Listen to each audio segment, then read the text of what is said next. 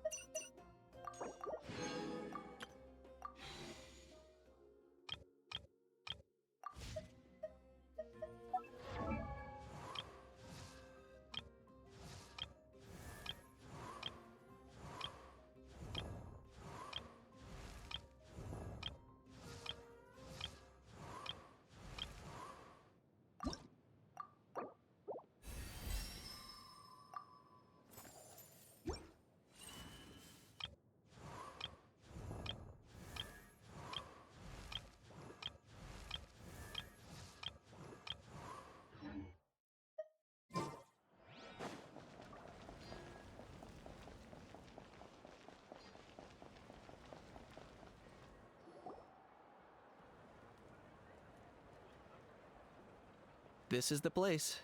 Let's wait for Mualani here. Did you see the flags at the front gate when we entered? Oh, yeah. There were flags, weren't there? Those are our tribal flags. One for each of the 6 tribes that make up Natlan, including the Children of Echoes. Why the sudden tour guide routine? I said I'd introduce them to Natlan, and we've got nothing better to do, so I might as well deliver on the promise. Fair enough. Well, I'm from the Scions of the Canopy.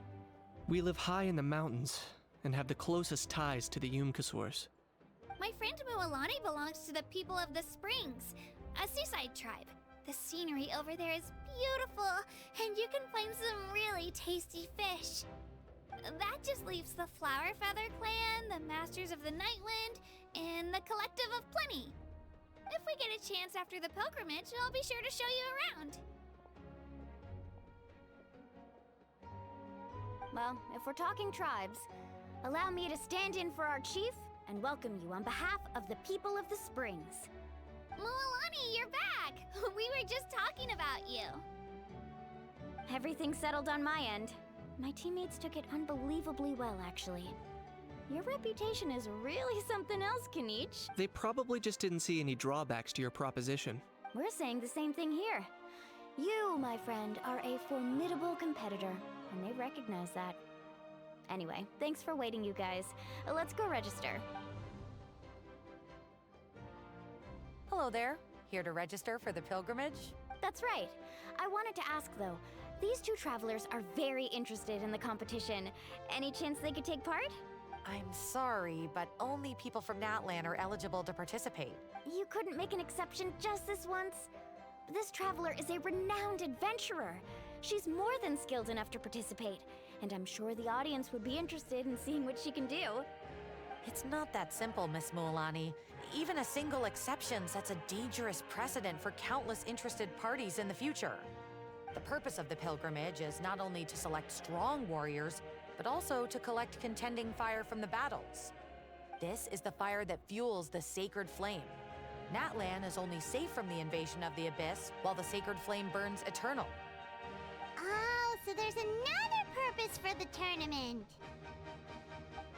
That was the initial purpose, actually. Every participant, whether they win or lose, contributes to the defense of our nation. That's what makes it such an honor to take part. Exactly right, Mr. Kanich. Contending fire can only be produced in battles between people of Natlan.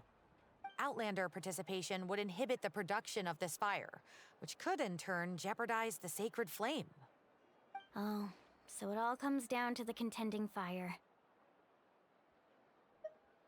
Well, you can still enjoy the event from the stands. I'll try to get you some good seats. That would be great! Tourists like us are better suited to being spectators anyway. Still, there's something Paimon was wondering, actually.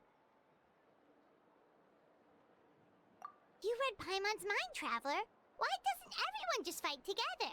You know, since you can bring them back to life. The power of resurrection has its limits. For starters, the ode only works on those who bear an ancient name. That's also why ordinary people who emerge victorious in the pilgrimage aren't sent to fight the abyss. It's for their own protection. Although, they're still afforded the same honor as those who triumph over the abyss in battle. That brings us to the other condition for resurrection. Not much to this one, actually. Just one word: victory. Victory?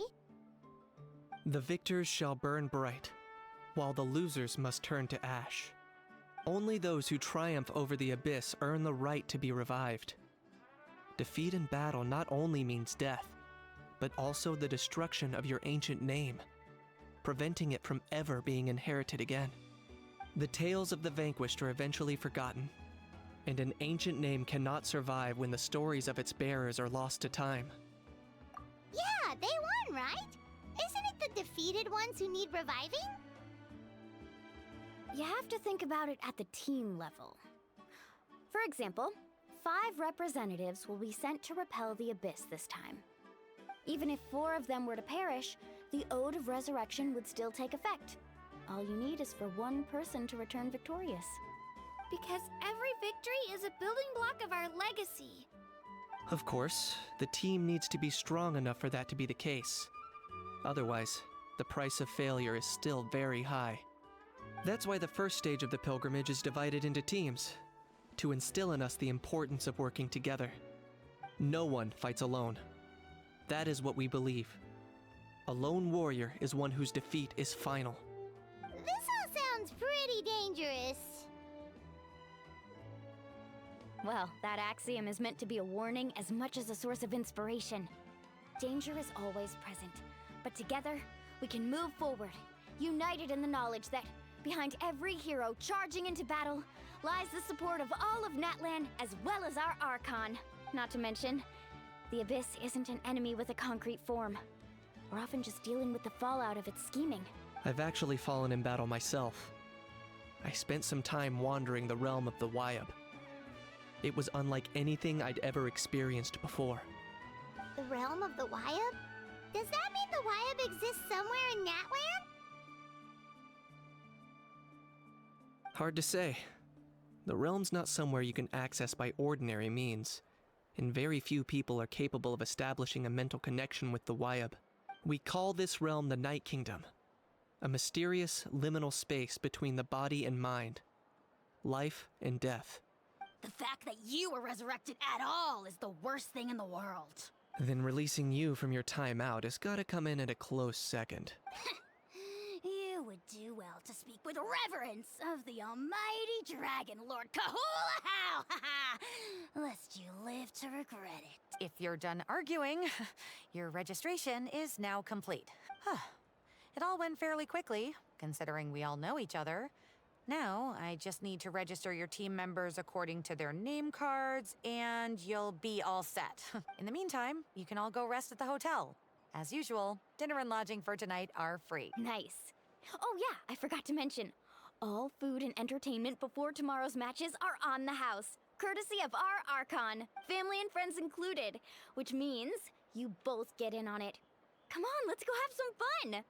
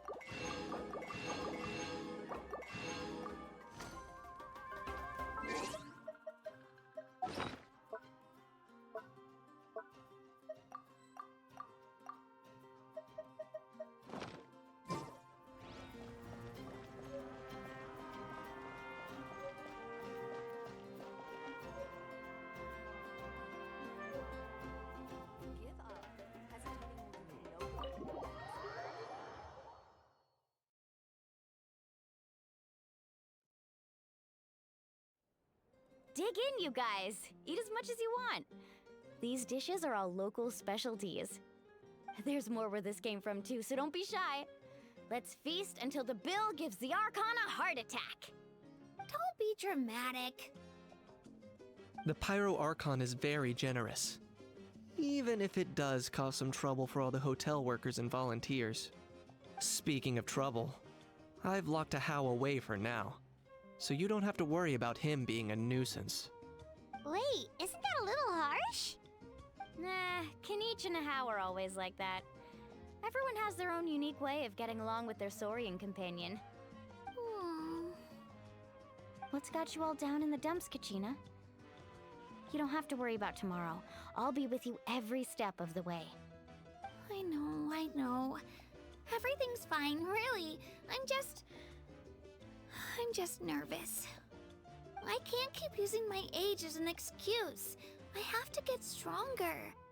I have to prove to people that I'm not trying to avoid the Night Warden Wars. You don't have to prove anything to anyone. You know your own heart.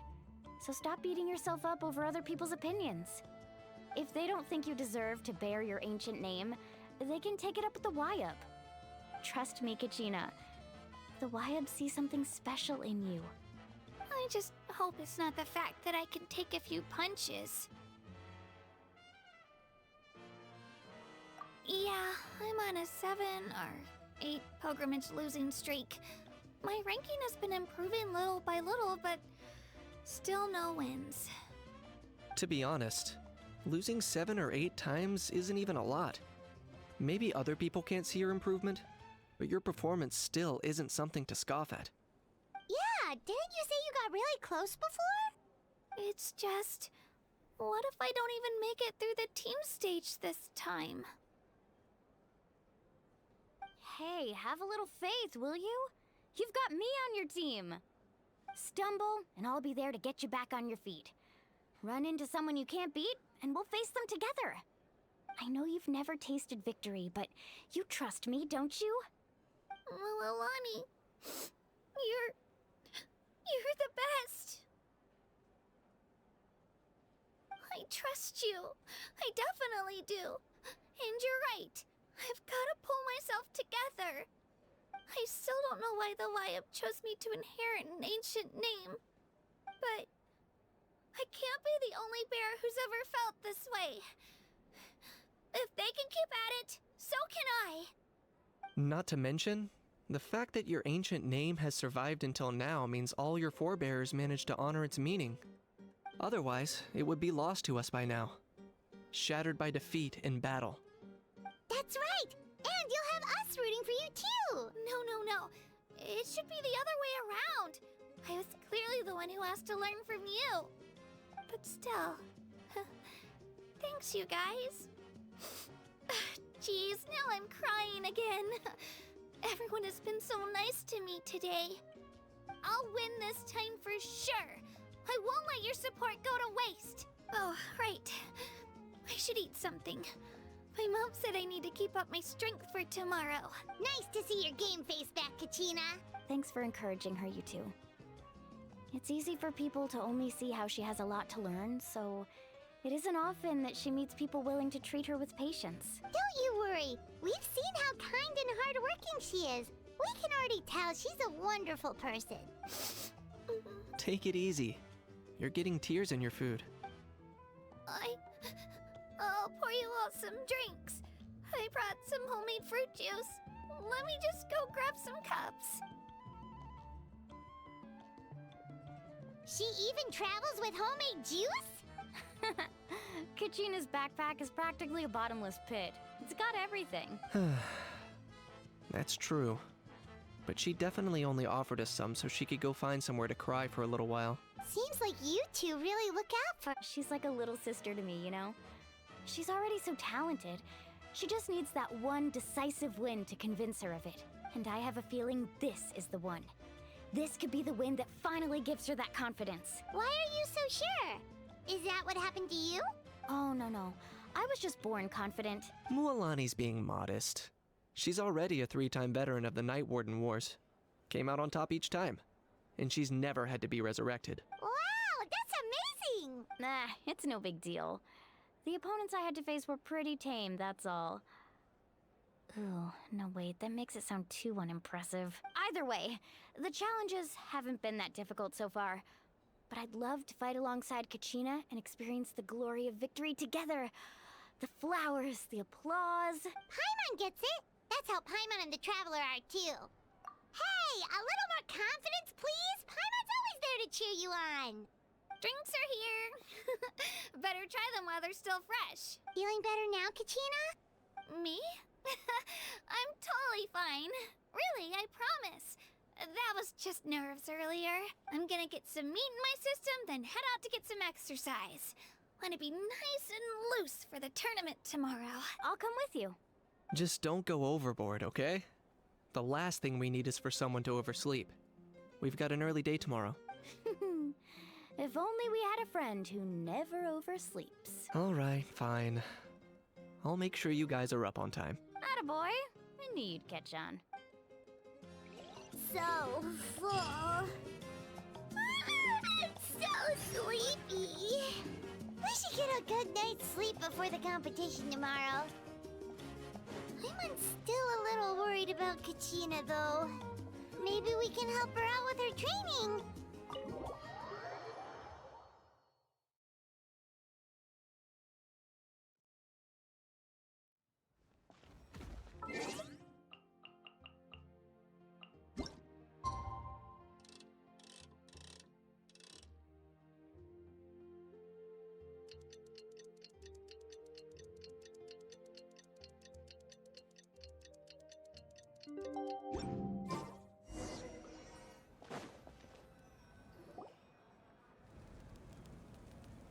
Morning, Traveler. Morning, Paimon.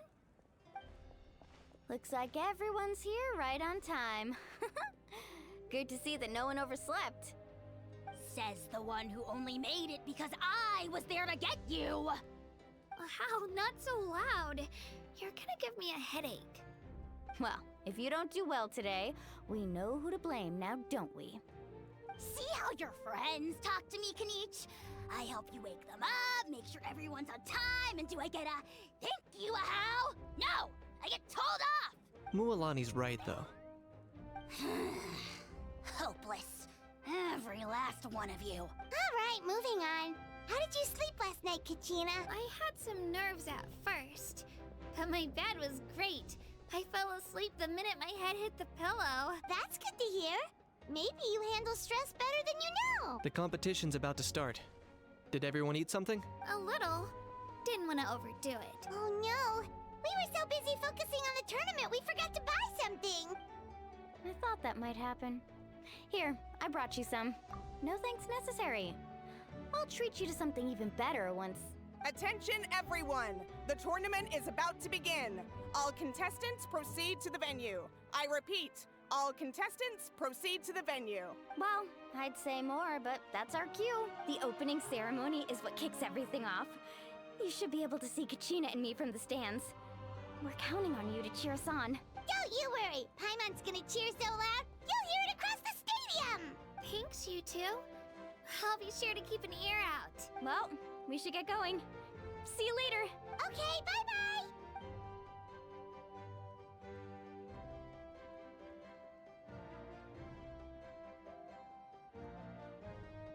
Attention everyone! The tournament's about to begin! All spectators, please take your seats. I repeat, all spectators, please take your seats. Oh, that's our cue. Wow. We've definitely never witnessed a competition of this scale before. Let's go in once you're ready.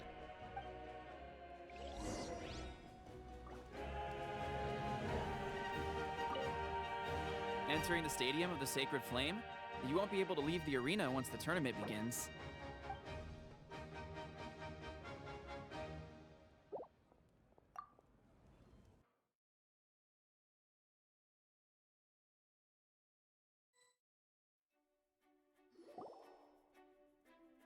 The pilgrimage of the return of the Sacred Flame is a competition with a long, storied history.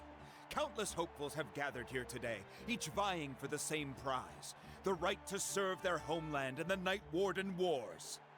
Before we begin, allow me to remind everyone of the rules. Today's tournament begins with the team stage, before advancing into individual competition. Each team will board a hot air balloon, which will land at a random location.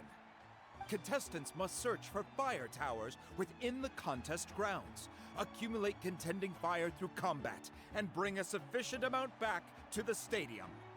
Defeat in combat, departure from the contest grounds, and running out of time all lead to elimination. Only the strongest teams will be able to withstand the onslaught of battle and return to the arena, blazing fire in hand. Only those who emerge triumphant in the team stage earn the right to take part in the individual battles. The outcome of these one-on-one matches not only affects the contestants' individual scores, but also determines their next opponent. After many rounds of battle, the contestants with the top 5 rankings will get the chance to take part in the Night Warden Wars. Now, let us welcome our Archon as she delivers the opening address.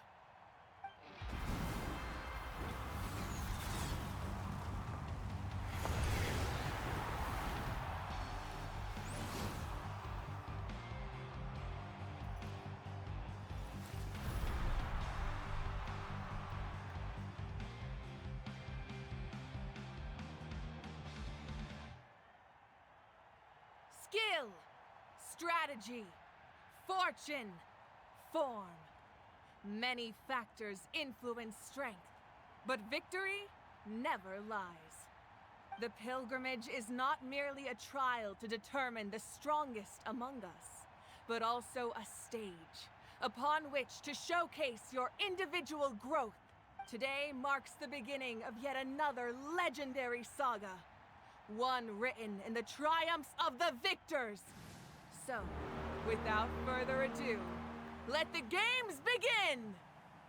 So that's the Pyro Archon? Is it just Paimon, or does she seem kind of intimidating? Kachina said she was friendly and welcoming, but, how did she come to that? Didn't Kachina say she was just an ordinary person before becoming the Archon? Sure doesn't seem like it. She doesn't seem ordinary at all. Oh, look! It's Kachina and the others! Well, folks, it's clear the contestants are already raring to go. The teams will now board their hot air balloons and make their way to the competition grounds. Chaska! Chaska! Yeah! Cool girl! Do it! Kick their butts, Itzna! Go, Mualani, go! You can do it, Kachina! And the crowd goes wild! The hot air balloons are about to ascend. Contestants, prepare yourselves to take flight! Remember the rules. The balloons will take you to random locations, and your battle starts the moment you land. Best your competition, collect sacred fire, and bring it back to the stadium. Good luck, everyone!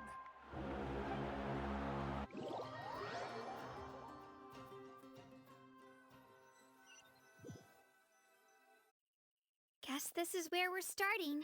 Let me see. It seems pretty quiet around here. Looks like we get to ease ourselves into combat today. Let's head that way. We don't need to worry about avoiding other teams.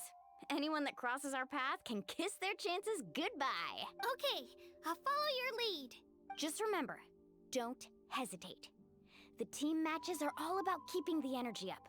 So let's do it!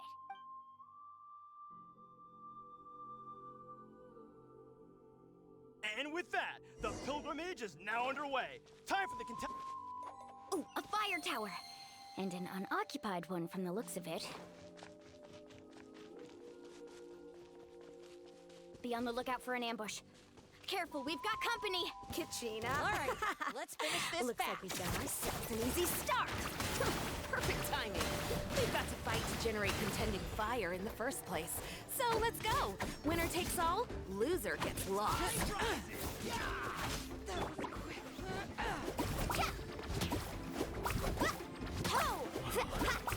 This was new. Let's round them up. That was quick.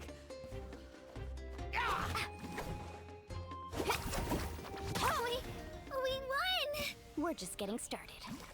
Grab the fire and let's head to the next spot. Currently in the lead, we have Chaska, one of the contestants from the Flower Feather clan, really leaving her competitors. Amaru has taken out 6 contestants in a row! What a legendary competitor! But can his hot streak continue?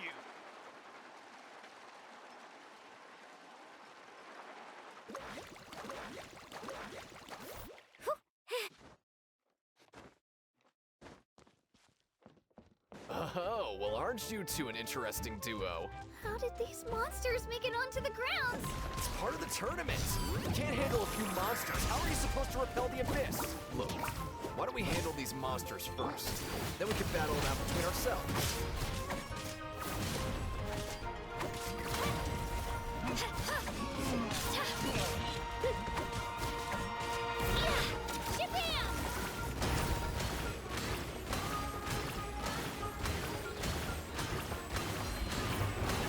Nicely done, Kachina! We actually beat a legend!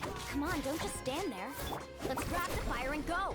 We have a new team going ahead! Mualani and Kachina have already eliminated several favorites for the win!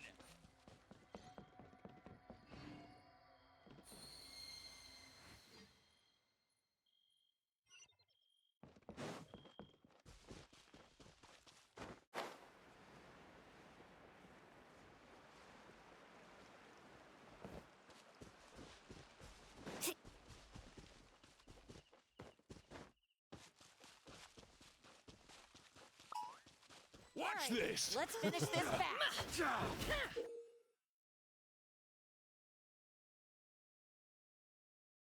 This mountain is huge. Is the next tower really all the way up there? It's going to take forever to make it to the top. Just leave it to me.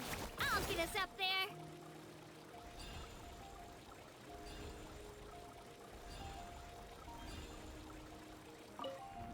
Ah, we made it! Great work, Kachina. Glad I could help. An empty Come fire on! tower. Show me your courage! We're too late. Darn it! And another competitor crosses the finish line. Ian-san from the Collective of Plenty, certainly living up to some lofty expectations.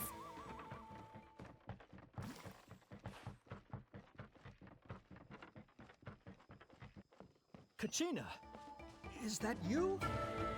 I'm sorry about this, but since we ran into each other, I can't just let you pass. If you want glory, you'll have to go through me! Out of the way or get blown away.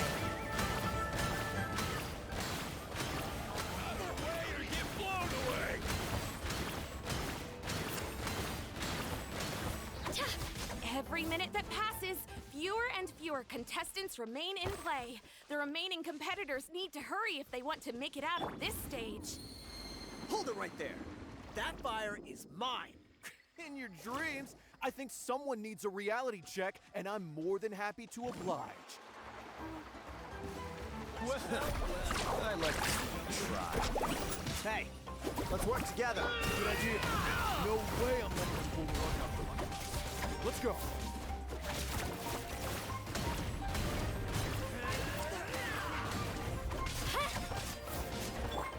It's an epic wave!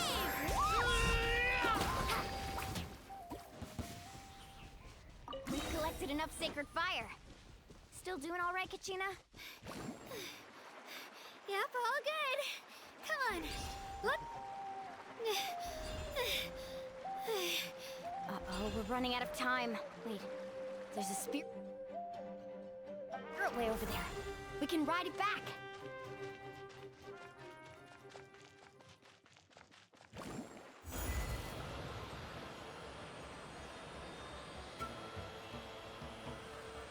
Oh, we really lucked out. Just grab onto me, Kachina. I'm not sure if you remember, but people from my tribe can ride spiritways over great distances. It's all smooth sailing from here. Thanks, Mualani. Hey, what are you thanking me for? We won as a team. There's no way I could have taken on that many people without you. Have a little faith in yourself. You're already a great warrior.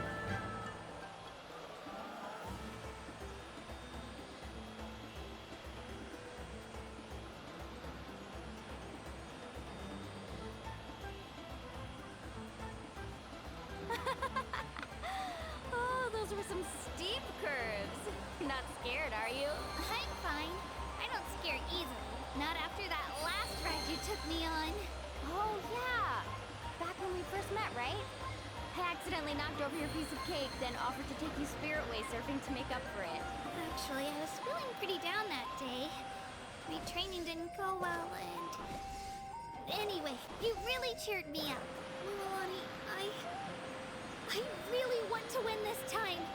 I want to win this pilgrimage and become a true warrior.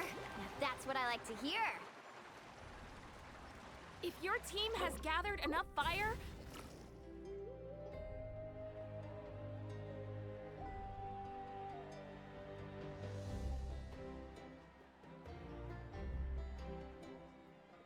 Congratulations, Mualani! Congratulations, Kachina! You've successfully cleared the team stage. amazing! Congratulations! Congratulations! Keep it up, Mualani! Kachina! Mualani! Kachina! Mualani! Kachina! Mualani! You two can take a short break while the team stage comes to a close. We'll draw names to determine the individual matchups in a moment. After that, we'll proceed to the next stage of the competition. I wish you both the best. You two are assigned to different lounge areas. If you'll follow me, please, Kachina. Solo battles next. And I was 3 wins short last time. I've got to do better. Just calm down, Kachina. You're in good form. You can do this. Hold it right there. This is the contestants' lounge. Unauthorized access is prohibited. We're contestants too. Let us through. According to my list, you're not among the individual match contenders, nor are you related to any of the remaining candidates. Well, we'd still be candidates if it was just based on strength. We only lost because 2 other contestants snuck up on us like cowards. If you could just go contact the referee, we'll wait right here for you to... Wait, you two are... Well, look who we have here. Remember us? Your little trick got us disqualified. Since we've crossed paths again, let's settle this once and for all. We'll see who truly deserves to advance to the next stage. Fight us! Right now? Don't mind him, Kachina. Tournament rules place you under no obligation to honor that request. A loss is a loss, and that's final. You! Don't just stand there! Get security over here now! Forget the rules. Isn't the pilgrimage about picking the strongest warriors? She just happened to catch us off guard. It was all luck. Exactly. Now's our chance to duke it out fair and square. Kachina! Who are you? Traveler! Paimon! What are you doing here? We just came to have a chat, and then all of a sudden, these guys were threatening you! Huh, you're not bullying Kachina on our watch! Thanks, you guys. I don't know your names, but if you really want to face me, I'll allow it.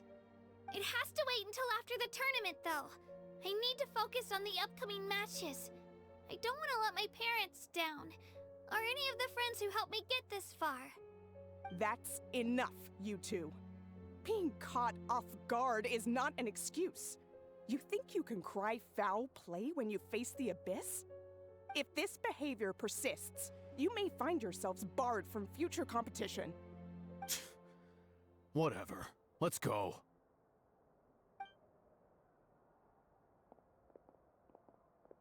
Are you alright? You're not hurt anywhere, are you? No, thanks to you. To be honest, I totally blanked out just now. I had no idea what to do. Right. I'll show them what I'm made of. That sounds more like it. You can do it! I heard there was trouble. Has the situation been resolved? Yes. It was nothing out of the ordinary. A couple of sore losers coming to stir up trouble with the contestants. Some people are so obsessed with glory, they can't even bear the idea of failure. I hope you don't let him get to you, Kachina, because you'll need to get ready. Your match is up soon. That came up quick. All right, I'm coming.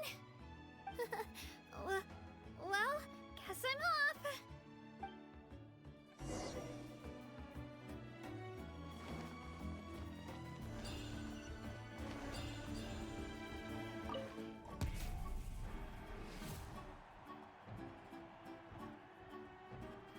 You must be Kachina.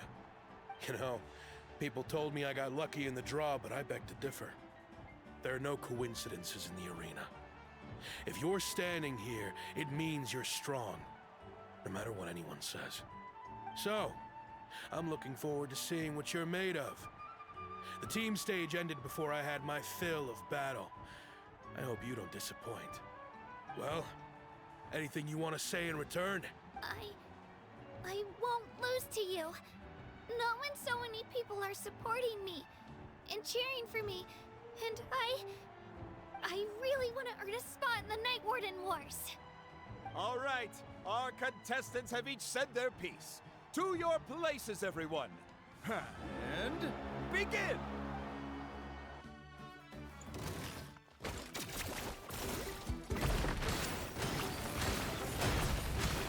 Come on, you can do better! That's more like it. Again!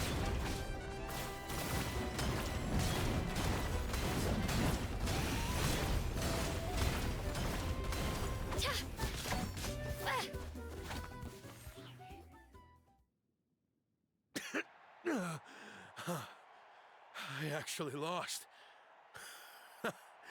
Knew I had an eye for the good ones. Guess that means I was right about you all along. Congratulations to Kachina for taking the win. Let's give her a round of applause, everyone. Now, diving into the other matchups. That's one down! Woohoo!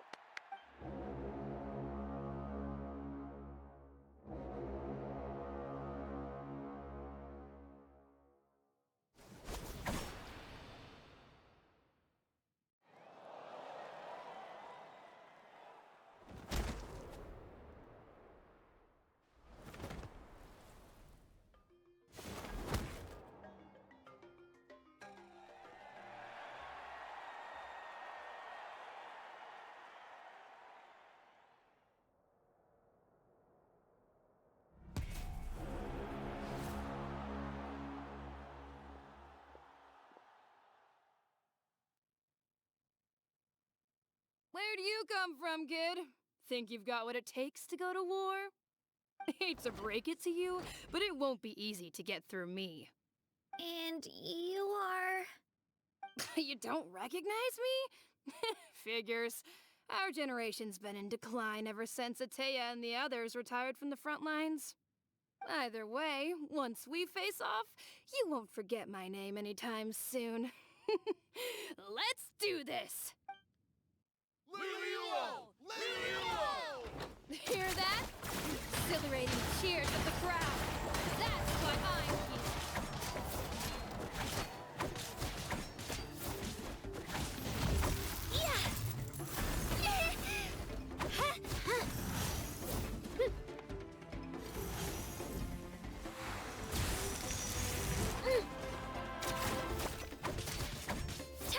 Looks like it's time to get serious.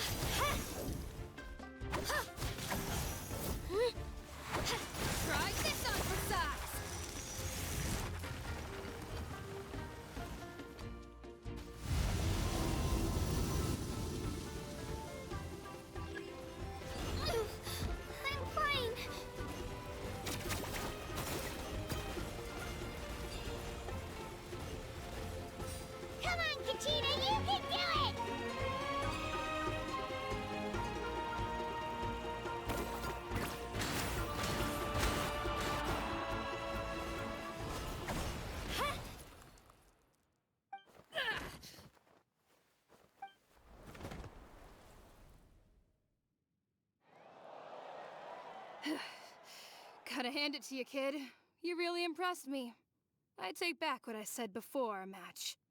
You've got what it takes, Kachina. Youngsters like you, you'll forge your own miracles.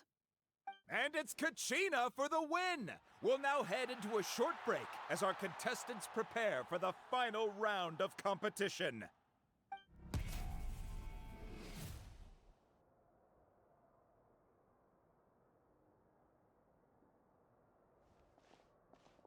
Thanks for cheering me on, you two. You were great out there! You faced a lot of impressive competitors, but they never stood a chance. I don't think I did too shabby either. I've never gotten this many points before. You ready for the last round, Kachina? Mualani! I got permission to come see you before the last round starts. Based on your score, it looks like you'll make it to the Night Warden Wars if you win your next match. But, your final opponent... it's me. What? Yeah, I just found out myself. We're really close in the rankings, so only the winner gets to move forward. But I wanted to fight alongside you. I did too, but it is what it is. People with similar scores tend to get matched against each other. But we just have to get past it. War is cruel, and the Abyss certainly isn't going to go easy on us. Only Natlan's strongest deserve to stand against them. So, I'm going to give this battle my all, Kachina. And I hope you do the same. To hand victory to your opponent is to take pity on them. But no one's asking for pity here, yeah? So, you ready? I'll do my best! Atta girl. So, if one of you has to lose, who should we cheer for then? You mean one of us is destined to win? It's something worth celebrating either way. I'll be happy no matter who wins. And I know you feel the same way, Kachina. So, don't overthink it. Let's just have ourselves a good match. Traveler, Paimon, I'll see you after the match. Kachina, I'll see you on the field.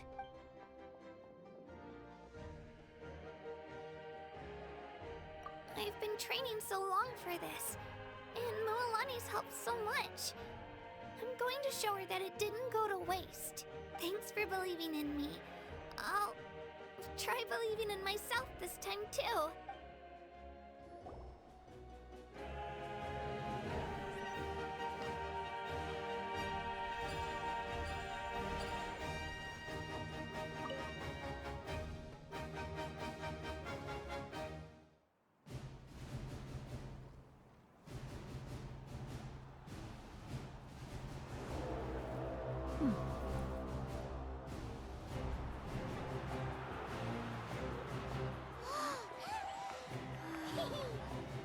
We've arrived at the final phase. The winner of this match will take the final spot among the victors.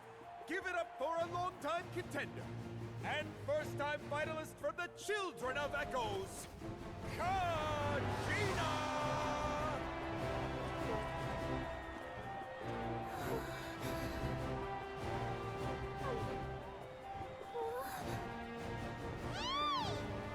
You got this, Kachina! And her opponent from the people of the Springs, a young prodigy and Night Warden Wars veteran, Mualani! This face-off between old friends promises to be an explosive showdown. May the best warrior win! You've come so far. Still nervous? Why does it have to be you? Still, I'm glad in a way. Even if I lose, I won't have any regrets. Come on! Kachina, this is no time to be modest. I know you want this more than me. And it's about time you start sounding like it, okay? I want to win. Mualani, this one's mine!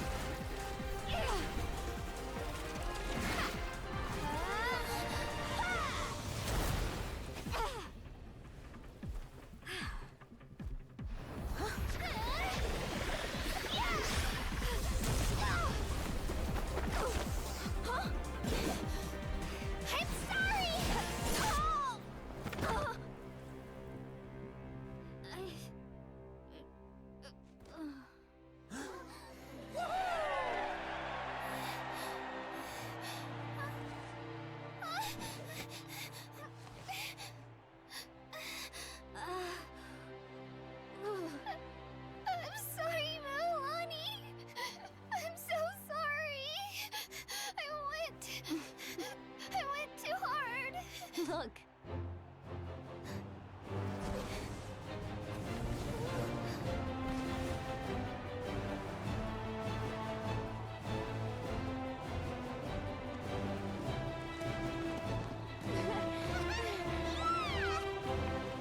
The winner is, from the Children of Echoes, Conchita!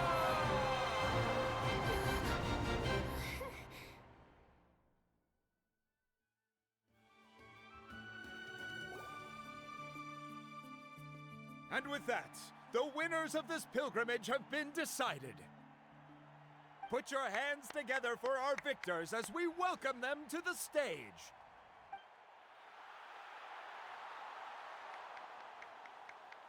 With her 6th consecutive win, Cheska of the Flower Feather Clan. She managed to turn the tides all by herself. Ian-san of the Collective of Plenty.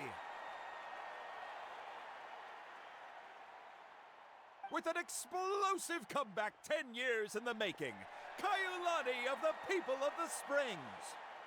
A seasoned and renowned warrior, Kibungu of the Scions of the Canopy. Last but not least, finally living up to her true potential, Kachina of the Children of Echoes. Over here, Kachina!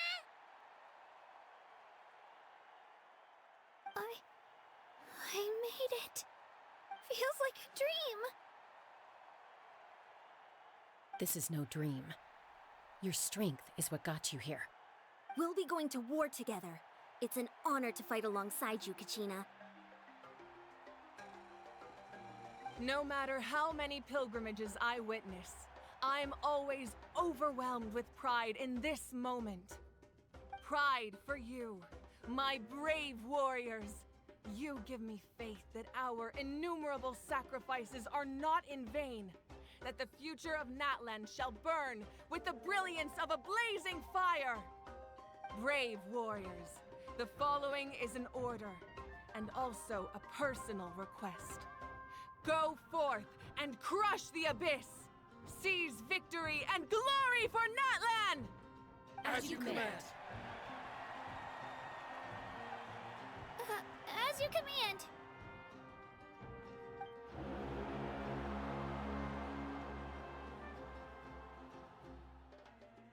Traveler, Paimon, there you are.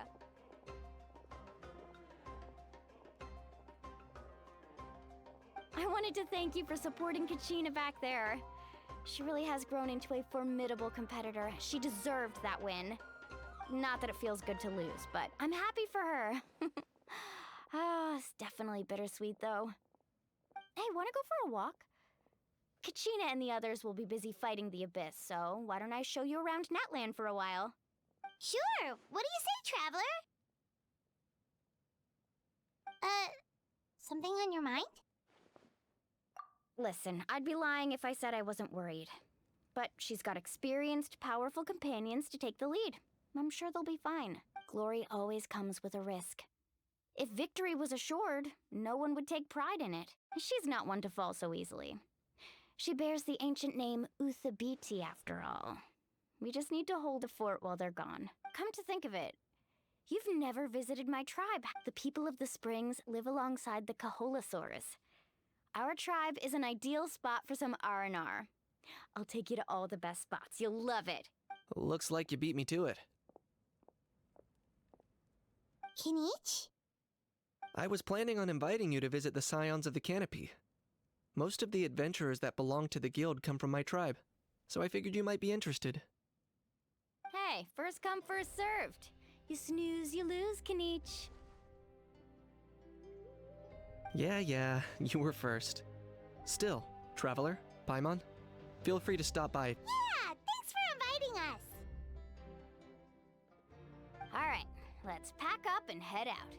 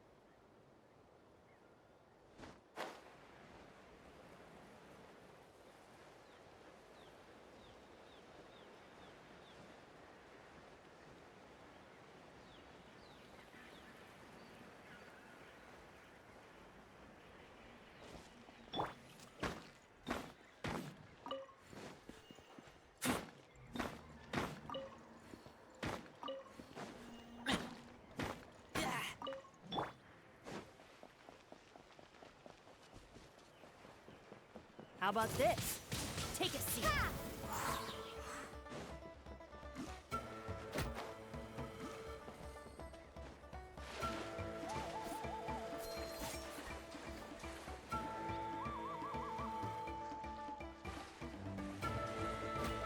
Stick around. Yeah!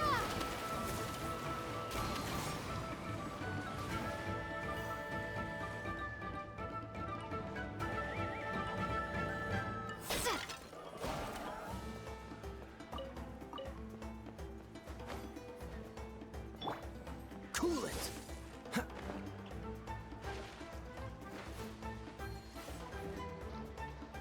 Freeze!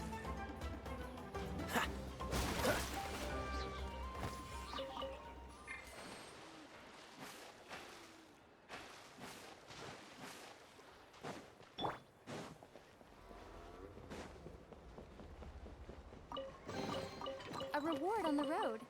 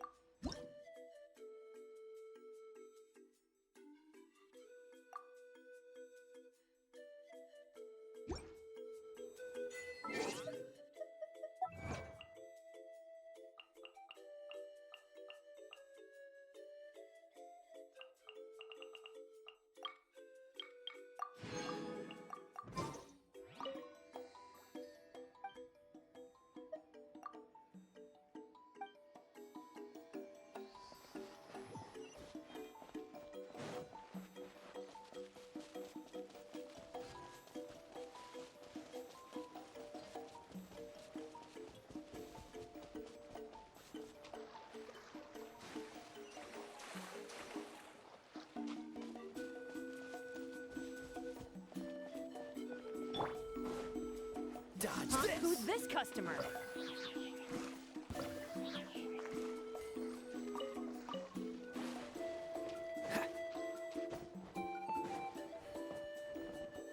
Let's hope you put up a good fight. Shall we? So sorry. Tide rises! Let's finish this next time. Cool it.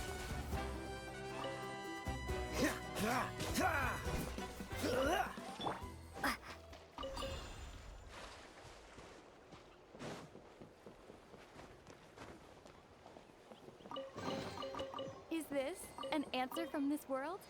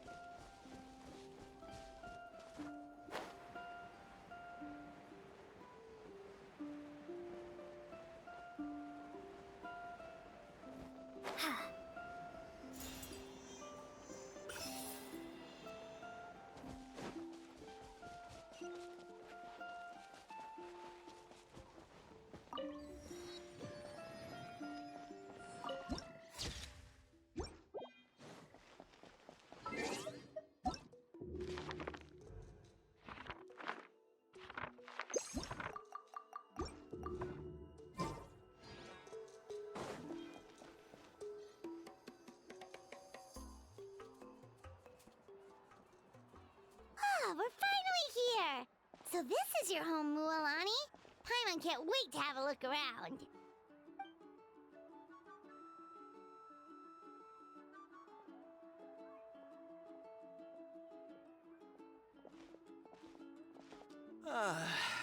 See? What did I tell you? A dip in the hot springs after a battle is just the best. Fetch me a bottle of wine, would you, dear? Just one?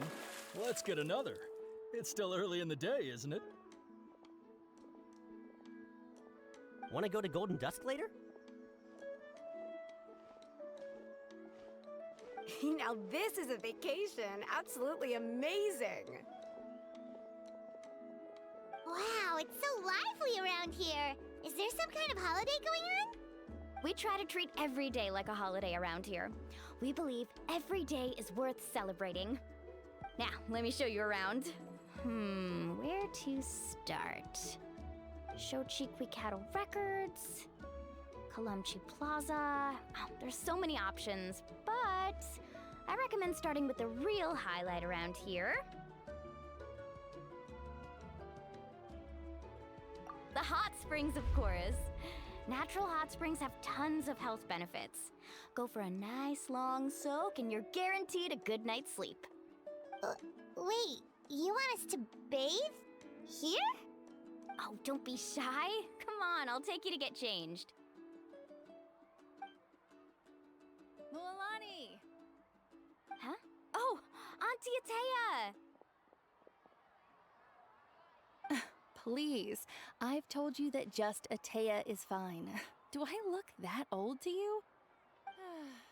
Were you taking these two to the hot springs?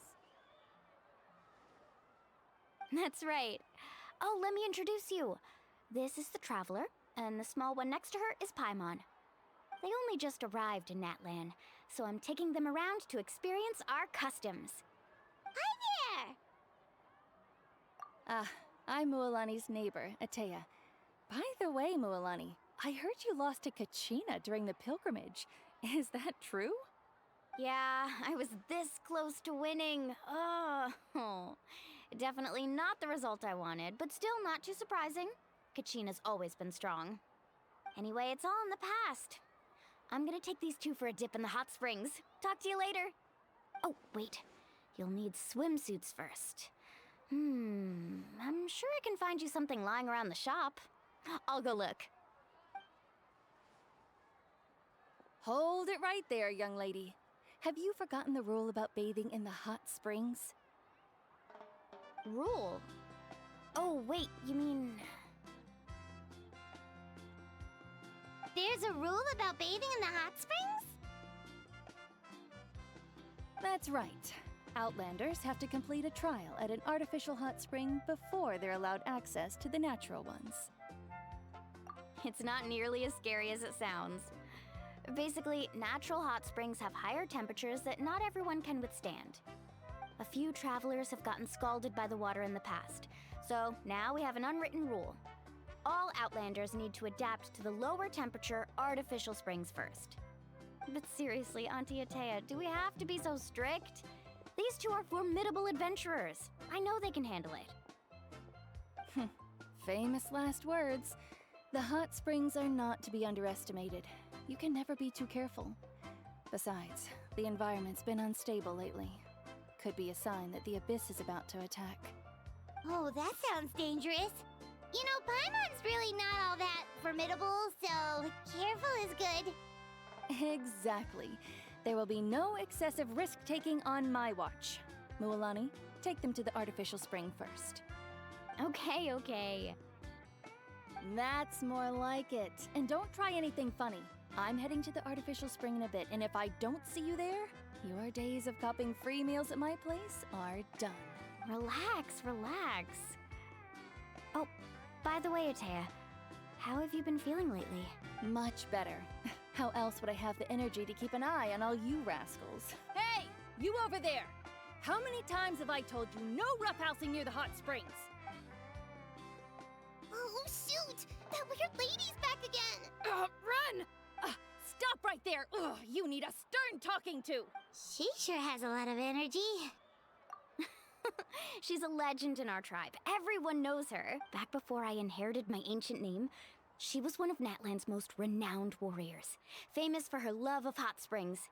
In fact, she often threw parties at the hot springs. She referred to anyone who came to these parties as her hot spring buddies.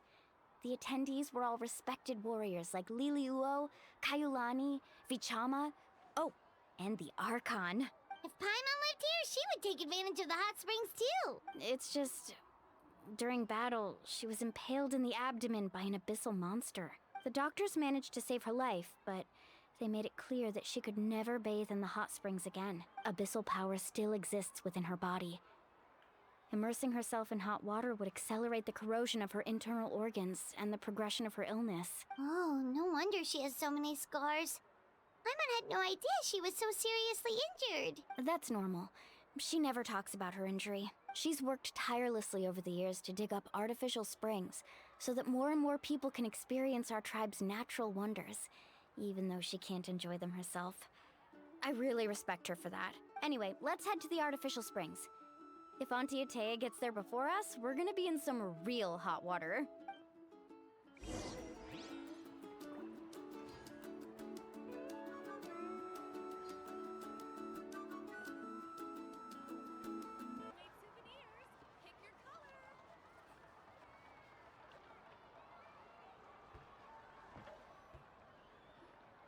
Oh, I see. That's a great idea. I like it. See, I told you the chief would agree. Well, let's get moving then. We can't let a word of this slip to anyone else. Hey, Amina, Hikaru, Marukao! You three seem particularly cheerful today. What's the occasion? Oh, Mulan, you're back. Who are these two? This is the Traveler and Paimon, two very important guests. I wanted to take them to the natural hot springs, but Auntie Atea caught us, so we had to come here first. Oh, what a coincidence! We were just talking about her. We think Auntie Atea's illness has taken a turn for the better. Really? How can you tell? Okay, so while you've been busy with the pilgrimage, we noticed that she's been visiting the hot springs alone at night. Yeah, specifically the hot springs in the cave to the north of our settlement. I'm sure you know the one. Apparently, she used to go there a lot before they became abandoned for some reason. She could never come into contact with hot water before, and now she's visiting the hot springs every night. I mean, it's pretty obvious what that means, right? Yeah, so we got to thinking, what if we renovated the abandoned spring behind her back, then threw her a huge surprise party? Chief Amina thinks it's a great idea too. So, you want in? Of course! How could you even think of pulling this off without me? I'm a little busy right now, though. I'll come find you once we're done at the hot springs. Of course! Take your time. You should focus on our guests for now. These artificial springs are pretty new, but the experience is just as good as the natural ones if you ask me. We really worked hard on them, so I hope you enjoy. And you two, I know you want to focus on Atea's surprise, but don't forget your patrol duties in the meantime. The Abyss could attack at any moment, so we need to stay vigilant. You got it, Chief. We'll keep an eye out. You can count on us. All right, we're off then. See you at the abandoned spring, Mualani.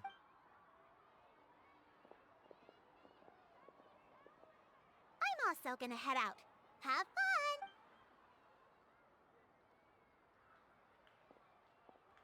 Finally, it's hot spring time! Oh, I already arranged swimwear for you guys, by the way. Come on, I'll show you to the changing room.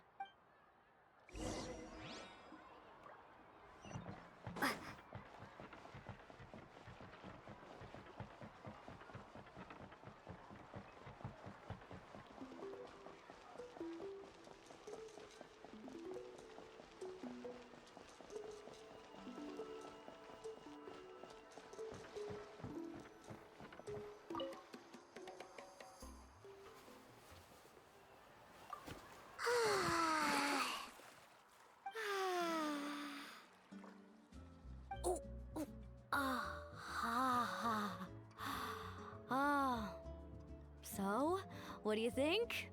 Can you feel the warmth relax every muscle in your body? Yeah, it's so nice. The steam is warm too. The first time I came to the hot springs, there was no calming effect whatsoever. I was such a little ball of energy, the moment my parents looked away, I ran off to the high temperature pools. It was actually pretty funny looking back on it. They were absolutely frantic, looking for me all over, until finally they saw my head slowly poke out from under the water. I was too young to remember the whole ordeal, but my parents told me all about it. A natural-born swimmer, my mother called me. Just like her, I taught myself how to dive underwater the first time I ever went swimming.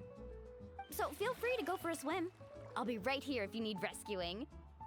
Okay, here goes nothing. Auntie Atea, you really came to check on us? Of course. And I'm glad you listened. I brought you all some milk and snacks as well. I'll just leave them here. The temperature in the artificial springs isn't too high, so I went with Saurus crackers and grain fruit chips. See how you like them. Oh, thank you! These are great! Well, I did make them myself. Very few young people know how to truly appreciate hot springs, so listen carefully. The temperature of the hot spring not only determines the type of snacks you should choose, but also the amount of time you should spend in the water. To bathe in a hot spring is to completely empty your mind. As such, swimming around the pool is incredibly disruptive and impolite, and something you should absolutely not learn from Mualani. Hey! All right, looks like you were able to adapt to the temperature, no problem. You should be able to switch to the natural springs then. Well, I've got to get going. Oh, and make sure you drink your milk. I'm looking at you, Mualani. I still remember how you used to pour it into the water when you were little. That better not happen again, whether I'm here to catch you or not. Okay. Paimon didn't think you were the type to do something like that. I remember thinking I'd totally get away with it too. But turns out milk is pretty easy to spot when you pour it into clear water. Not my best work. Some people get dizzy if they stay in here too long. You guys all right? Paimon's fine, just a bit stuffed. Looks like you two are naturals. Oh, by the way, I have to leave you on your own for a little while this afternoon. I'm gonna help the others fix up that abandoned spring. I certainly don't trust their aesthetic tastes. Who knows what will become of the place if I leave them unattended? In exchange, though, I can recommend a couple of shops that are worth a visit. Huh? Yeah, she brought us snacks and taught us about the hot springs. We want to do our part too. Friends are supposed to help each other out. We'd feel bad otherwise. Well then, the more the merrier. All right, we should get going. Let's organize the best hot spring gathering Natlan's ever seen.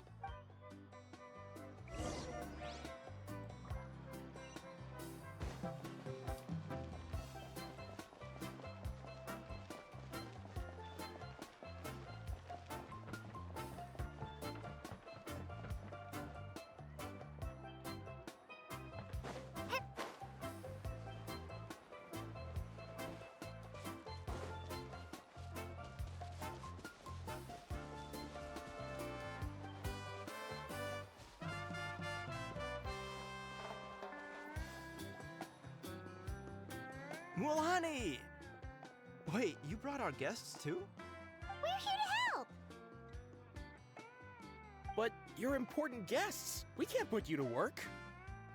All right. Stop trying to out-polite each other, would you? The sooner we get this party started, the sooner we get to enjoy the real party. Now, where to start? Looks like the water outlet is blocked pretty bad. We'll need to dig under it. Ooh, those boxes in the corner need to be thrown out as well. Oh! They're moldy as all get out! Ugh. Also, someone needs to go out and get some cloth, wood, and decorations. Oh, and snacks too. I say we get enough for 20 or 30 people. Bulk purchases fetch the best prices after all. Oh, but don't just accept the first offer they give you. I'm not good at haggling. Why don't you go? Hey, I'm not any better, and I wouldn't even know what to buy. How about we handle things here while you three deal with the shopping? Yeah, that works too. I can introduce you to all the shops while we're at it. All right, let's meet back here later.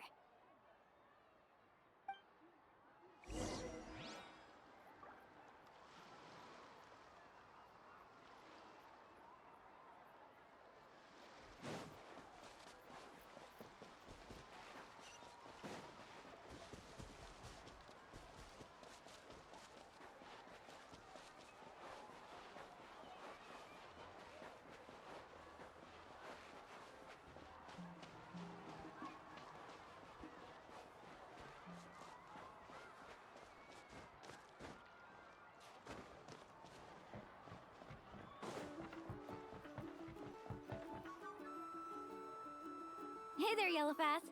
Hope business has been going well. Well, if it isn't Mualani, back from the pilgrimage? That's right. Didn't make the cut this year, though. Well, it wouldn't be a competition if everyone got to win. So, what'll it be today? Here, it's all on the list. Quite a sizable order, as you can see. So, can we expect a discount? Wow, that is a large order. What's it all for? A party? That's right. Keep this between us for now, but we're throwing a hot spring party for Auntie Atea. Wait, you're saying she can go in the hot springs again? That's great news! How about this? You can have the decorations on the house, and I'll give you 20% off the cloth and wood. Come on, I know you can sweeten the deal. That pile of wood's been sitting there since I left for the pilgrimage. At this rate, you need to get rid of it or it's gonna go moldy. All right, all right. Such a handful. Just give me a moment while I pack all this up for you. Wow, that was amazing, Mualani! All in a day's work. By the way, Yellowfath, are these 2 stones for sale? Interested? They won't come cheap. I'm not planning to haggle this time, I promise. Package them separately, would you? Nope. Kachina likes shiny little trinkets, so whenever I come across something like that, I always buy it for her. I'll hold on to them for now. It'll be a nice little surprise for her when she returns victorious from battle. I'm sure she'll like it. All right, that should be everything. If you could just double check, make sure nothing's missing. Let me see. Huh? What's this crate of juice doing here? That's on the house. 7 years ago, when the Abyss attacked our tribe, Atea saved my brother's life. She never asked for anything in return, but I could never forget what she did for my family that day. So, send her my regards, would you? And have fun! Oh, we will. It's gonna be a party to remember. Thanks a lot, Yellowfath. Well, that's our shopping done. Let's head back.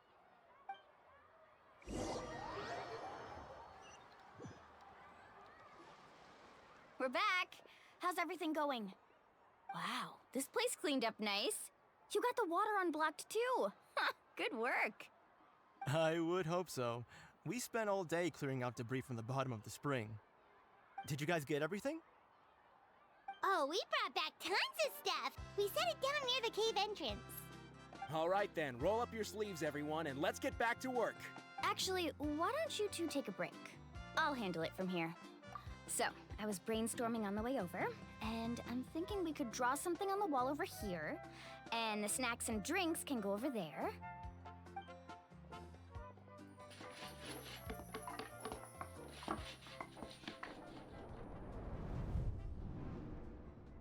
So, what do you think? Not bad, right? It looks amazing!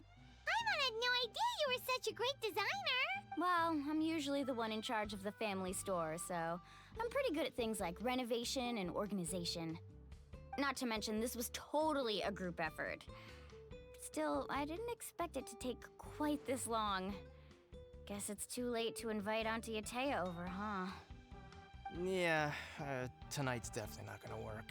Chief Amina set up those patrols to guard against the Abyss, and Atea volunteered. So she's on watch tonight. I see. Well, guess the surprise will have to wait until tomorrow. This could actually be a good thing. She can relieve all the exhaustion of keeping watch all night by soaking in the hot spring. Ha! She's gonna gonna love it. Well, let's call it a day then. Traveler, Paimon, you must be tired too. Come on, I'll take you to the inn.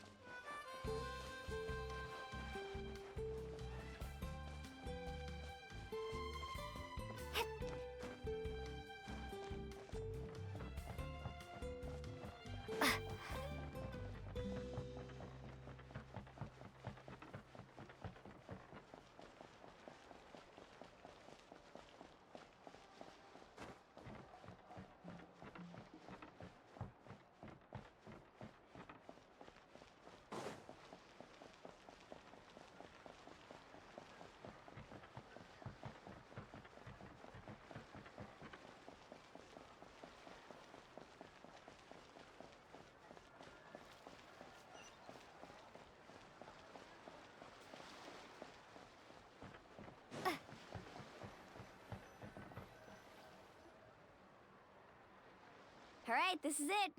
Get a good night's sleep, okay? I'll see you tomorrow. Yep, good night!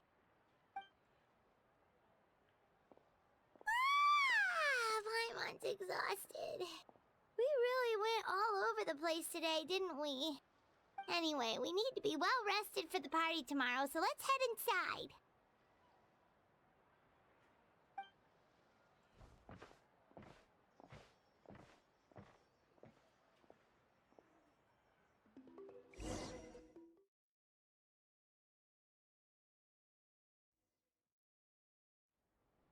To arms, everyone! To arms!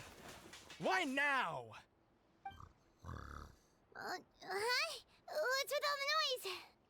Traveler, Paimon, wake up! Mualani? What's going on? Where did all these monsters come from? It's the Abyss. Our patrols are trying to drive them back as we speak. Come with me. I'll take you somewhere safe. Mualani, a little help over here. We can't hold them back much longer. One moment. I'll be right there. Really? That's perfect. I've been waiting for the chance to fight by your side. Hang in there. We're here to help.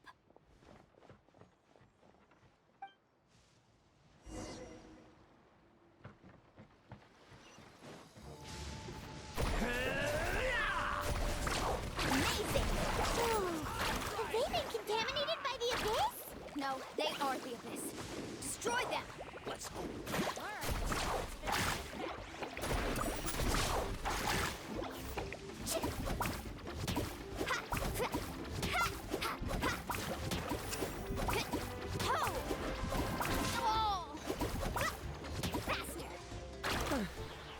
Thank you. I'm alright. Go help the others. I almost died. Round 'em up! Windblade! Let's ride! Oh, chill out! Ho!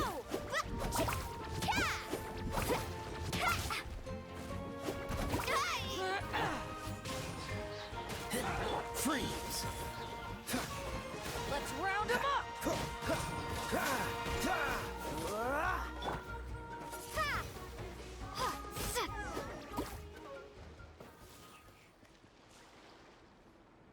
We've cleared out most of the monsters over here.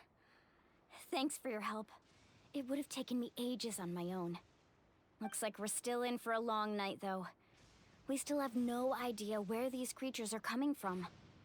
Let's go ask Amina. She'll have a better handle on the situation.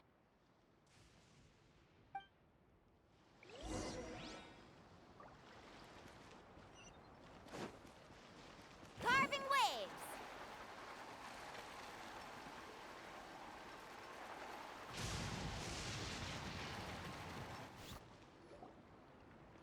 Amina! Oh, it's you three. Thank you for helping clear out those monsters. We were prepared for an attack, but we didn't have enough people to prevent them from breaking through our defenses. No casualties so far, though.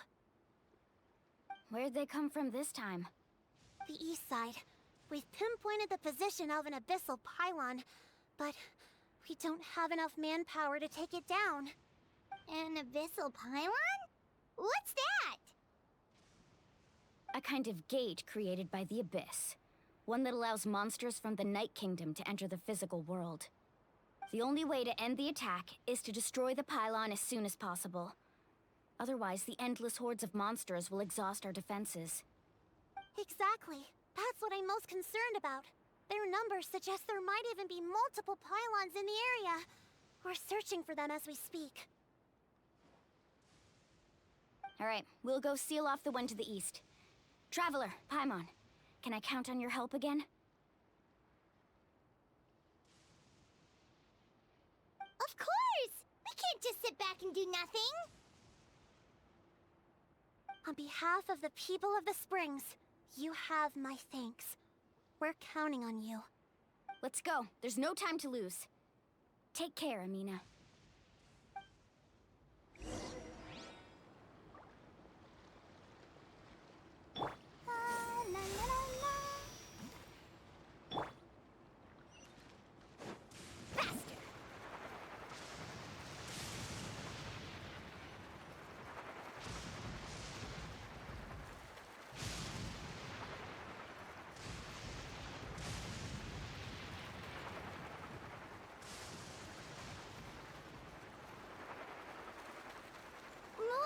Is that the pylon? That's it, all right. Come on, let's get rid of this thing.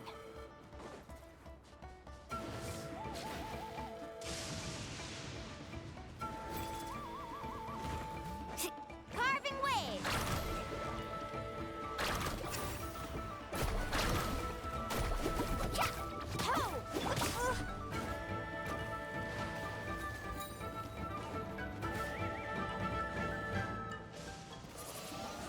Wingblade! Prepare to be blown away! Dodge this! Don't get frostbite.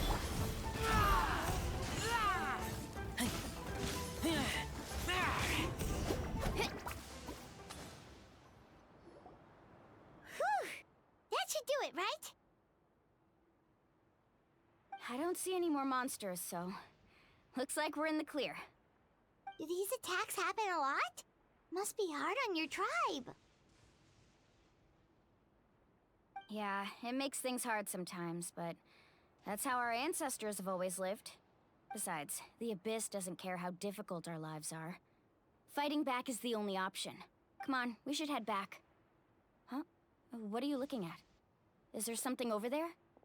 You're right. Mualani, look! They're coming from that direction! Wait, that area looks kind of familiar. What? How unlucky can we get? We just finished the renovations. We probably don't have any reinforcements over there, so it's up to us. Let's move! Huh? Seems like the monsters are decreasing in number. Come on, everyone, keep it up!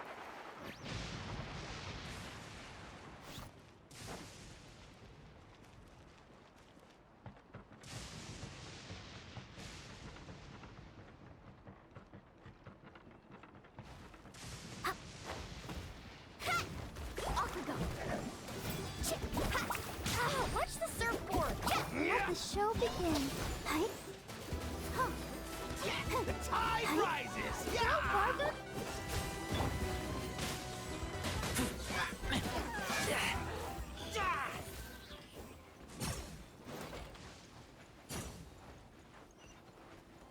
All right, you asked for it.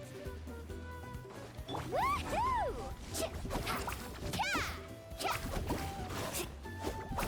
Cool it! Woohoo! Woohoo!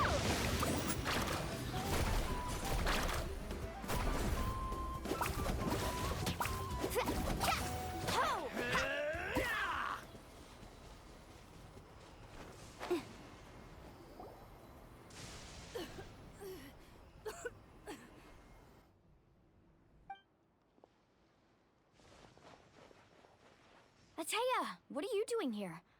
Where's the pylon? Where do you think? If I'm here, means that thing is long gone. I was in a hurry, so it's not my best work. You should check if all the important stuff is still here. Stop talking for now. That wound looks bad. The abyssal power is corroding your body. Is this the right area? Hello? Anyone there?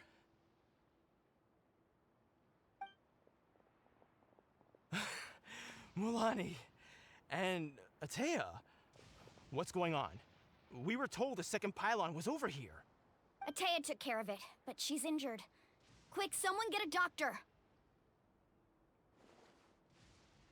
All right, stop fussing. Don't you think I know my own limits? The main thing is they didn't destroy anything. This is a beautiful hot spring, by the way. I can tell how much work you put into it. Wait, no!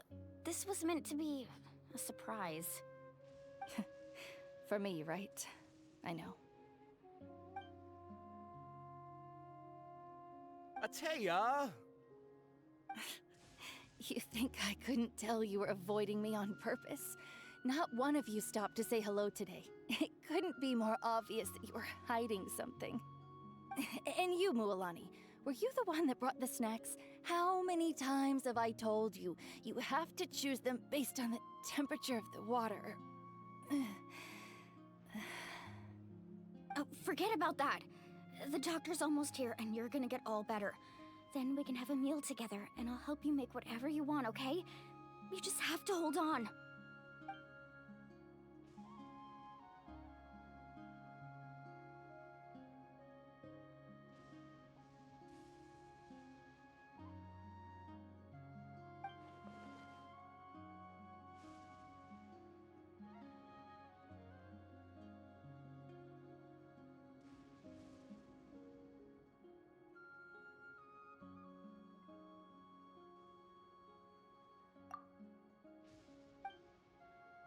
The impurities and the elemental energy we embody repel each other. What? The crystal has been purified? When? The anguish he feels has brought him to tears. I also came across a teardrop crystal. Can you purify it?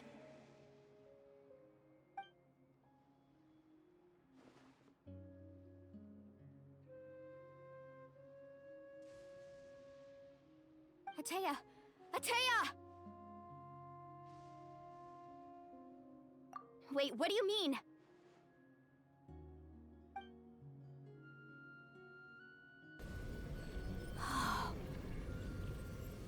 What is this? Some sort of purification? The abyssal power, it's being cleansed away! How can that be? I never knew that was even possible.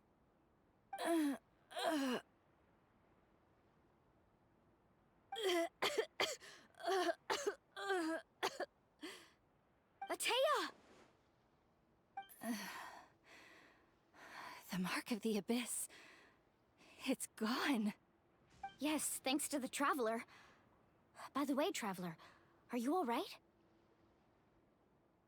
I just saw you purify abyssal power from Atea's body. That didn't injure you in any way, did it? You're sure?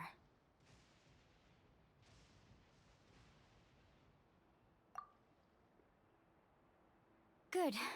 Good. Thank goodness. You scared us all half to death just now.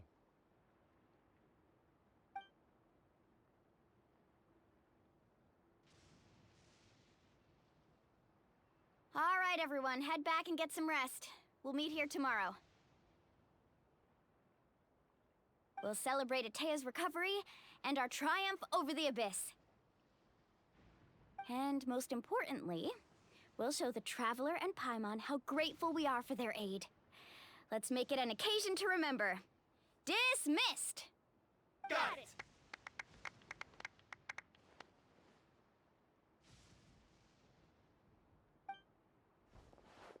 Got any other secret powers I should know about? Oh, but But seriously, you really came through for us tonight, so thank you. Paimon almost forgot you had that ability. You used it back in Mondstadt to cleanse Dvalin's tears, didn't you? That was some quick thinking, Traveler. Huh? You look like something's bothering you. What's wrong?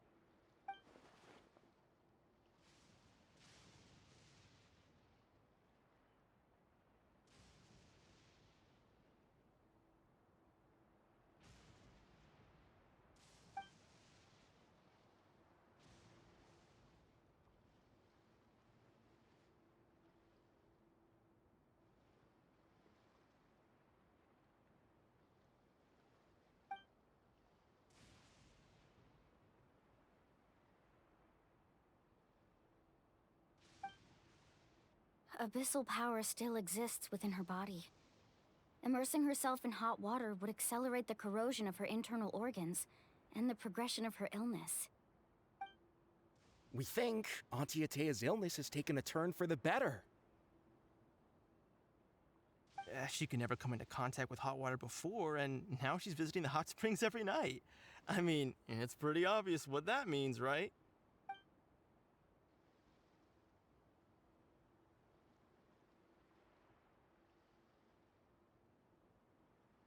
Hello? Traveler! Maybe you can zone out some other time because Paimon can barely keep her eyes open. Let's head back for now.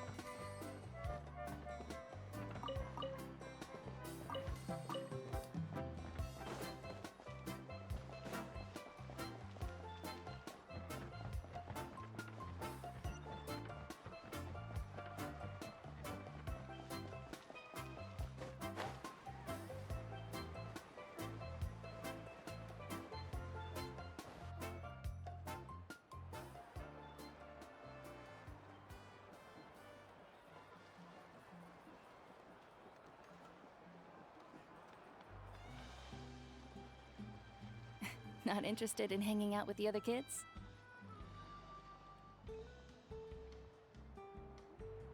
Snacks not to your taste? Hot spring temperature too high? None of the above, huh? I heard you were the one who cleansed the abyssal power yesterday. You sensed it, didn't you?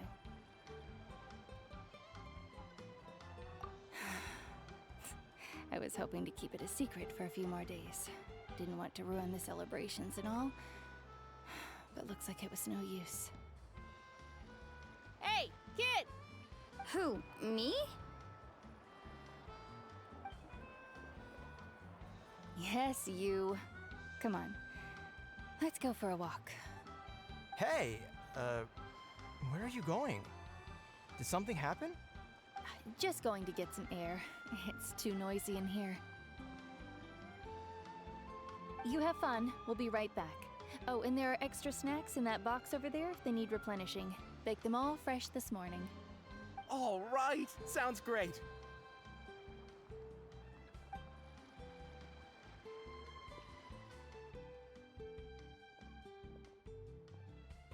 Mualani. Yeah? You've gotten so tall. You know that. Feels like just yesterday you were that rambunctious kid causing trouble all around the hot springs. It's like all that time passed in the blink of an eye. Tell me, how are your parents? They're away on business. Seriously, Atea, what's going on? You're acting strange. Traveler, did something happen? Both of you seem a little off today.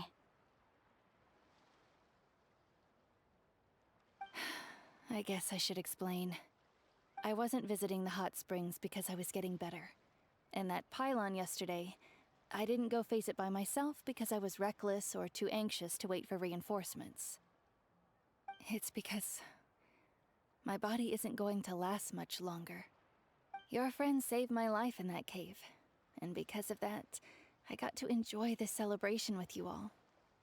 But I'm just a few days shy of the end.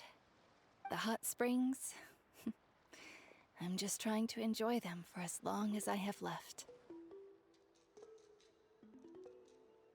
Oh. Mualani? That better not happen again, whether I'm here to catch you or not. That's what you said back at the artificial spring. I had a bad feeling then, but I didn't want it to be true. I wanted to believe you were actually recovering. You want to know something? Recovery, death, to me, the two aren't all that different. Both are worth celebrating. You've never been resurrected, so you might not understand. But Death and I, we're old pals by now. There's nothing sad about being reunited with an old friend. I lived with regret for a long time. Regret that my illness meant I could no longer take to the front lines, especially as our nation slid deeper into crisis. But yesterday, I was finally able to let go of that regret. Not only because I found the strength to fight the abyss, even at the end of my life, but because I got to see you in action, Mualani. Seeing you out there, it made me realize that I don't need to worry about our tribe or our nation's future. You have the capacity to bring us all together. Even if I was never injured, old age would still take me one day. But I've done what I needed to do. The future is in your hands now. Just remember, whether in life or death, I am always with you. I understand. Seems like you've given this a lot of thought, Atea. Thank you for telling me all this. I'll do everything in my power to protect our tribe, our nation, and live up to the example you set for me. Good. Oh, and if any of you have the chance to meet with the Archon, could you give this to her for me? A talisman I've carried with me my whole life.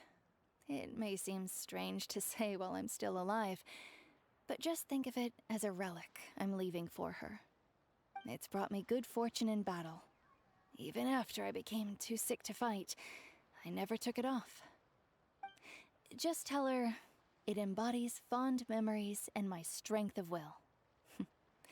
She'll know what I'm trying to say. Don't worry. We'll make sure she gets it. All right. That's all I wanted to say. Let's head back to the party. No use spending what little time I have left being sad.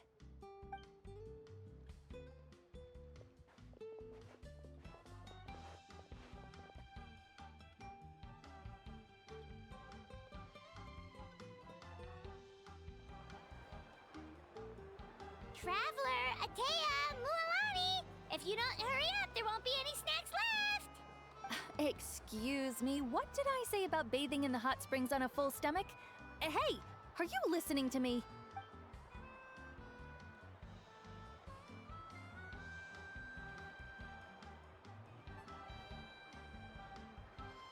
Life is a journey in which there's no turning back.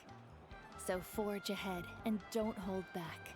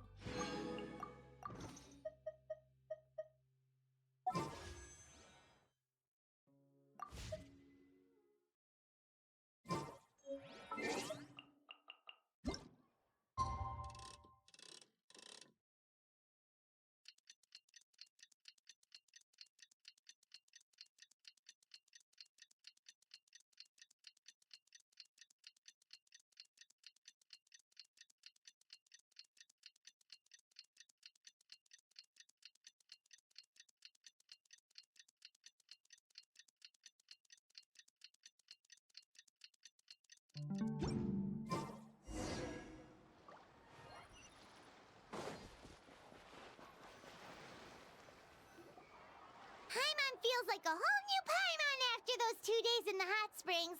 The Abyss kind of threw a wrench in our relaxation, though. Still, spending time here really has felt like a vacation. The Kaholosaurs are so nice and so fun to play with. Their bellies are super bouncy. Oh, and Atea's snacks were so delicious.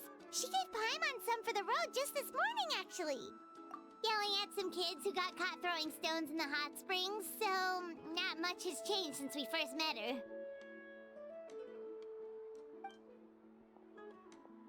Hey, you guys. Sleep well last night? Yep, this area is so nice. Glad you like it. I was thinking of taking you guys out to do some sea fishing.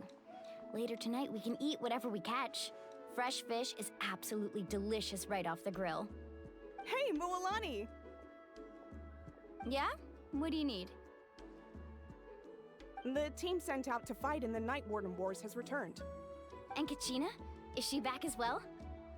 Kachina fell in battle.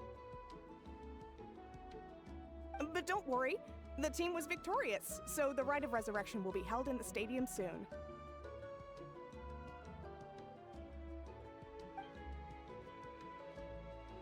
That's a relief.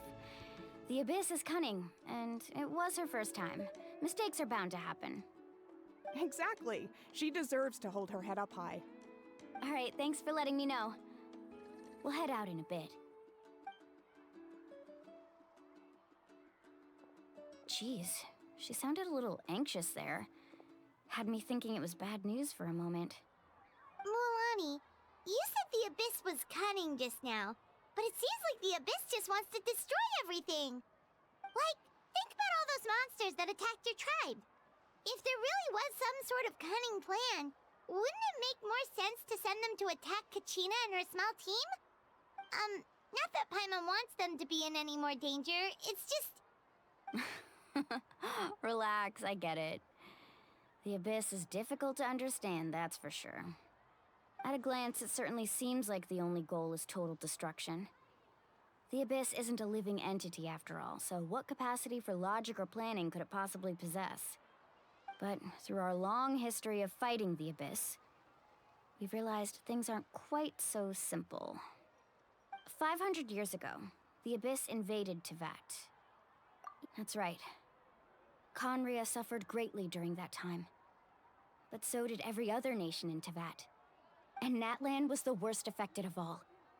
It took the combined efforts of the then Pyro Archon and heroes from every tribe to finally repel the Abyss.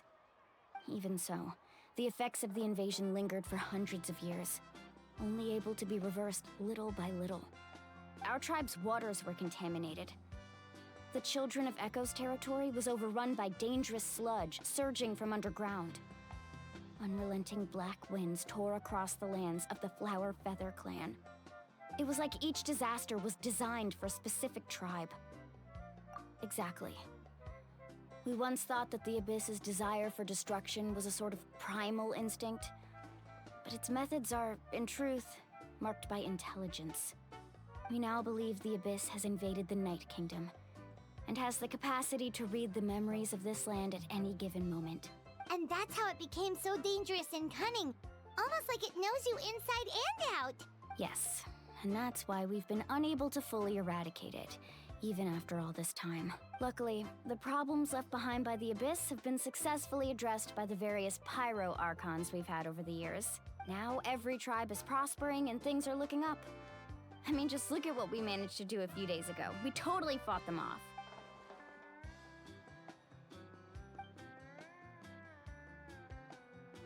You must have had to sacrifice a lot to get to this point. Every battle, every sacrifice is in pursuit of a future where we get to stop fighting. Responsibility, duty, unavoidable burden. Everyone in Natlan views the war differently, but I believe we will be rid of the Abyss one day. And the efforts of all who fought against them will become a story for the ages. To think that my name could survive in ballads passed down to future generations, it's kind of romantic. Everyone has something that drives them forward, you know? Be my guest. Heroes are always welcome in Natlan. Anyway, let's head to the stadium. Our fishing trip can wait until Kachina's back with us. The sea's not going anywhere.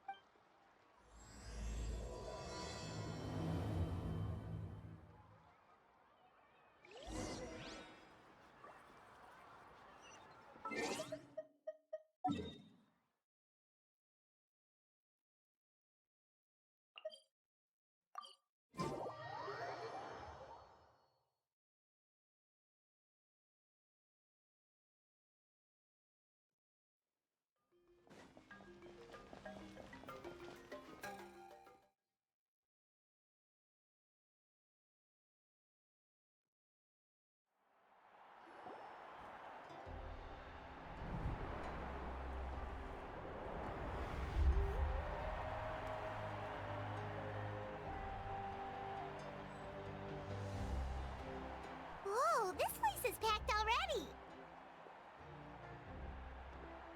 Of course. No one's gonna miss out on the chance to welcome our heroes back from battle. It's their moment of glory. Kachina's gonna be so flustered. She's never had this many eyes on her before.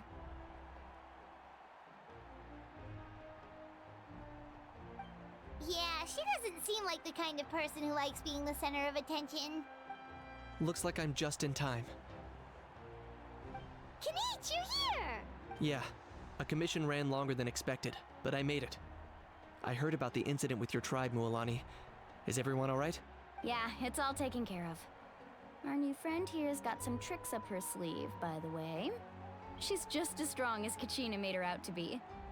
Hey, look! Is it about to start? That's right. Someone will come out and recite a eulogy, and then we'll sing the Ode of Resurrection together. Come on, let's find a spot with a good view. When the singing starts, just follow my lead and you'll be fine. Let's go somewhere higher up so Kachina can spot us.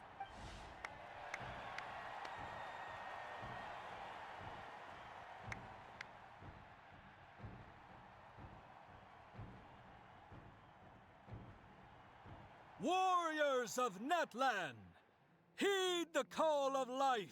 We are the inheritors of memory and legend. Those who grew alongside sun and wind. Those who forged our own destiny and future. That is Natlan's fire, the lifeblood of our nation.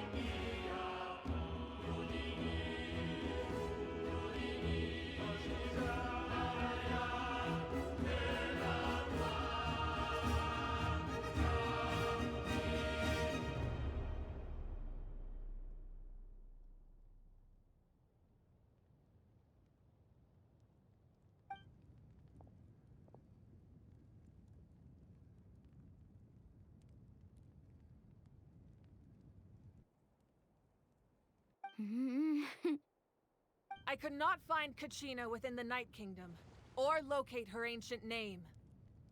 What? What does that even mean? Usually, once the ode is complete, the Pyro Archon and resurrected person will emerge from the flames. But something went wrong. What's going on? This has never happened before. Well, I think it's pretty obvious. Clearly, the team sent to fight the Abyss didn't win after all. Think about it. The Ode rekindles all victors. We've witnessed it countless times. Since the Archon couldn't find Kachina in the Night Kingdom, that must mean there's more to this victory than meets the eye. Hey! You just haven't gotten over the fact that Kachina beat you in the pilgrimage! Pathetic. The both of you. Your wild guesses are misplaced. We completed our mission. Maybe you did, but who's to say whether that little girl even contributed at all? Maybe she got scared and ran off. Why would the YUB recognize someone like her, even if she was on the winning team? How dare you insult a hero of Natlan like that? Kachina sacrificed herself to repel the abyss. She doesn't deserve to be subjected to your vile rumors when she's not even here to defend herself. Calm down, Mualani. There's no point in arguing with the likes of them. I can't just sit here and let them slander her like that. To insult a hero of Natlan, the person actually has to be a hero.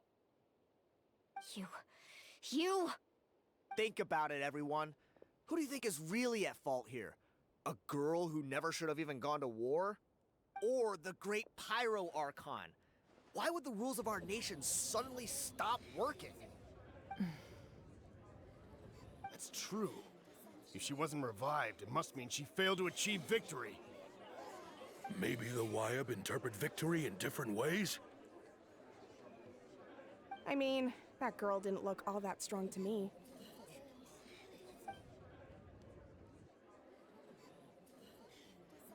Kachina wouldn't have run! That's not like her at all! No, she's been waiting for this moment for too long. No matter how daunting the situation, no matter how scared she might feel, she's always the first person to stand up and face it head on.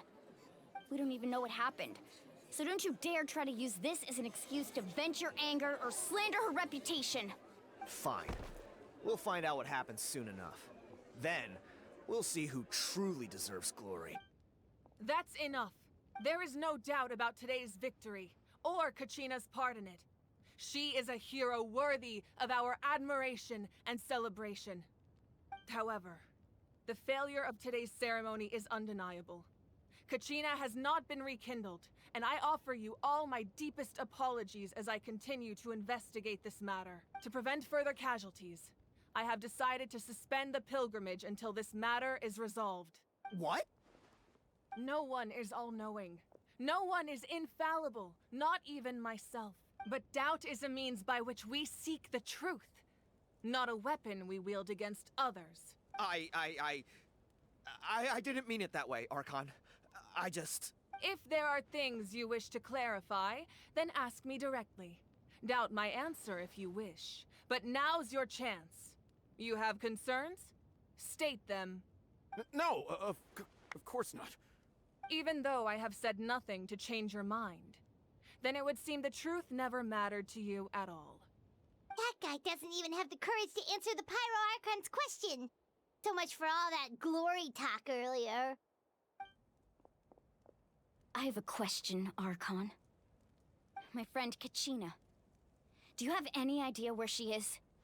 It's extremely important to me. I know you said you were investigating the situation, but I'm sorry, that's not enough. I've already shared everything I know. If you want to learn the truth and rescue your friends sooner, you should join the investigation. So, what do you say? Of course I'll join. In that case, come see me in the speaker's chamber. We should join them. Oh, and if it's not too much trouble, could you drop by as well, Traveler? I'd like to have a chat. Rest assured, everyone, I'll keep the tribal chiefs informed on the progress of the investigation. Once again, I apologize for the outcome of this ceremony. If there are no further questions, let's part for now. Did she just ask us to come along? I believe she did. Let's go.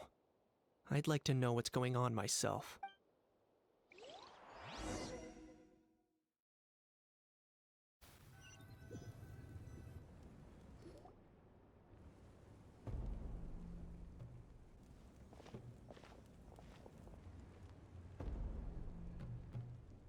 The situation is urgent, so I'll get straight to the point. Kachina is undoubtedly a hero of Natlan, and I'm deeply sorry this happened to her. There's been unrest in the Night Kingdom, but I don't know what's causing it. As a result, I've been unable to track down her location. Until we find and address the cause of the unrest, the Ode of Resurrection will continue to be ineffective. And that means Kachina won't be able to come back? That's correct. Not until the problem with the Night Kingdom is resolved. How long will that take? It's hard to say. Kachina always dreamed of fighting the Abyss. Of doing her part to defend Natlan. She wasn't afraid of death because she knew, if it came down to it, the Pyro Archon would be there to bring her back to life. Whenever we sat down together, exhausted from training, she would always hum the Ode of Resurrection. She was supposed to come back to us. We were supposed to hug her and celebrate with her and share her joy. We supported her every step of the way, but what are we supposed to do now? Sit peacefully and wait for her return? Lose ourselves in grief over her death? Tell me, are we her friends? Or her murderers? That's not fair, Mualani. It's all right. I understand your rage and your grief. Kachina's life means a great deal to me, Mualani. Believe me, I want to bring her back as soon as possible. I would give you that peace of mind if I could. But please, hear what I have to say so I can at least give you a broader picture of the issue we are now facing. Considering the recent attack on your tribe, I believe the Abyss has found a new means of undermining the rules of our nation. You mean? The Sacred Flame. The foundation of our resistance against the Abyss. If we continue to hold the pilgrimage and send teams to fight the Abyss, there will likely be more casualties. But if we stop altogether, the Sacred Flame will only grow weaker. The Abyss will scale up their attacks, and the tragedy we saw with the people of the Springs will only be the first of many. If we compare the two choices, the former seems to be the lesser of two evils. Sorry. I know that may sound harsh, but I bear the name Malipo. Weighing the costs is my duty. The raw truth can be cruel, but we need to understand it if we want to approach this rationally. But what would you say, Mualani? This is personal for you. And unlike Kanich, I dare say it's not a simple case of weighing up which course of action is less painful, is it? No. I can't choose between them, and I don't want to. Saying that one is preferable over the other is disrespectful to the people who suffered. You're saying it doesn't matter whether I suspend the pilgrimage. The consequences will be equally painful. Yes. What happened to Kachina breaks my heart. But I couldn't bring myself to sacrifice other people for her sake. And that is the crux of the problem. It's not simply a matter of choosing the lesser of two evils. Either way, there will be people who suffer. And the end result will be the same. Belief in the pilgrimage will waver. Once doubt has crept in, the people will no longer unite in battle against the Abyss. And that is exactly what the Abyss wants. Their ultimate goal isn't to break the rules that make the Ode of Resurrection work. It's to destroy the people's faith in them. To prevent what happened to Kachina from happening to anyone else, we need to suspend the pilgrimage. So that is my current plan. And in the meantime, I've made efforts to strengthen each tribe's defenses. Then, we have to find another way of strengthening the Sacred Flame to keep the Abyss at bay. This won't be easy. I'll need time to figure out the best approach. I understand your anger, Mualani, but I hope that provided some clarity, at least. Wow. Hyman thought things were gonna get heated for a second, but the Pyro Archon took the time to explain everything so patiently. I owe you an apology, Archon. I let myself get carried away earlier, and I'm sorry. You're right. We need to focus on finding solutions. We could always hold the pilgrimage without sending a team to fight in the Night Warden Wars.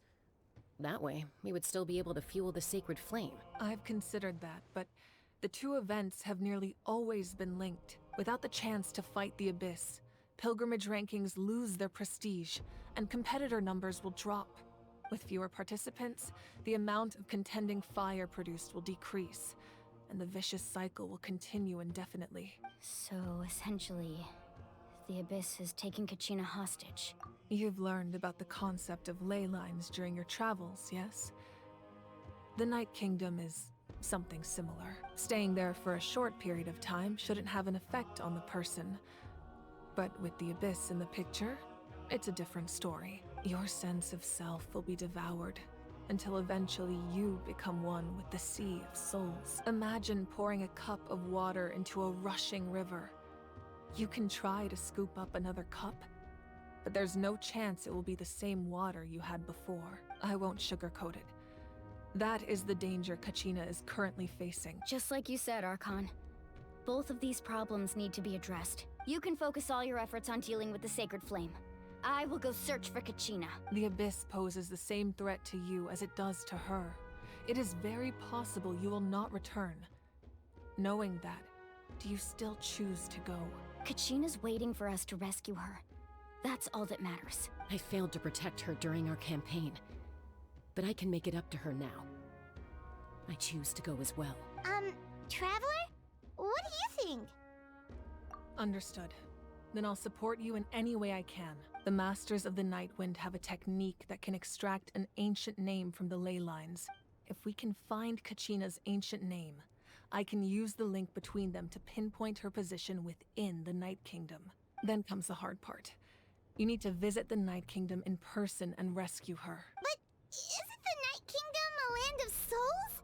Can we even go there? Under normal circumstances, only the consciousness can enter. But there is a way to go there in person. However, know that the Night Kingdom will attempt to repel you, and the Abyss certainly won't leave you be. That's fine by me. Same here. Fighting the Abyss is nothing new for me. So, Paimon's the only one who's scared? Well, if she's going, Paimon's going too. Citlali of the Masters of the Nightwind once created an artifact that can be used to communicate with the Wyab. We call it the Spirit Speaker Stone. It was originally used as a ceremonial artifact wielded by the tribal chiefs. But that spiritual quality also means it can be used to... That was the artifact I delivered to the Scions of the Canopy a few days ago. Didn't think I'd be hearing about it again so soon. Thank you so much for your help, everyone. Your thanks are unnecessary. I will offer you whatever aid I can. Besides, you're the ones helping me. I can only focus on one thing at a time, after all. Traveler, I certainly didn't expect our first conversation to be so serious. I've heard all about your accomplishments. Ever since you arrived, I've been hoping to meet you and offer you Natlan's highest level of hospitality. Why?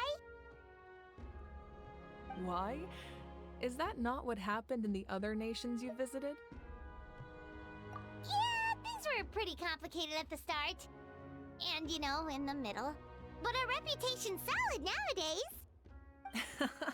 That's more like it. After all, I've heard you're someone who transcends fate, perhaps even more than you can imagine.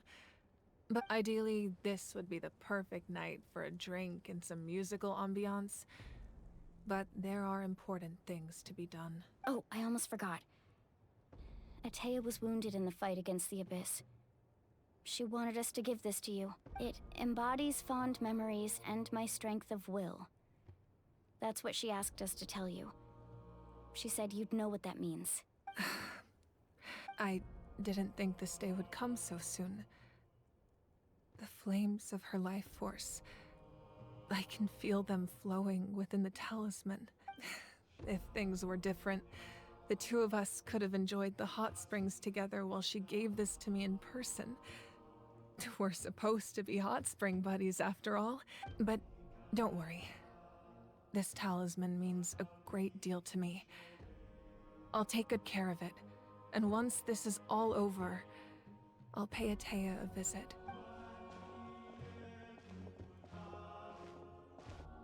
You said you didn't want to jeopardize the production of Contending Fire, but that's not at all why you decided to suspend the pilgrimage, is it? You're right.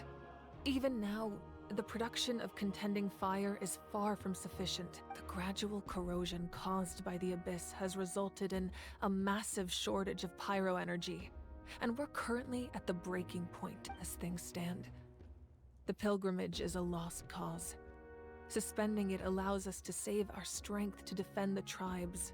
The Abyss has brought catastrophe to Natlan, and Kachina's disappearance in the Night Kingdom is a direct consequence of that. We can't let the general public know that. No. If the public learned that Natlan's destruction was close at hand, there would be immense panic. But if I said nothing at all, they would have continued to question the integrity of Natlan's heroes. Another simple choice. The latter was clearly the better solution, but you chose otherwise. I have never subscribed to the belief that the right choice is the one with the fewest sacrifices. Let's go. There's still a way for the sacred flame to last a little longer. You mean? Yes. Come with me.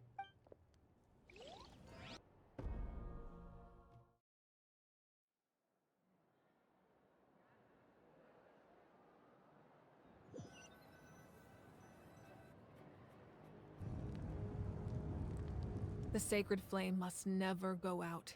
Not only does it strike fear in the abyss, but it's also the pillar of Natlan's stability. So until our heroes are ready, I will sacrifice my power to keep it burning. But that can only last so long. I think we should focus on the remaining ancient name-bearers. Don't let desperation cloud your judgment. Those chosen by the Wyeb have already embarked on their destined path. It is for them to decide how that journey ends, not us. All we can do is support them. Even so, for you to make this sacrifice, it's not right. If not me, then who? No other is capable of sustaining the sacred flame. I possess great strength, but I'm not above my people. This is part of my duty.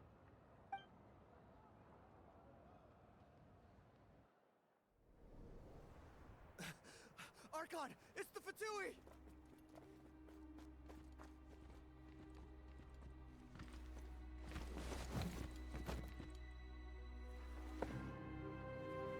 The Archon of Natlan. A force to be reckoned with. The secret of the ley lines is no secret to me. Long have they been destined for ruin.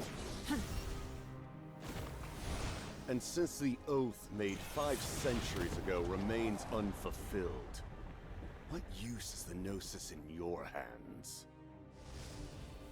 I don't know what you mean. But it sounds like this is about more than the Tsaritsa. In times of crisis, someone must pick up the mantle of salvation. Your plan has reached an impasse, and now it falls to me to create new rules for Natlan. But before the dawn of a new age, the old must be destroyed.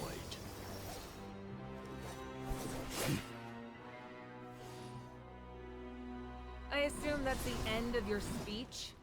Good. People like us. Let our blades do the talking!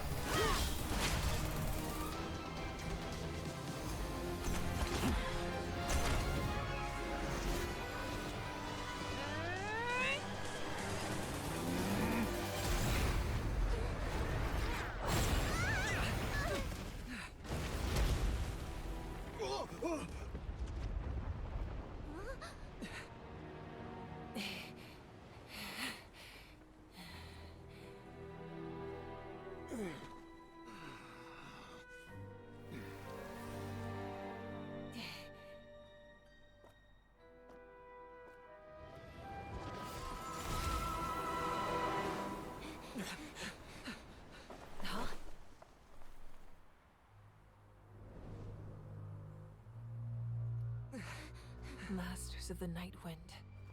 Send word. The captain and his followers must be apprehended.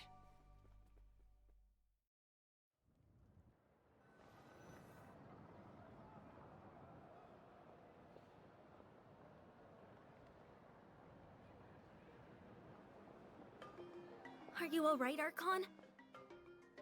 He was a formidable opponent. Exactly what I would expect from the first of the Fatui Harbingers. I never imagined someone could match you in combat. If the Tsaritsa sent him here, why would he bring up what happened 5 centuries ago? Yeah. And how much does he know about Natlan? The Harbingers are all driven by their own personal goals. The only purpose that unites them is collecting the Gnosis. But I'm sure the captain has his own reasons for being here as well. Whatever his motive, we should shift our focus to the Fatui. If they attack again and we're not prepared, we're done for. No, we're running out of time. The wound I inflicted should hold him back and weaken him for the time being. Besides, I'm sure you noticed, the power that came to his rescue just now came from the Masters of the Night Wind. In other words, there are traitors among us. Not necessarily. This could prove to be a very valuable turn of events. When we exchanged final blows, I sensed an unusual presence within him. I'll need to investigate further. Kanich, go to the Masters of the Night Wind and look into who could have aided the captain. Speak to Lali. She should know. Of course. I'll head out right now. Do you still intend to... Yes, but fear not.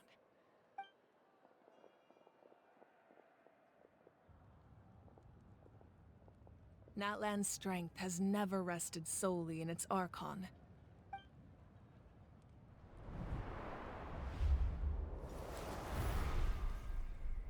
Together we foresaw the only path that leads to our nation's future. We must trust in that vision now.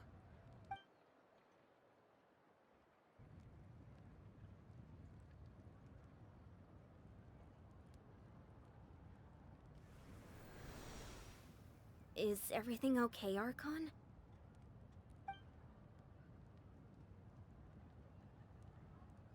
Completely fine.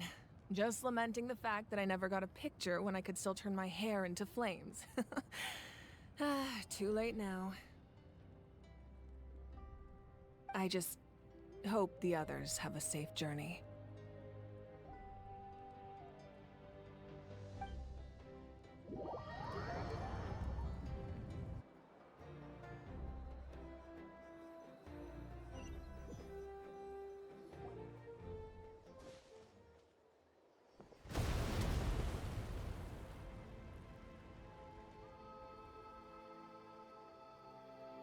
What's happening at the stadium?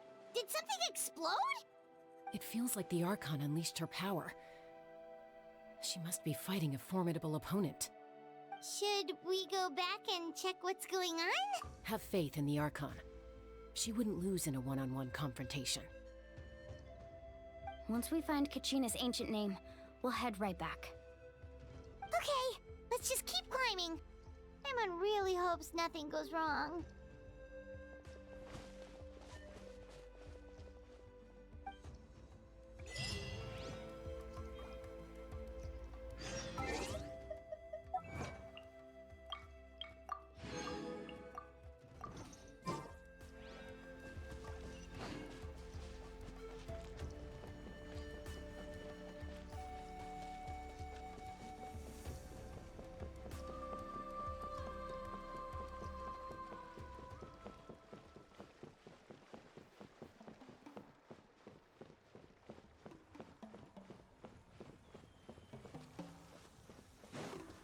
What can you tell us about the scions of the canopy? The tribespeople are very adventurous. Oh, kinda like us then! I'm not so sure. You don't strike me as the type to enjoy danger. The scions of the canopy are a bunch of thrill seekers. They love extreme sports like rock climbing, rappelling, volcano parkour, or even bungee jumping without a rope while a Yumkasaur stands at the edge and uses its tongue to catch them. Sound like something you'd be interested in? Okay, that does sound different from our usual adventures. I'm on that.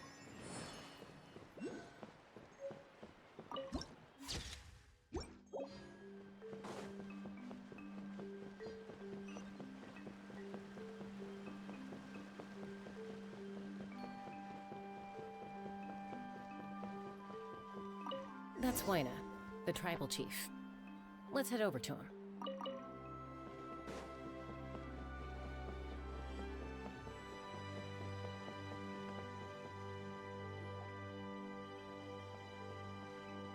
Chaska. Nice to see you again, Waina. I'm afraid we don't have time for pleasantries, so I'll get right to it. We're here for the Spirit Speaker Stone. Whoa, hold on a second. At least tell me why you need it first.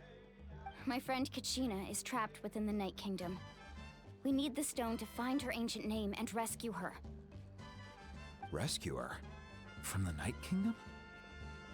That's right. I'm sorry, but someone needs to tell you what you don't want to hear. Going there, a mature warrior would never make such a foolish decision.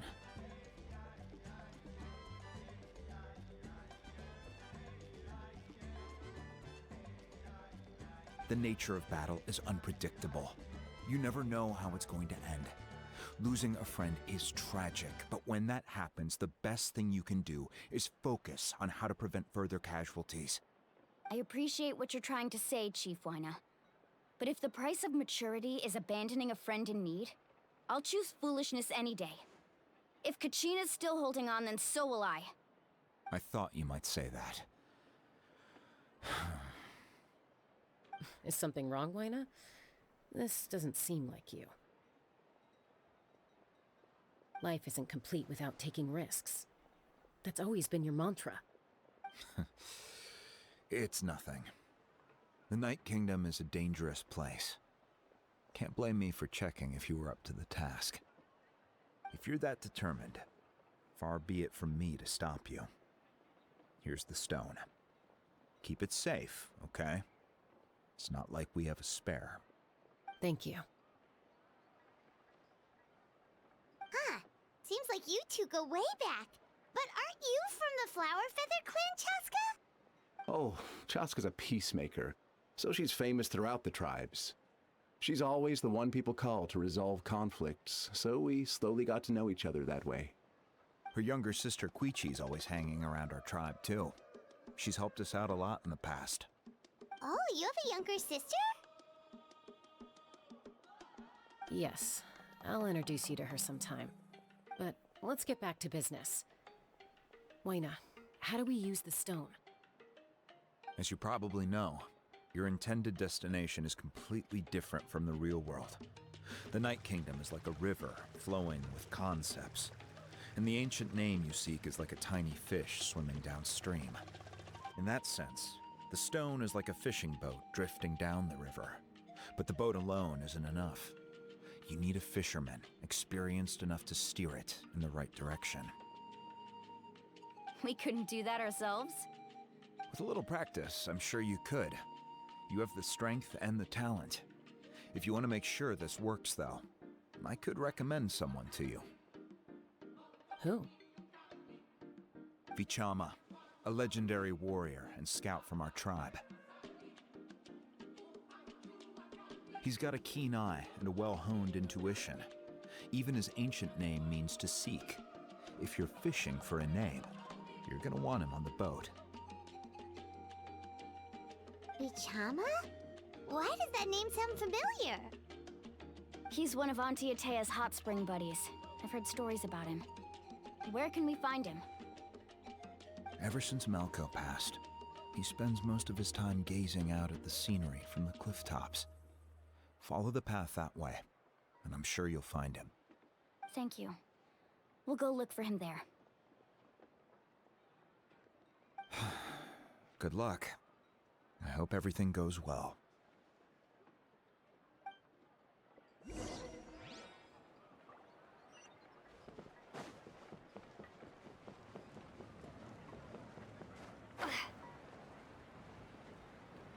Watch your footing.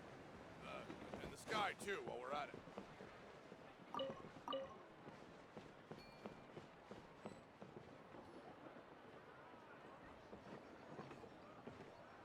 Someone admiring the scenery from the cliff tops. Ah! That must be him! Hello there, are you Vichama? That's me. Did you need something?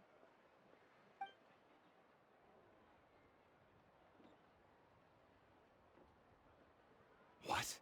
You're saying you can bring someone back from the Night Kingdom? How is that even possible? No, if you really think about it, anything's possible in that kind of place. But that would mean... Are you okay? You don't look so good.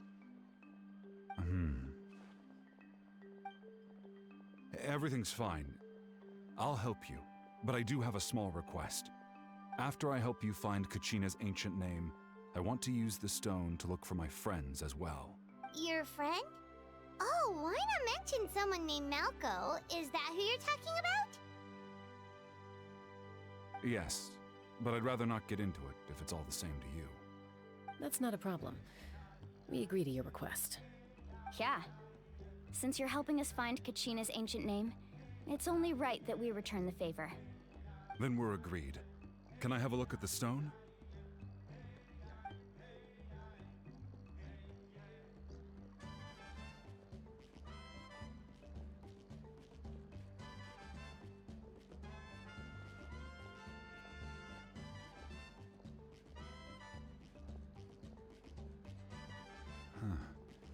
I see.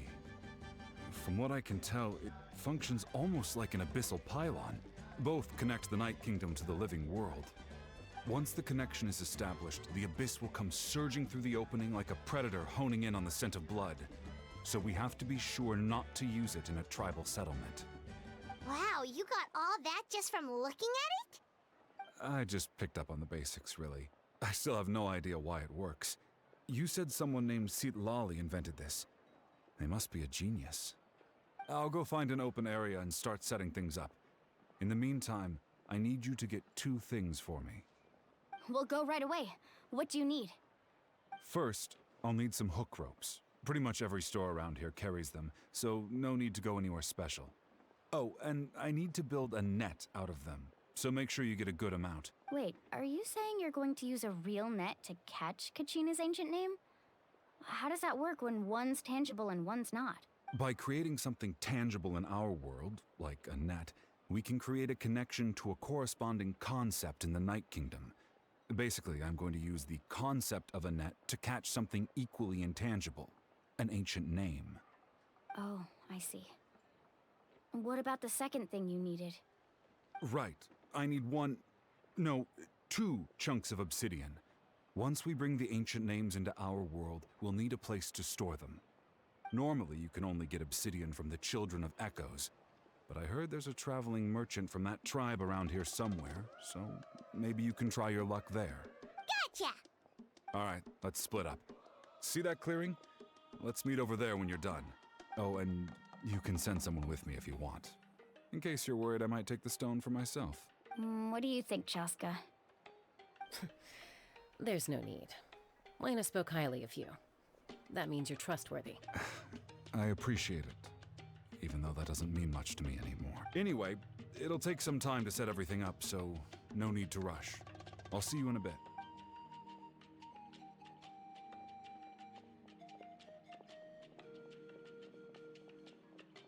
What an odd guy. He seems so defeated, but also really invested in the stone at the same time. I don't have any more insight than you, Paimon. Let's just focus on the preparations for now. Hang on, Kachina. We're coming for you.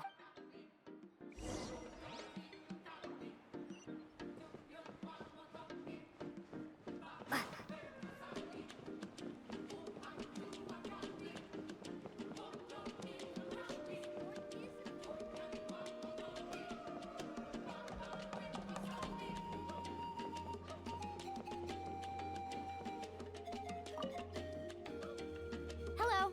Do you have any hook ropes for sale? Hook ropes? As in rock climbing equipment? Yes. How much for your whole stock? Oh, the whole thing? Let me see. That would be 30,000 mora in total. Deal? Deal. Wait, really? What, you want me to drive down the price? We just need these as fast as possible. Thanks. Oh, no problem at all. I'll even pass along some information on the house.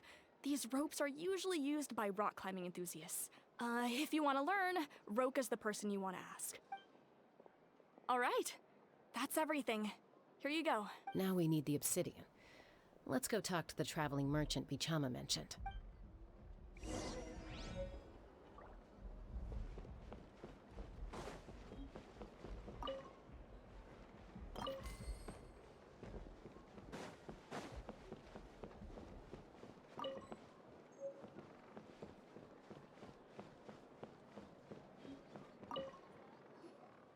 Excuse me, do you sell obsidian?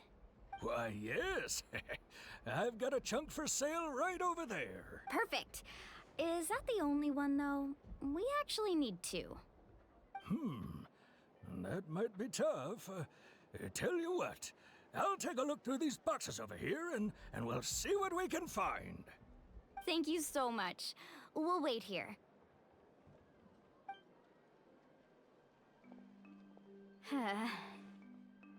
Relax. Everything's going according to plan. I know, it's just... I could tell Vichama feels the same way about his friend that I do about Kachina.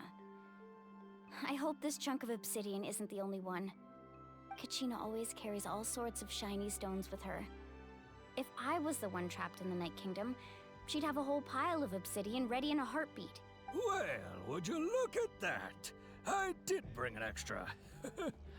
Here you go, young lady. How does it look? Perfect! Thank you.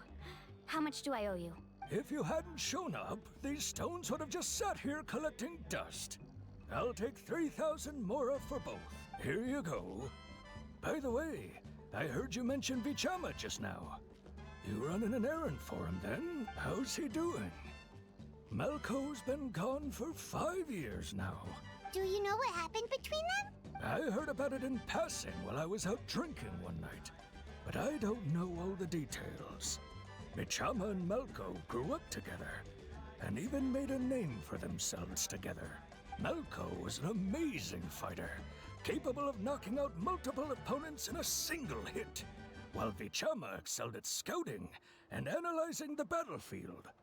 The two made an excellent team, and managed to beat back the Abyss several times. 5 years ago, they both emerged triumphant in the pilgrimage, and were placed on the same team to fight the Abyss. But on the eve of battle, the Abyss launched an attack on their tribe, and Bichama suffered an injury to his leg while attempting to rescue someone. Then what happened?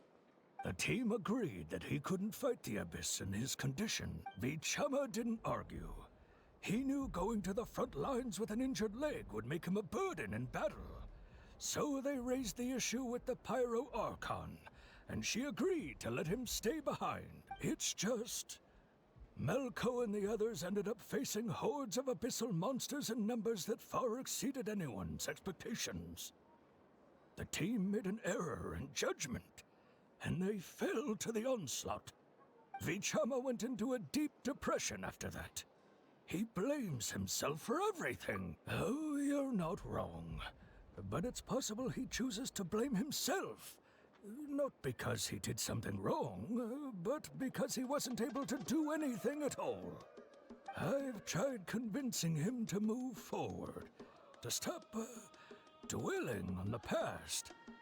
But the shadow of Malco's death hangs over him still.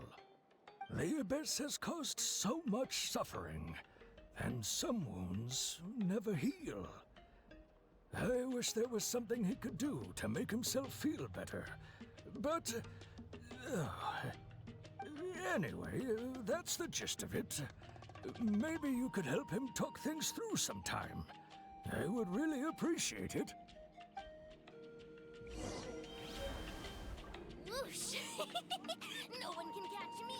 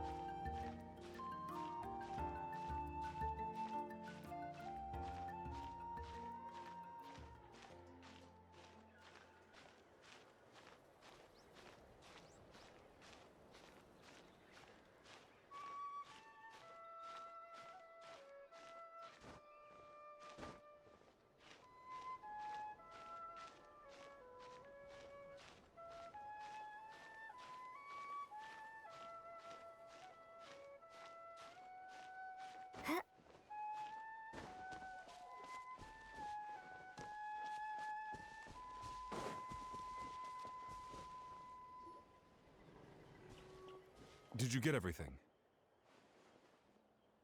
Yep, it's all here. When do we start?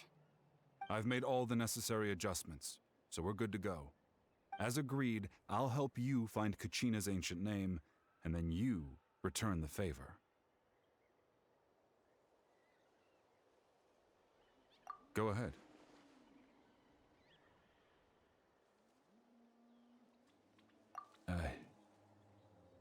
Yes. After Malco fell, I scoured the battlefield to see what happened. It turned out he wasn't bested by some impossibly powerful foe. He was dragged to his grave by the sheer number of enemies. If I had been there, I would have been able to sense the danger. I could have warned them not to advance. I've always blamed myself for what happened. But when you told me about Kachina, I realized there's a chance Malco might also be alive, fighting for survival in the Night Kingdom. But that happened several years ago, right? The Pyro Archon said all life within the Night Kingdom eventually becomes one with the Sea of Souls. There might not be much hope, but I still have to try. Malco and I promised each other, even if we never managed to root out the Abyss for good, we would fight together until the end. All right, let's get to it. I'll start searching for the conceptualized version of Kachina's ancient name. If you see any fragments scattered around the area, please collect them.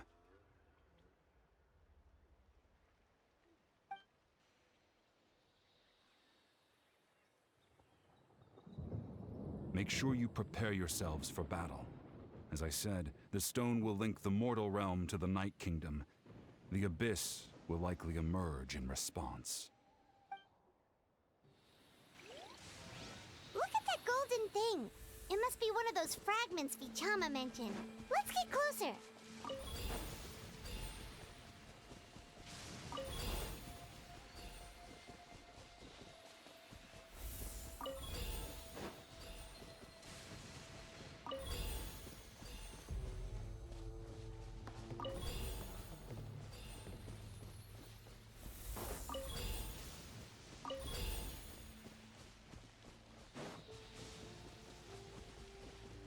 Whoa, monsters incoming! Watch out, everyone! Hi. Freeze!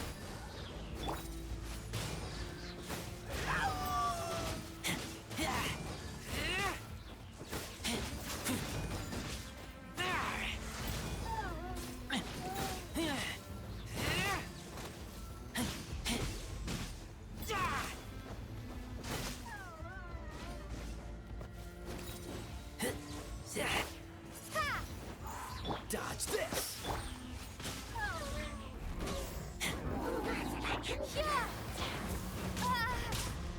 Windblade, let the show begin. Huh.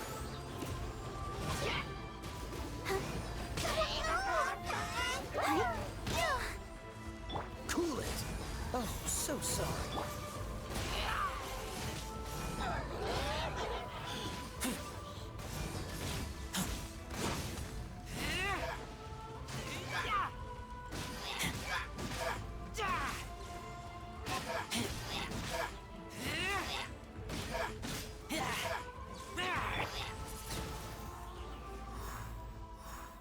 How much longer, Vichama?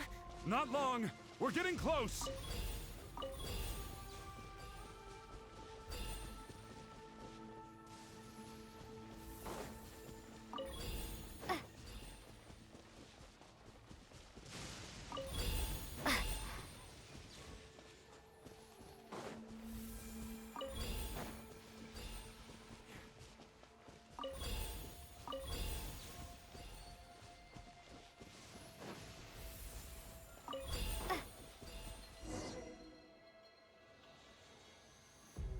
Vichama!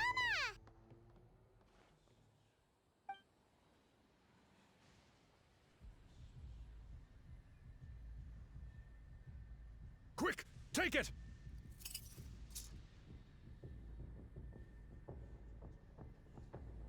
I found Kachina's ancient name. Hang in there, Malco.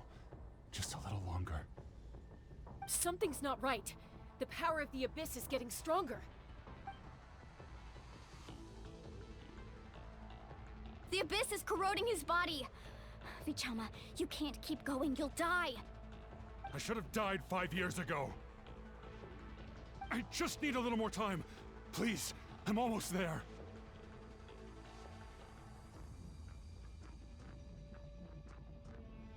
Thank you.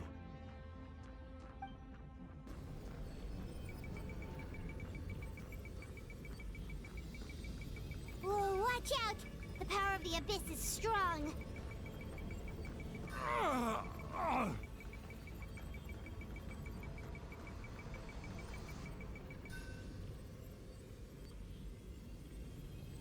This power. Hanging in there? Malko. No! Why can't I find him? Why?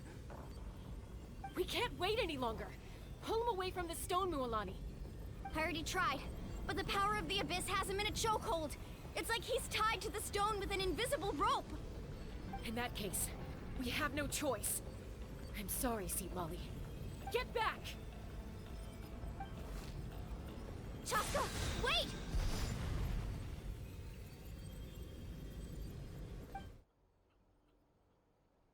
Ouch! What happened just now? It looked like the Spirit Speaker stone was... The stone's power was spiraling out of control. The only way to stop it was to destroy it. You were all caught in the shockwave of the explosion. You might feel dizzy for a while, but that's normal. Give us a heads up next time, will you? You're lucky we managed to dodge it in time. I thought I said to get back. Yeah, barely a second before you made it go poof. Not everyone has your reflexes, Chaska. We were this close to getting dragged into the explosion. Okay, I'll be more careful next time. At least Kachina's ancient name is still in one piece. Wait, where's Vichama? Vichama!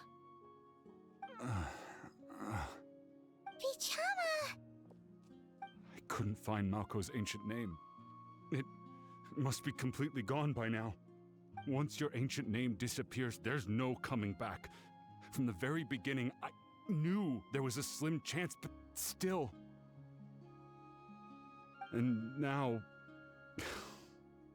it's too late to save him. From the minute he left that day, it was already too late. Vichama. I'm sure he's heard enough condolences over the years. Let's just give him some space. Huh? What's that in your hands, Vichama? It looks like something's glowing! Huh? This is...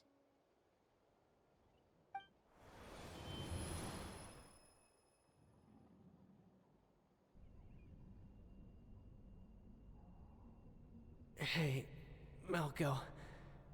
Got any strength left? Not enough to swing a sword, but to say a few last words? Sure. Too bad. No one will get to hear them. I never thought I'd actually die on this mission. Not that I'm afraid to die. It's just... hard. Thinking about my mom's face when she hears the news. Guess I have something to be thankful for then. My parents died a long time ago. They won't have to mourn me.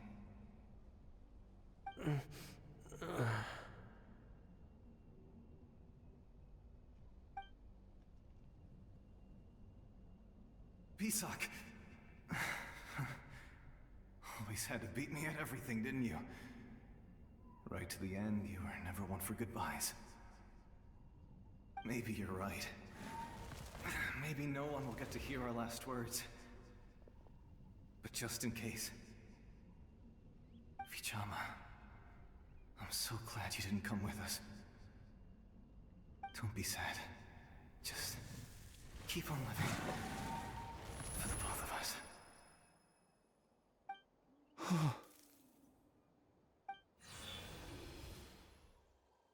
Was that... a memory? Seems like we were able to salvage something after all.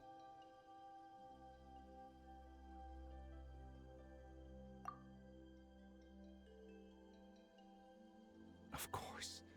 Seeing him, hearing his voice again, it makes me unbelievably happy. But it also brings with it an even deeper pain. A deeper pain? Why? Malco was always the type to put on a brave face. But in that memory just now, his hands were shaking, and his smile was forced. For all these years, I regretted not being able to fight alongside him to the end. And now I know, at the end of his life, he was thinking the same thing. Vichama! I'm fine. Actually, I heard Chief Wyna wasn't really on board with your plan to go to the Night Kingdom. When you asked for my help, I hesitated too. I knew helping you find your friend's ancient name meant leading you one step closer to danger. But I also understood why you had to try. Everyone has regrets in life, but not everyone gets the chance to make up for them. Once allowed to fester, guilt strips us of our most valuable qualities as warriors. In that sense, we might as well choose the braver path from the very beginning.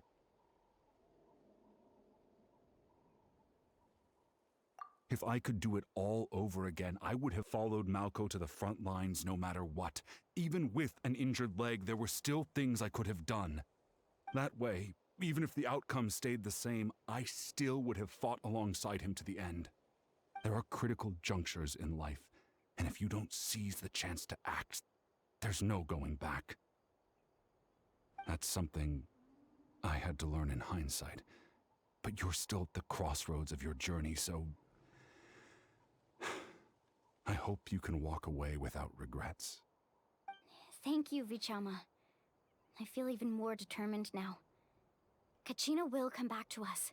I'll make sure of it. I promised I would find her, and I intend to keep that promise. That's good to hear. Strange.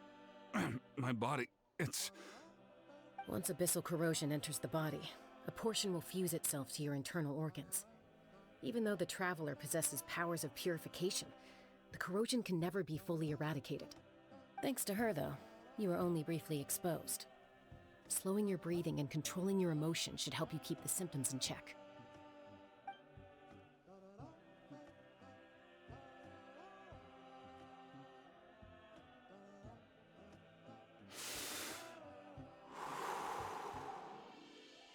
Huh. That does make me feel better. You seem very knowledgeable about all this. Just speaking from experience, that's all. Anyway, we've recovered Kachina's ancient name, so we're off to a great start. Let's get Vichama back to his tribe and tell Wyna the good news. Oh, and apologize for destroying the Spirit Speaker Stone. We had no choice, though, so he'll probably understand. Right?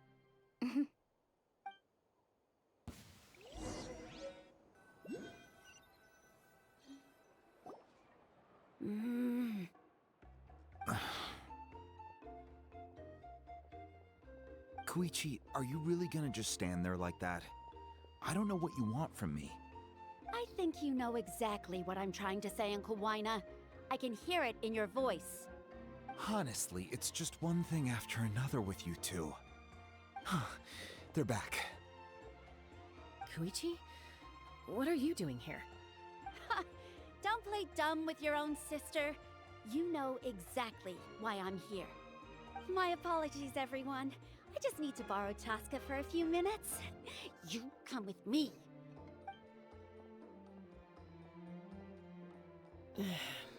I'll be just a moment. Who was that? Koichi, Chaska's younger sister. Although the two aren't actually related by blood, it's kind of a long story. It's not really my story to tell, but I guess it's not a secret. You see, Chaska was actually raised by cuckoo sores. She was afflicted with a rare disease when she was a child, and abandoned in the wild as a result. The Abyss found her out there, all on her own, and tried to devour her. But in the end, All that did was trigger her will to live. That strength of will pushed her to survive. But it also planted a seed of conflict within her. Eventually, she was adopted by the Cuckoo Source. Wherever they went, she followed, getting into fights right and left. For some reason, Paimon can totally imagine that. Well, when Chaska finally returned to human society, it was Koichi's parents who adopted her. At the time, Chaska still had a habit of getting into fights, so Koichi was always taking her around, apologizing to everyone. Ah, I remember those days. One of those fights was definitely with me. But, you know, kids. You're fighting one minute and your friend's the next. Eventually, she found a way to rein in that desire to fight. And now she's who people call to resolve conflicts. She's known as the Peacemaker. It sounds like she still argues with Koichi, though. Don't siblings usually stop fighting when they get older? That's partly my fault. Koichi asked me to stop Chaska from doing anything dangerous, but you probably know by now, once Chaska makes up her mind, there's no changing it. Oh, I get it. No wonder you tried to talk us out of going to the Night Kingdom. Chaska even said that wasn't like you. I'm all for your adventure. You need to take risks when you're young, because by the time you're my age, you couldn't attempt something like that even if you wanted to. Better try now than live with regrets later. That's what I say. Still, I can understand where Koichi's coming from. In the end, nobody wants to sit back and let a loved one put their life on the line.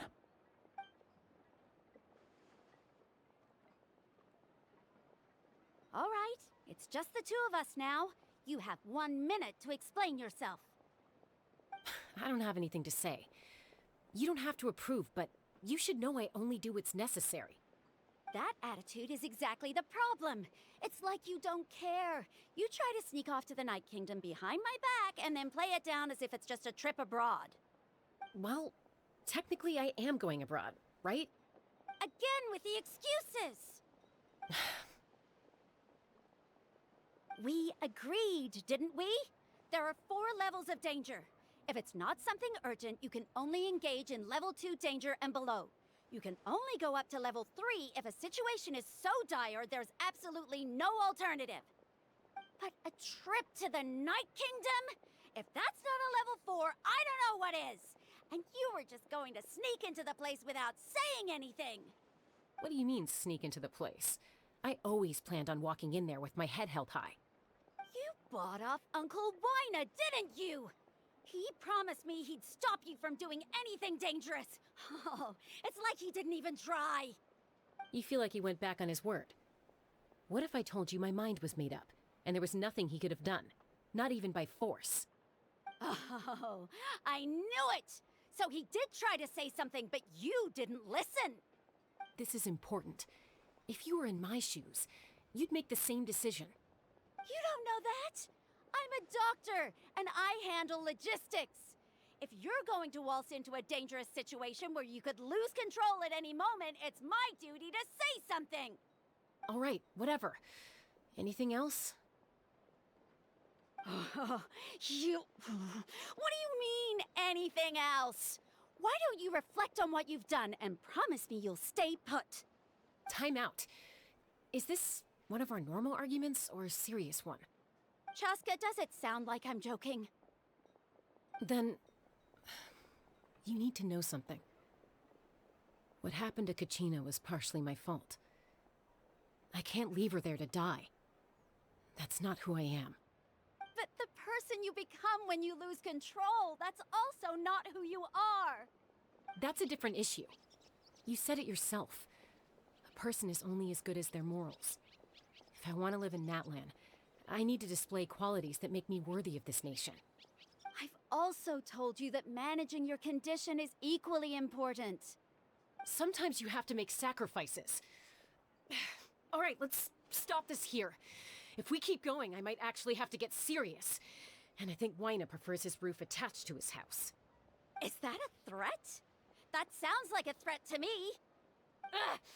Koichi! Younger sisters are supposed to listen to their elders.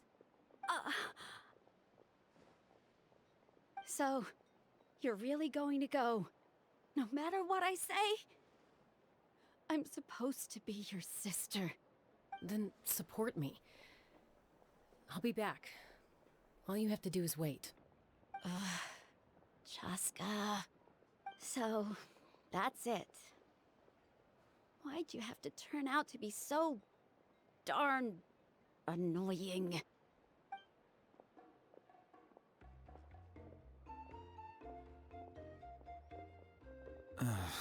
You two are something else. Something you wanted to say? I know you aren't related by blood, but you two sure are similar. Really? You know, I said that very thing to Koichi not too long ago, and she reacted the exact same way, down to the very tone of voice. It's not my place to get involved, but I will say this. Try to spend a little more time with your sister. You're tough kids. That doesn't mean you have to go it alone. Thank you. Anytime. All right. If you're done with the Spirit Speaker Stone, you might as well hand it over. According to Kinich, it's an important ceremonial artifact, so it'd be safer to keep it with me.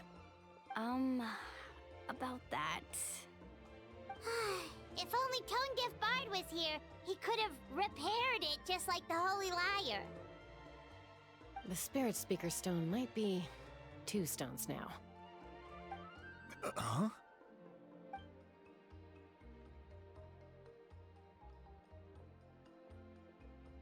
I see. Sounds like it was an urgent situation. If someone's life was on the line, then you had no choice.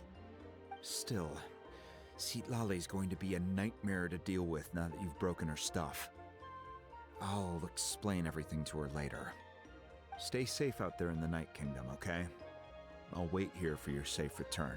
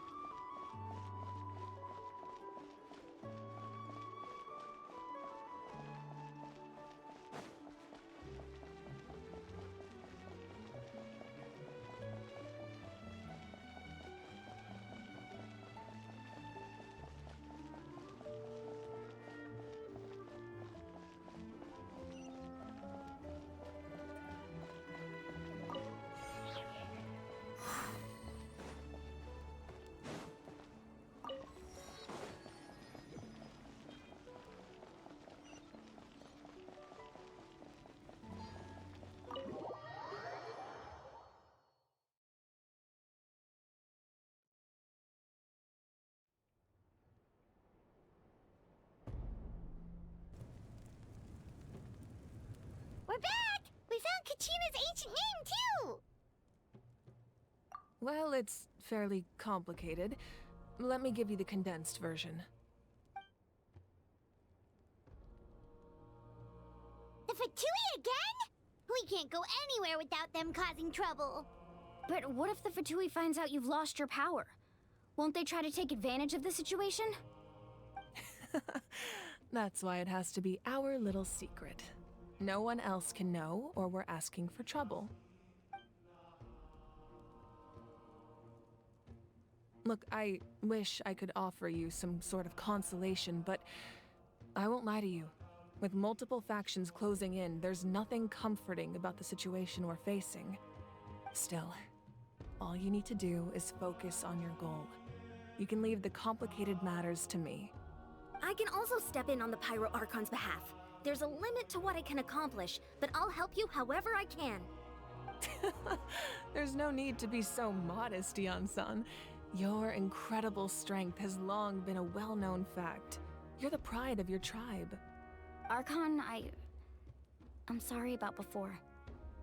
You have so much on your plate, so much that you have to worry about. But all I could do was focus on my own feelings. You have nothing to be sorry about. We all get overwhelmed by our emotions, myself included. Your reaction to Kachina's disappearance, I understand that feeling very well. Well, now that we have Kachina's ancient name, let's go track her down. Follow me.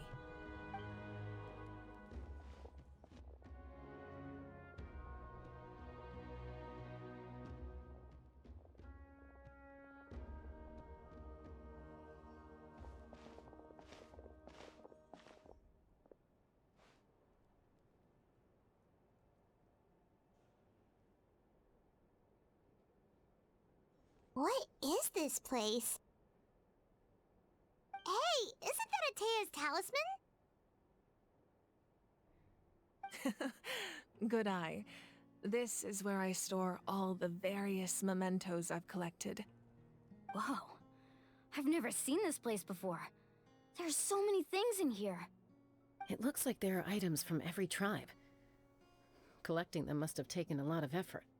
I suppose you could think of it as a hobby of sorts. In Natlan, everyone grows up listening to the stories of heroes, and physical items do a far better job of preserving those stories than our own memory. Now, I still have some preparations to make for the ceremony, so feel free to take a look around in the meantime. If you're curious about an item, I'm more than willing to tell you about its origins. All right, we'll have a look.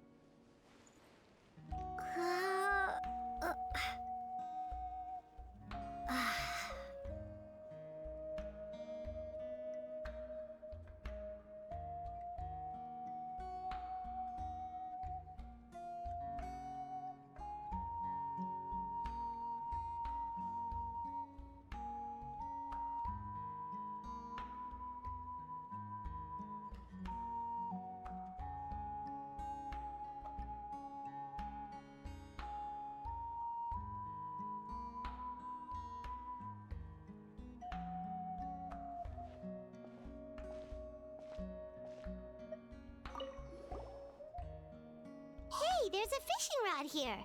It must have belonged to the people of the springs. That's right. It belongs to a legendary fisherman named Matavaru. I have his entire set of fishing equipment, actually. He and I met in a tavern. He told me about a particular kind of giant fish and his meticulous plan to catch it. In his eyes, I saw a hunger and a strong fighting spirit. To him, the sea was the battlefield upon which he staked his honor. So, did he do it? The next time I saw him, he was covered in scars. It turned out the fish he sought had been corroded by the abyss. He managed to kill the fish, but sustained a serious injury in the process, which meant he could never go deep-sea fishing again. Can a fisherman claim victory if he fails to bring back his catch? That's what he asked me in the end. Well, Paimon thinks he won. That was my answer as well. The experience was far more valuable than the prize itself. In the end, he didn't want his tools to go to waste, so he gave them to me. Wait, that means you also know how to fish. Maybe we can go head-to-head sometime.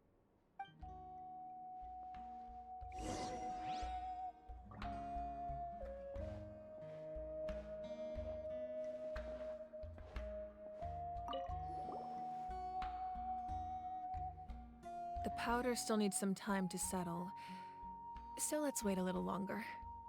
Well, what do you think of my collection? Do you feel like you have a better understanding of Natlan's culture now? Yeah! If each item represents a different story, seems like Natlan's really been through a lot. Does every item hold a special memory, just like Atea's talisman? That's right. The items in my collection actually serve a similar purpose to the ancient names passed down among the tribes. They demonstrate the true shape of time.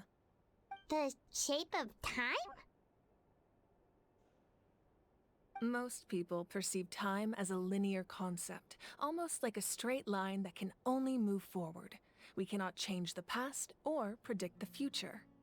But there's also a different theory, one that I believe to be closer to the truth. Namely, that the past, present, and future all exist at once. At once? Paimon's not sure she understands. Let's say your journey ended right now. Thinking back on your experience in each nation, which one would you say was the most important? Exactly. Even at the end of your journey, the things you experienced along the way don't cease to exist. They become part of who you are. Take out a portion of that journey, and you would likely make very different decisions, and eventually arrive at a very different destination. The future is the same way. It exists even though it has yet to come to pass. We just lack the means to perceive it. Of course, there are those with the power to foresee the future. They simply call it by a different name. Fate. You're quite familiar with that concept, I would imagine. That does kinda make sense.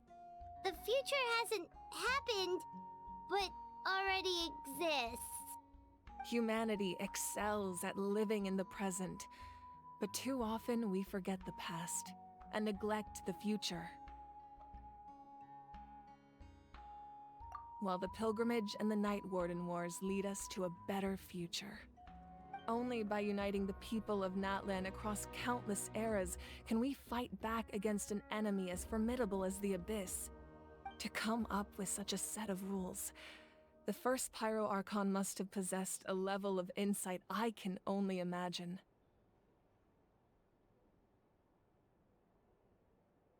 That's correct. At first, he was a mortal man with no special power. After he ascended to the Divine Throne, he used it to borrow power from the heavens and establish the rules of Natlan.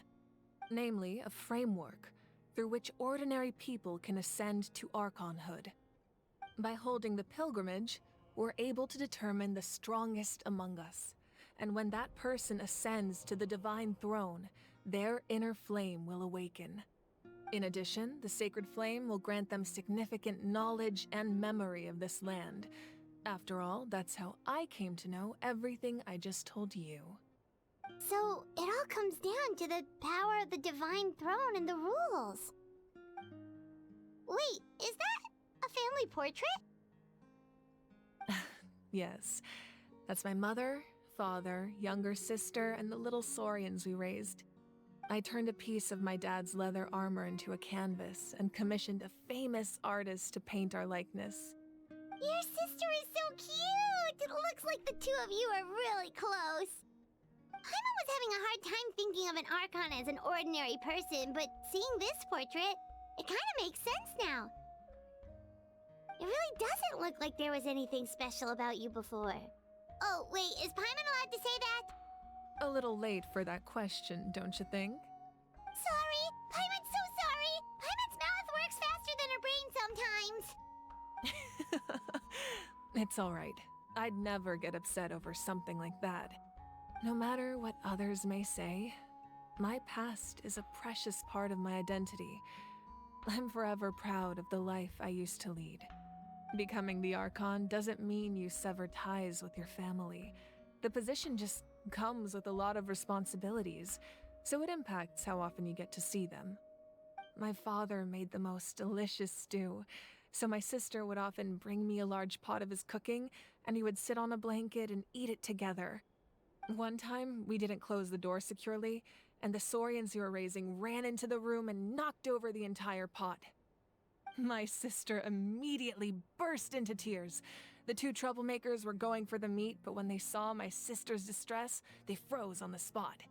I still remember the way they laid there, sulking like a pair of children, even after making such a mess.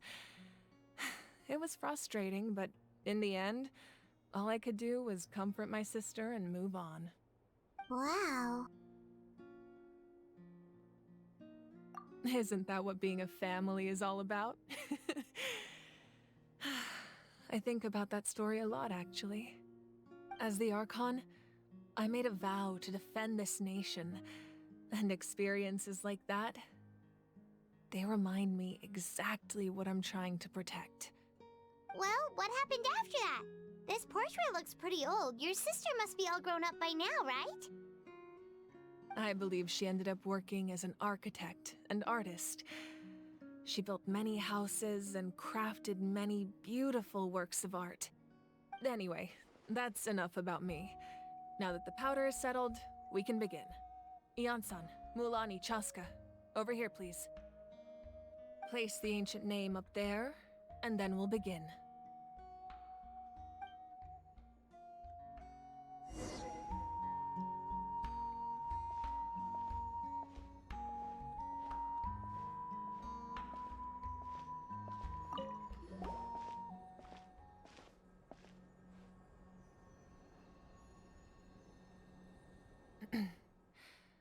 Surely as the echoes of life resound through heaven and earth, so too shall our stories remain eternal.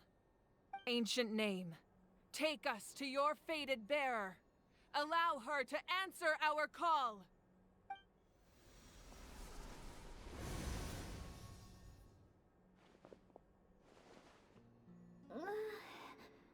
Am I hallucinating again? Kachina, are you okay? Huh? I'm not seeing things, am I? Is the Abyss playing tricks on me again? It's okay, Kachina. It's just us. We're trying to find a way to bring you back. Everyone, you have to listen to me.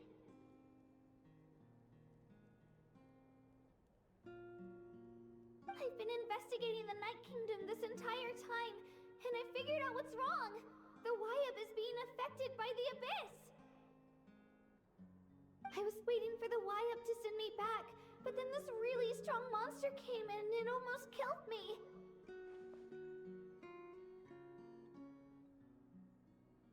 The Wyab saved me, even though its power is weakening, so I've been hiding from the monsters while trying to find a way to help. The Night Kingdom has become a huge mess, though. I keep hearing these awful sounds and seeing really horrible things. Don't listen to those sounds, Kachina. The Abyss is trying to strip you of your sanity. All you need to do is stay safe and wait for us. We'll be there shortly. It's okay. I feel so much better now that I've had the chance to talk to you guys. You don't need to worry about me. I've never been strong or special at all, really. So I don't blame anyone for forgetting about me or leaving me behind. Just knowing you care is more than enough. I'll find a way back. You don't have to put yourselves in danger to come rescue me. You're always like this, Kachina. Now's not the time to act tough. We're coming for you, and that's final. I don't know what lies the Abyss has been feeding you, but I'll tell you something right now. Nobody here sees you as a burden. You're a victor of the Night Warden Wars, a hero of Natlan. All you need to do is wait for us to rescue you, and you'll get all the applause and recognition you deserve.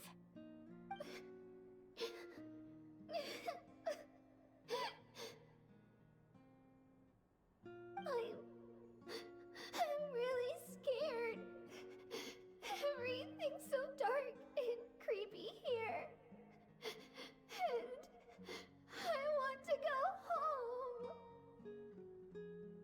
Still, I don't want you to put yourselves in danger because of me. I don't want to hold anyone back ever again. All you need to do is place your trust in us, just like you always have. No one fights alone. We're not leaving you behind. Not ever. Yeah, we're so close, we can't call it quits now!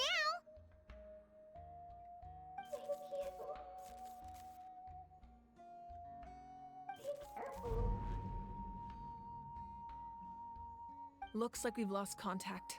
Now comes the most dangerous part. You have to traverse the Night Kingdom in your physical form. This entrance to the Night Kingdom was left behind after an abyssal invasion. Even a brief amount of time inside could expose you to corrosion. I know. I'm prepared for that possibility. All right, then I wish you all the best. I'll tell Koichi to be ready just in case. She's very experienced in dealing with abyssal corruption. That face you just made. Don't tell me you two got into another argument. No, I just feel bad for creating more work for her. I'll go with them too, Archon. The more people, the stronger the party. Thank you so much for your help, everyone. It really means a lot that you're willing to brave these dangers with me. And there's no time to lose, so let's get going. Now that I've lost my power, I won't be able to provide much practical support. But I can still keep an eye on the situation from here. Eon-san, I know it's unlikely, but if you encounter a situation you can't handle... That won't happen. I hope not.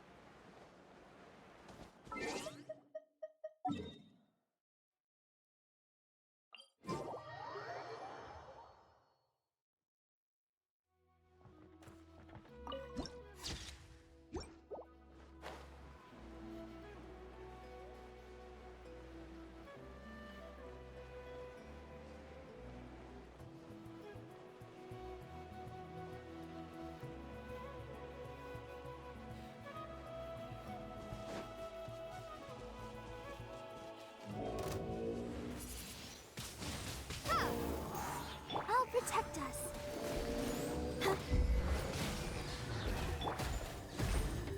Freeze!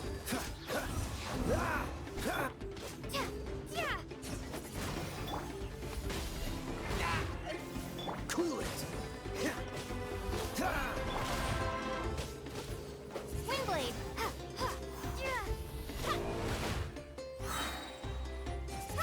Prepare to be blown away! Don't get frostbite!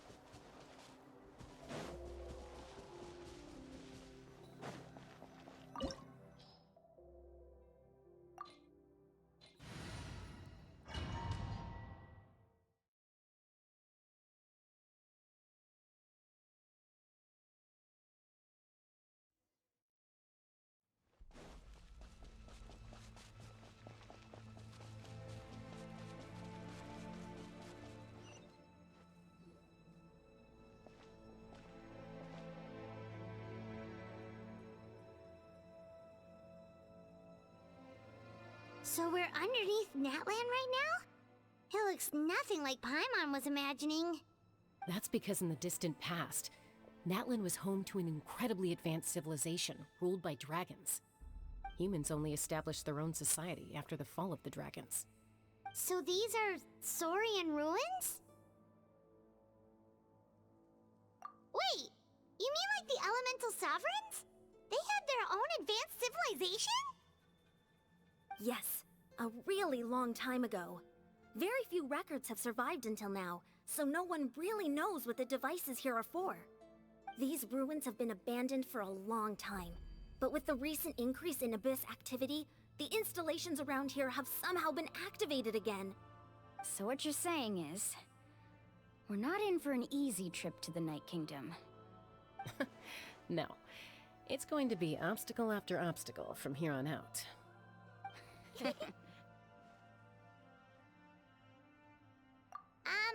Why are you all laughing like that? It's creeping Paimon out. It's the pre-adventure excitement kicking in, right guys? Of course. I'm eager to get started. Then let's go. We won't let anything stand in our way.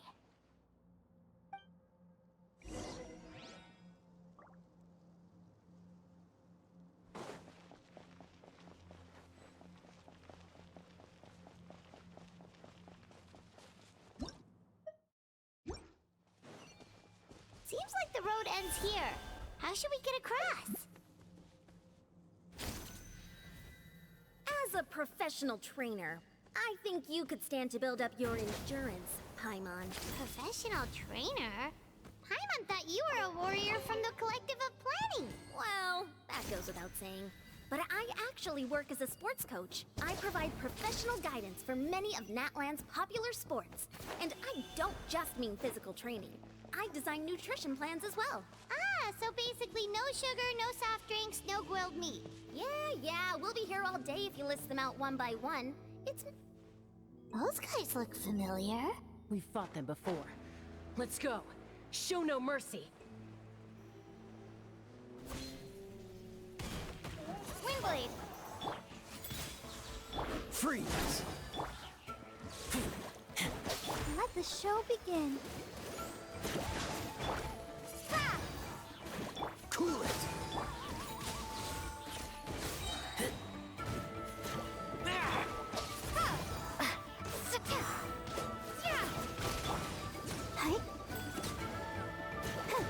Dodge this!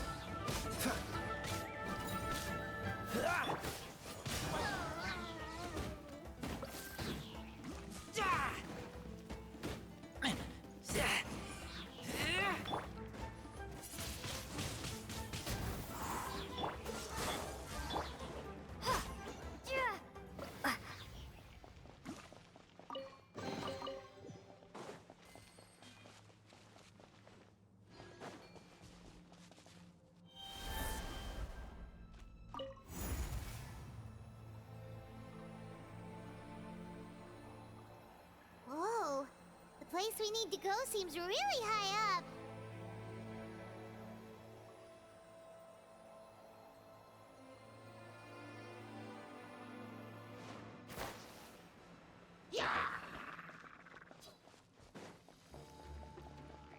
Be gone!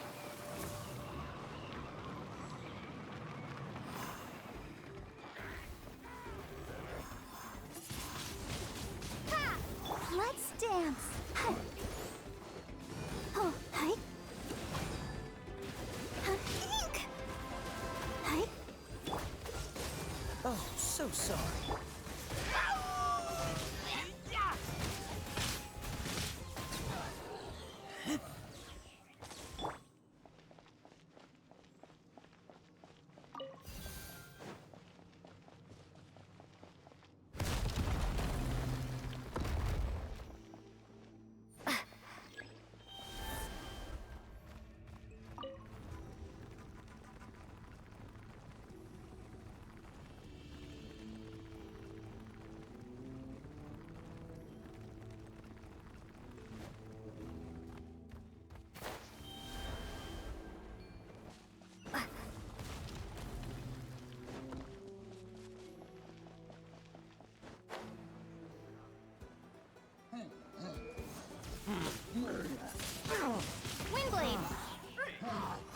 Let the show begin.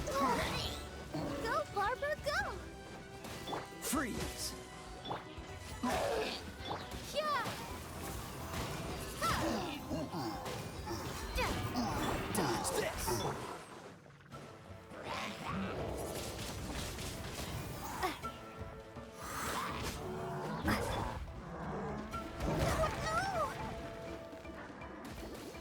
Freeze! Don't get frostbite.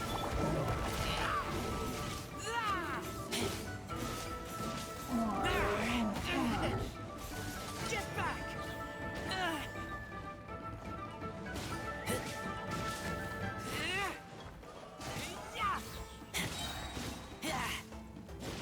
Cool it! Come on, we can do it!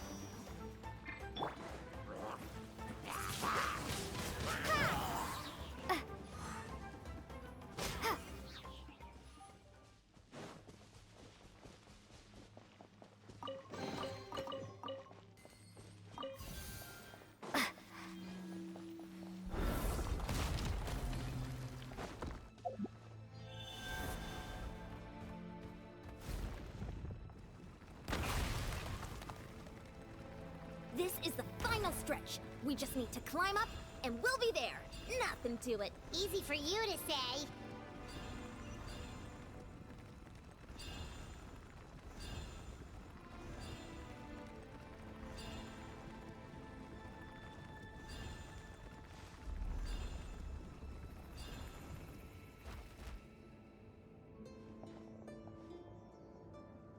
This must be the entrance the Pyro Archon told us about. The one ripped open by the Abyss. Yes.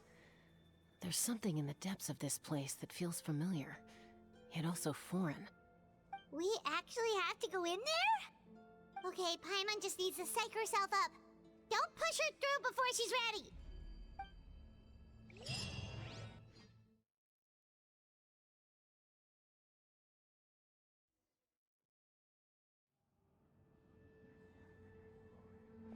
Hey! You don't have to drag Paimon! You're pulling too hard!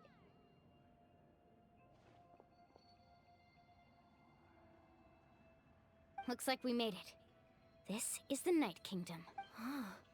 It looks so different from what I imagined in the stories. That overflow of energy is probably what trapped Kachina here in the first place. From this point forward, everything we know about the real world no longer applies. Anything can happen here. Paimon's more worried about how we're gonna make it out. We obviously can't go back the way we came. Do you see that patch of light on the ground? It's shining down from that fissure in the sky. Oh yeah, right in front of us.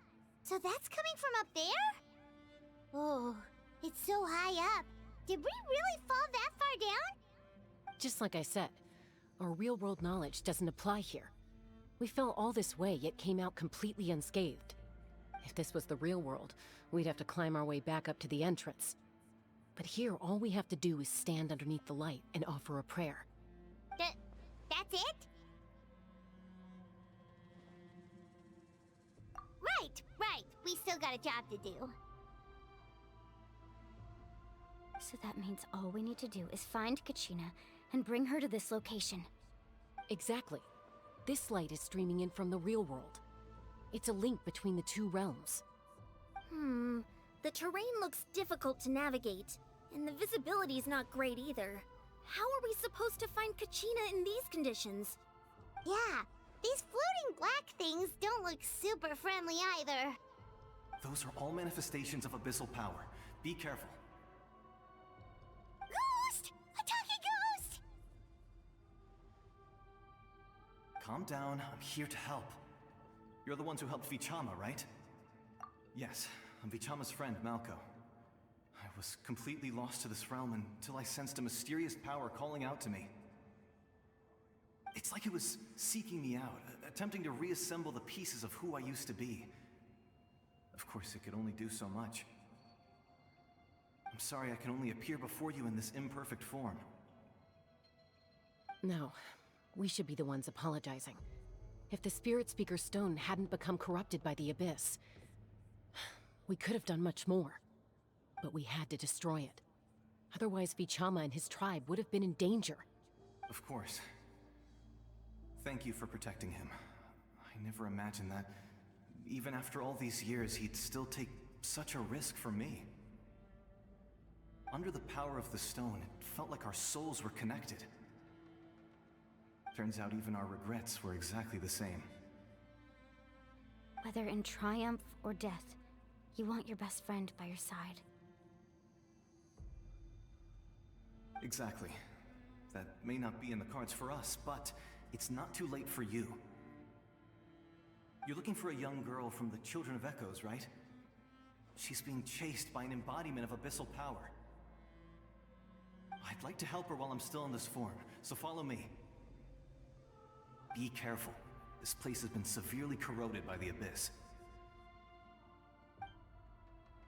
Paimon didn't realize it had gotten this bad. It's like a seething volcano ready to engulf our world at any moment. Ouch! Quick, get back here! You can't go wandering. Stick close to me. My power will be able to ward off attacks for the time being.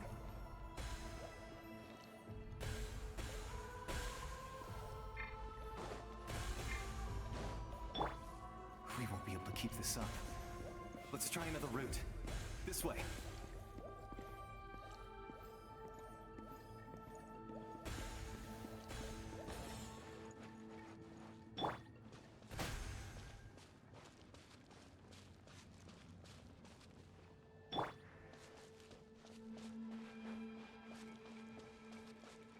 Not good. More monsters. We shouldn't waste our time on them.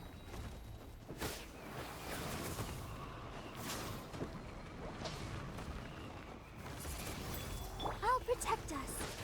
Huh. Freeze! Oh, so sorry.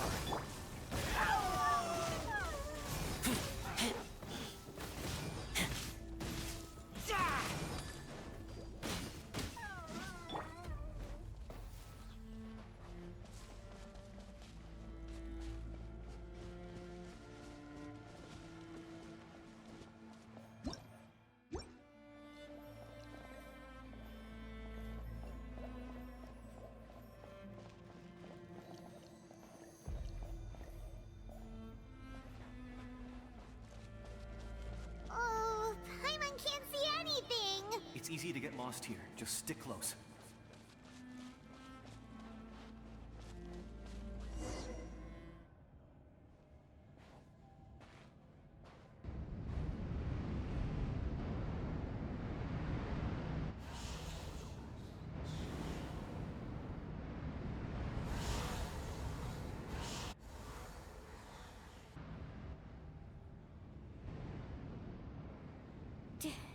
Did you hear that? What? Never mind. It was probably just my imagination. Don't scare Paimon like that! I heard it too. It was a voice from the Abyss. What did it say? Doesn't matter. It certainly doesn't harbor good intentions.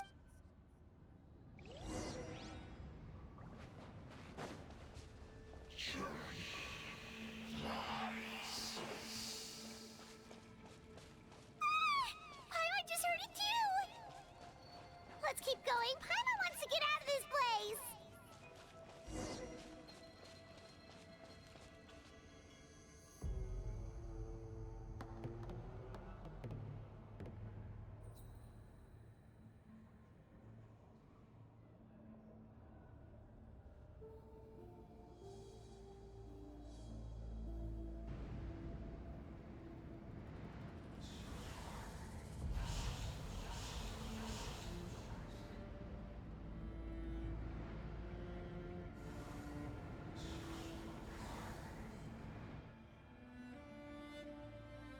We're here, Kachina! Oh, honey? You made it! Looks like our reunion will have to wait until we take care of these monsters. Good idea. Let's go!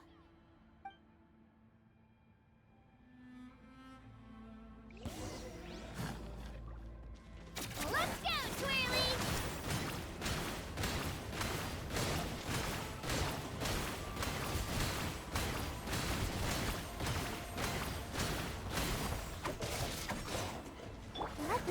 again. Huh? Huh. Hi? Cool it. Yeah.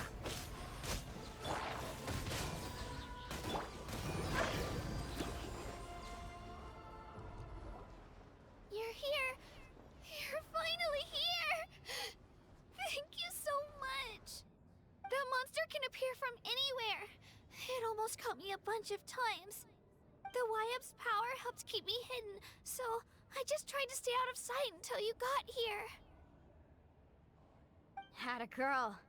You did so well. And most importantly, you weren't hurt. Should we start heading back then? Actually, I have a request. Will you come visit the Wyab with me? I can't exactly put it into words, but something's wrong with the Ode of Resurrection. And I know it has something to do with the contamination from the Abyss. That was the Pyro Archon's theory as well. Everything we've seen here certainly seems to back it up. In the Night Kingdom, there are 6 main totem poles representing the Wyab of each tribe. You can think of them like the body of each Wyab. Additional totem poles, like the ones around here, serve as proxies to which the Wyab can extend their consciousness. There are countless proxies scattered around the Night Kingdom. Through them, the Wyab can extend their consciousness over the entire realm and track down souls no matter where they roam. But if a proxy were to become severely contaminated, then a soul could become lost within the Night Kingdom. Judging by the current situation, I don't think we're dealing with just one contaminated proxy. Even if we could drive back the abyssal power from one of them, that probably wouldn't even put a dent in the problem. Still, we can't just leave the Wyab to suffer. It's protected me this whole time. I agree. We might even manage to draw out the monster that's been hunting Kachina. Getting rid of the monster might slow down the deterioration of the Night Kingdom. Kachina? What's wrong? Nothing. Just a headache. And that voice again, telling me to abandon the Wyab and leave this place. Maybe we really should leave. Kachina's already been here for too long. No, I'm fine. I don't plan on listening to that nonsense. I can hold on. Just up ahead. I'll lead the way. Besides, I can still fight, so please, help me out a little longer. Listen to me, Kachina. We'll come with you, but that's because we want to help the Wyab. Not because we have something to prove. You don't have anything to prove either. It's okay if you reach your limit. We'll be there for you. All right. The sooner we get this done, the better. We've already come all this way, so we might as well try to get to the bottom of this. Let's go. This way. I'll stay here and try to stall the Abyss monster. All by yourself? That's too dangerous. It's all right.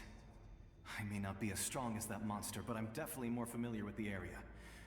Besides, I don't have much time left. If you're anything like my friend, I'm sure you're not particularly fond of goodbyes. So go. Achieve your goal. And return to the world where you belong. Thank you for everything. You're a true hero.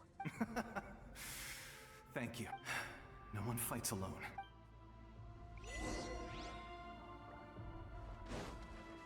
Does your head still hurt? Let me help you walk. I'm fine. I'm fine. You should know I'm made of stronger stuff than that.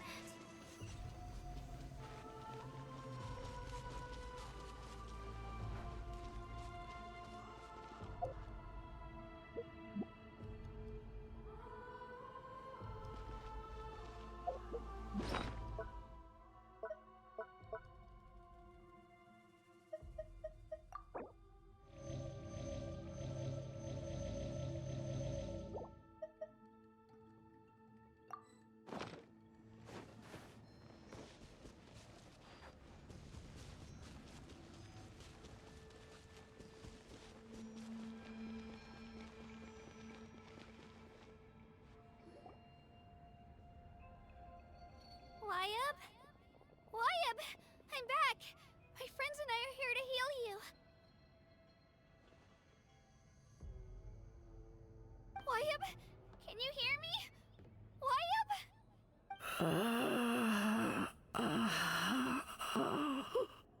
So we were right. The contamination is already too severe.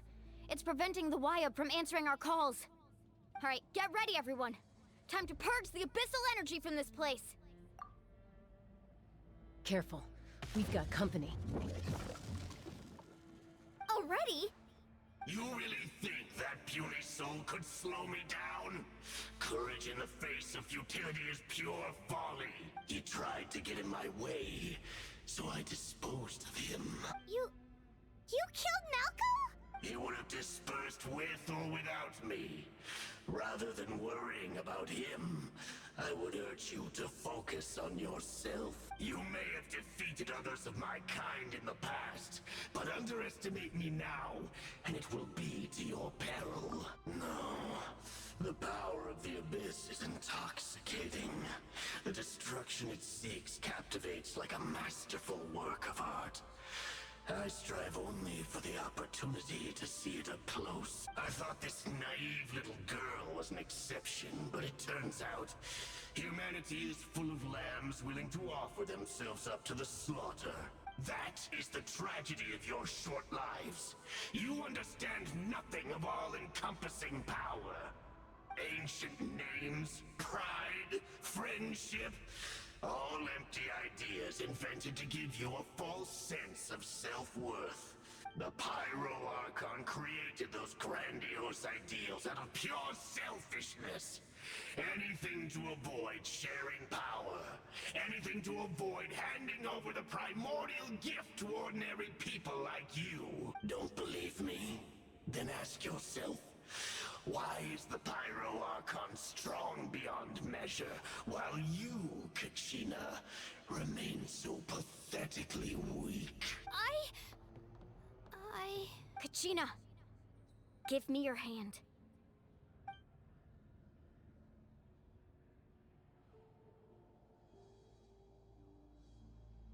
Feel that? I'm right here next to you. Thanks, Moalani. You're right. I have nothing to fear, because I'm not alone anymore! You're right. Maybe comforting ideals don't have any power, but you also couldn't be more wrong. You've never had to work for your own strength, so you will never understand the true source of our power. What? The courage we have to stand before you and not back down? It comes from our friendship. The power lies not in the ideal itself, but in our commitment to upholding that ideal. And in our decision to stand together and fight! Well said! Let's go, Kachina. It shouldn't take more than two of us to handle an enemy like this. Sorry in advance, but you deserve what's coming to you! There aren't many in Natlan who can beat us when we're together. It's time he got a taste of that kind of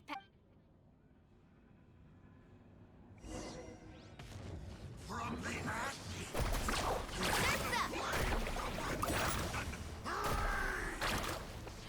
Check this out! Best of luck! Drilling down!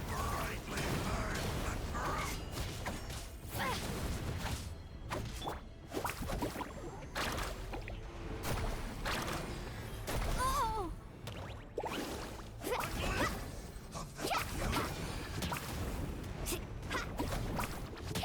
Carving wave!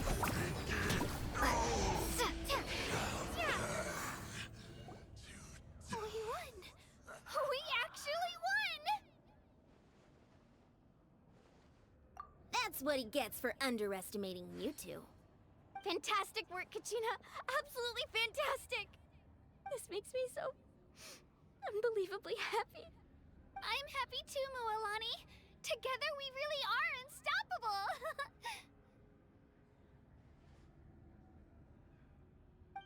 Huh?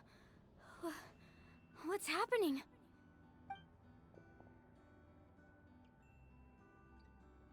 My ancient name is glowing? But I thought I didn't bring it with me. It's probably a projection from the real world. But that doesn't explain why it's glowing all of a sudden. Wait, does that mean you're...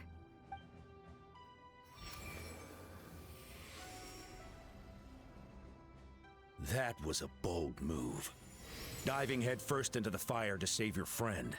Especially in a place so overrun with abyssal corruption. Still, seeing you pull it off was really something. Everything you said was exactly right. As isolated individuals, we stand no chance against the power of the Abyss. It took years' worth of scars, and lots of unnecessary suffering, for me to understand that for myself. The Pyro Archon's plan will unite us as one. Everyone has a part to play. Only then will we have the power to defeat the strongest of foes. Who are you? Tupac, a warrior from the people of the Springs. I fought against the Abyss during the invasion 500 years ago. I've heard that name before. You were the giant who saved all of Natlan. Since you were able to awaken my words from your ancient name, that means you have fully embodied the aspirations of the Wyab. Under the name Umoja, you shall unite the tribes and save Natlan from its impending doom. Me? As long as blood still runs through your veins, even the tiniest spark of steel against stone can ignite a flame. Its blaze will become one with the gaze of all Natlan. Even amid everlasting darkness, our bonds remain eternal.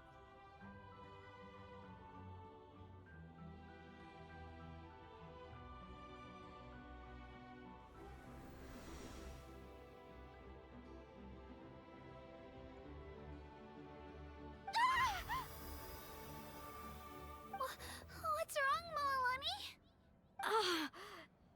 So many memories.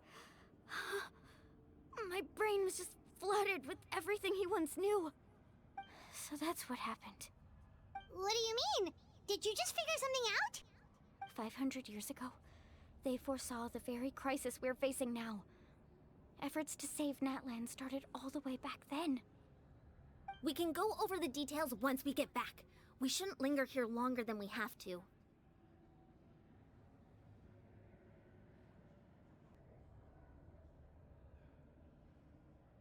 I know bits and pieces, but I had no idea Mualani was also part of the plan. This sounds like something that's going to need a lot of explaining. Let's focus on saving the Wyab first.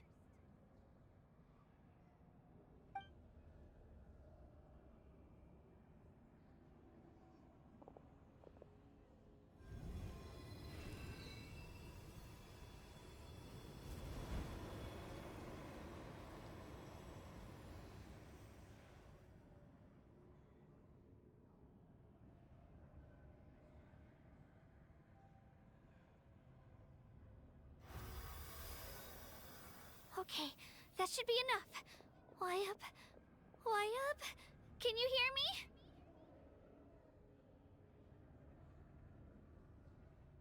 I hear your voice, Kachina. My dear child. Great. Well then, I'm afraid it's time to say goodbye. I just wanted to make sure you were okay before we leave, but we can't afford to stay here any longer. I was going to ask why you bestowed an ancient name upon someone like me, but it's okay. I'll keep searching within myself for the answer. I'll never stop trying to improve my strength. One day, I'll live up to the hero you saw in me. You are already an outstanding child in my eyes, Kachina. No matter what happens. Huh? You are all my most beloved children. It has always been my honor to protect and nurture you. Your ancient name is just that, a name. Much like your parents chose to name you Kachina, I also gave you a name, but it need not define you. Focus on who you want to be. You are already worthy of your name. Now, you need only devote yourself to becoming a better you. The story of your ancient name is for you to continue. Just like your parents, my love for you will never change, no matter what the future holds.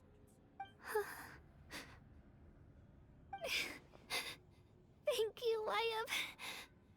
It gladdens me to see the Pyro Archon's plan move another step towards completion. But it's time for you to leave this place. The situation here is getting worse. Go now, my children. Save Natlan on behalf of all you hold dear. I know we've never met before, Wyab, but I just wanted to say thank you for encouraging Kachina. It was exactly what she needed to hear. Whoa! What's going on? An earthquake? We're out of time. It's the power of the Abyss. Quick, we need to run!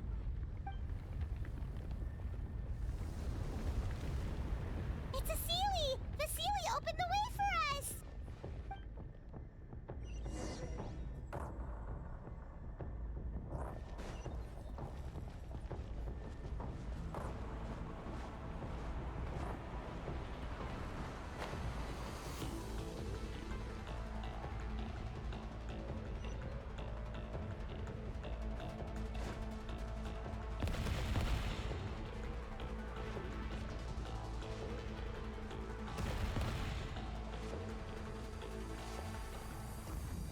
The opening in the sky! It's closing! We need to hurry, or we'll be stuck here!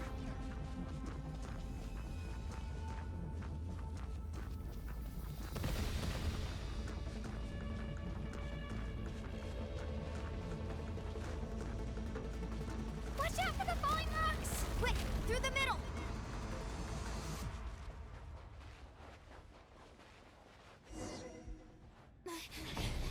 Come on, faster!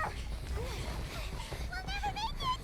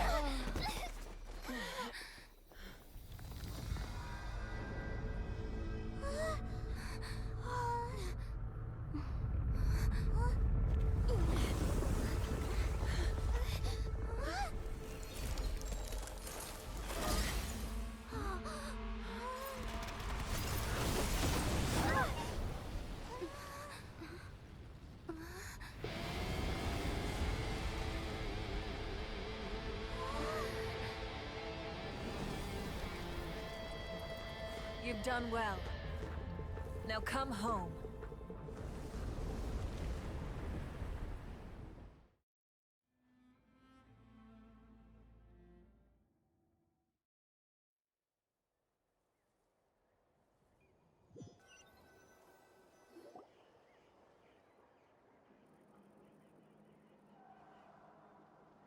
We're back!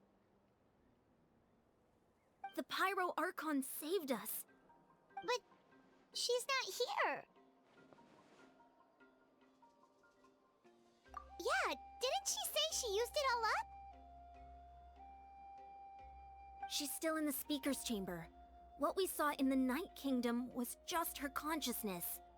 So you're saying her consciousness did all that? Every great display of power comes at a price. You must feel terrible, Kachina. Just hold on. We'll get you to a doctor soon. Let's get back to the stadium. The Pyro Archon said she'd have a doctor waiting for us. I recommend getting a full checkup, just to make sure no damage gets left behind. Paimon feels okay. What about you, Traveler? Right. You always seem to do pretty well against the Abyss. Let's get going. We need to share what we learned in the Night Kingdom as well. Right. The Wyap mentioned something about the Pyro Archon's plan. What is it exactly? I'll let her explain everything. We're all a part of the plan now. Every move we make from here on out will decide Natlan's ultimate fate.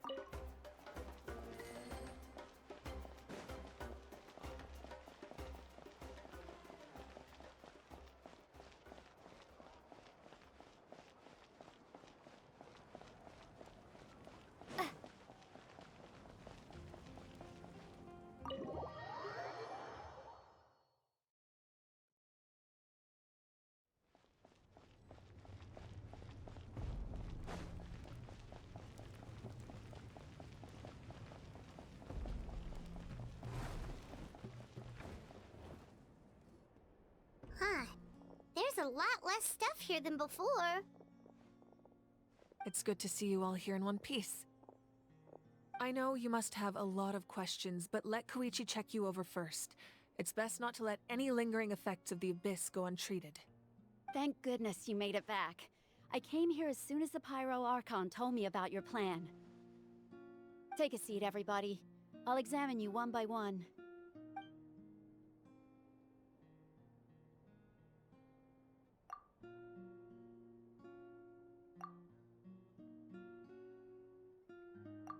All right, that should do it for now. But just to be safe, I'll perform another checkup in a couple of days. I have to say, though, I've never seen anyone react to the Abyss like you, Traveler. It's like you're completely immune to its power. She's always been special like that. She can even purify its power. Wait, now that you mention it, Paimon doesn't think she's affected either. Given the current situation, that ability will likely play a great role in the events to come. Of course. I still have patients to see, so I'll head out. Thank you, Koichi. All right, all right.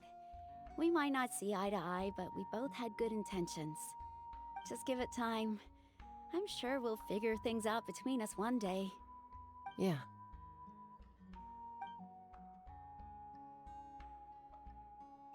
All right. There's so much to discuss, I don't even know where to begin. You've seen it for yourselves now. The devastation in the Night Kingdom. I'll get straight to the point. Natlan is on the verge of destruction. It's very possible our nation has less than a year before total devastation. Huh? No. That can't be true, can it? That's right. But I've only ever disclosed that fact to the handful of people working with me to save this nation. Our looming destruction is not a recent development, but the inevitable conclusion of the disaster the Abyss initiated 500 years ago. Mualani told us a little bit about that. 500 years ago, all the nations of Teyvat were invaded by the Abyss. Unlike the other nations, Natlan never had stable and deep-rooted ley lines, so we suffered the worst of the invasion. The battle against the Abyss was exceedingly long and brutal. In the end, victory came at the cost of our civilization and countless lives. Even then, it took centuries of solving the disasters caused by the Abyss to finally achieve the peace we know today. And still, this is but a superficial victory. The forces of the Abyss have merely been driven back underground. Their threat to Natlan remains as real as ever. I'd never have guessed. The problems plaguing the Night Kingdom are all the more complicated because that realm is essentially functioning as Natlan's ley lines. Immediately after the war, our calculations estimated that we would have a maximum of 500 years before the Night Kingdom was completely lost to the Abyss. But at that time, we were a nation of the destitute. Our people no longer believed in victory, nor did they hold hope for the future. Our civilization was dying, our faith crumbling, and the line of power passed down from the Wayab nearly severed. If we didn't bring the nation back together, it would be foolish to even dream of defeating the Abyss in the future. So, the Archon had a long and involved discussion with the heroes of each tribe, and finally came up with a 500-year-long plan to save Natlan. So that's what happened. After finding Kachina, I encountered a strange figure who gave me a series of new memories. Since the plan was mentioned in those memories, I guess I've been chosen to play an important role in it. But there's still something I don't understand. Those memories showed me the Pyro Archon from back then. And it was you. Huh? But that doesn't make any sense! The Pyro Archon is supposed to be human. It's impossible for a human to live that long. That's right. The hardest thing for humans to overcome has always been time. Or rather, the natural limitations of our lifespan. A god can extend a human's life by using a certain amount of divine power, or subjecting them to a curse. But As we all know, Natlan doesn't have gods like that. We can only rely on our own methods. A human life is like a flame destined to be extinguished. 500 years ago, I placed my life within the sacred flame. Only by dying before my time could I have the chance to wake up again. So, in other words, this is your second life? Yes. We only managed to defeat the Abyss all those years ago because the tribes came together as one.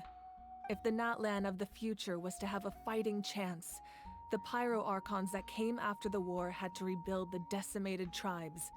The goal was to reunite the people and restore the strength of each tribe's Wayab. Once a tribe was back to its full strength, the tribe's Wayab would select a hero, indicating the tribe was once again ready for war. The Chosen would then stand by my side in defense of our nation, just like great heroes of old 500 years ago. So that means I'm one of the Chosen? That's right. You bear the ancient name Umoja, the same one held by the hero from your tribe 500 years ago. It means unity. After your adventure in the Night Kingdom, I trust you've come to fully understand the meaning of that name. So in other words, you always knew who the Wayab were going to pick from each tribe? Yes. According to the plan, each tribe was supposed to have been fully restored by the time I awoke. But something went wrong along the way. The 6 heroes successfully inherited the ancient names from 500 years ago, but the intel regarding the plan wasn't passed on to them. Once again, it comes down to the deterioration of the Night Kingdom. Communication between the Sacred Flame and the Wayab has been blocked. Just like how the Ode of Resurrection failed to bring Kachina back. Exactly. It's just another tactic the Abyss is using against us. The Abyss may not possess intelligence, but its methods certainly aren't easy to counter. If we want to unblock that information from being passed on, my presence alone isn't enough. The ancient name-bearer must establish a greater connection to their name. So, I've tried my best to help them from the sidelines. Currently, Shalonin of the Children of Echoes, Kinich of the Scions of the Canopy, and Iansan of the Collective of Plenty have all been acknowledged by their names. During your adventure, you too earned the acknowledgement of your Wayab, Mualani. In the process, you gained the memories stored within your name. Well, we have less than a year! Yes, but we have no choice. We cannot start the plan until all the heroes have been gathered. That's also why I haven't been able to take action despite the urgency of the situation. But if you knew this whole time, why didn't you just tell me about my role in all this? Wouldn't that make everything go a lot faster? Perhaps, but the opposite could also be true. Knowing your destiny too early could mean failing to realize your full potential. Just like your determination to save Kachina, I hope your commitment to this endeavor comes from your own strength of will, rather than a sense of obligation. So I suppose you're not going to tell us who the final 2 heroes are then? That's right. Their time is yet to come. Putting pressure on them beforehand will only hinder their development. I can only trust in the judgment of the Wayab. I have never believed I could solve this crisis alone. In fact, it was precisely because I chose to trust and rely on others that we managed to get this far. Natlan's salvation lies not in its Archon or any singular individual, but in us all. You're quite perceptive, aren't you? I thought I might get away with avoiding the topic. Huh? Oh, right! All the stuff you stored here before, where did it all go? Even though I sacrificed my power, I still needed a contingency plan to ensure you would make it back from the Night Kingdom. After all, I was the one who allowed you to take that risk, and Mualani has an important role to play in my plan. In addition to their sentimental value, the items I stored here held a much more important purpose: fuel. Fuel? So back then, that's why you... Yes. The stories embodied by those items are certainly important. But there's an even more significant trait they all share. Every item belonged to a hero of Natlan.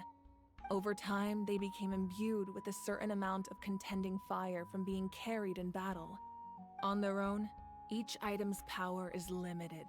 But together, their combined effect can prove quite useful in a dire situation. By burning those items, I was able to activate the contending fire stored within them to open the boundary between the two worlds. It was a rather crude approach, so all their power was depleted in an instant, as you can see. But weren't they all precious treasures? What about their stories? That's exactly why I dragged you all here. No matter what, I never wanted the Pyro Archon to have to use that power. Oh, I'm so sorry. You have nothing to be sorry for. You all deserve my thanks, actually. If you hadn't saved the totem pole, that area of the Night Kingdom would have been forever lost to the abyss. And then, it would only be a matter of time before the Children of Echoes was met with disaster. Besides, when those heroes entrusted their belongings to me, or the Pyro Archon of their time, it was out of a desire to contribute to Natlan's survival. If they knew those items helped save the present-day heroes of Natlan, they would not mourn their loss. Even when you put it that way, I still feel bad. There's no need. Remember what I told you about time? The people and the events of the past are never truly lost to us. We simply carry them with us in a different form. In that sense, we didn't lose anything at all. If you still have regrets, let them fuel your resolve in the battles to come. Your deeds will become new legends and nurture new forms of power just like the items once stored here. Well, we'd still like to return the favor. Well, if that's the case, just treat me to a drink sometime. Now that Kachina has returned, we can finally hold the victory feast and celebrate your team's triumph in the Night Warden Wars. And we could all use the rest, that's for sure. Plus, you'll be able to silence everyone who doubted you once and for all, Kachina. Still, now that I know the danger we're facing, having a victory feast doesn't feel right. Try not to let it get to you. It's important to stay calm. Worrying about it will only affect your judgment. All right. You should head out. I'll join you in a bit.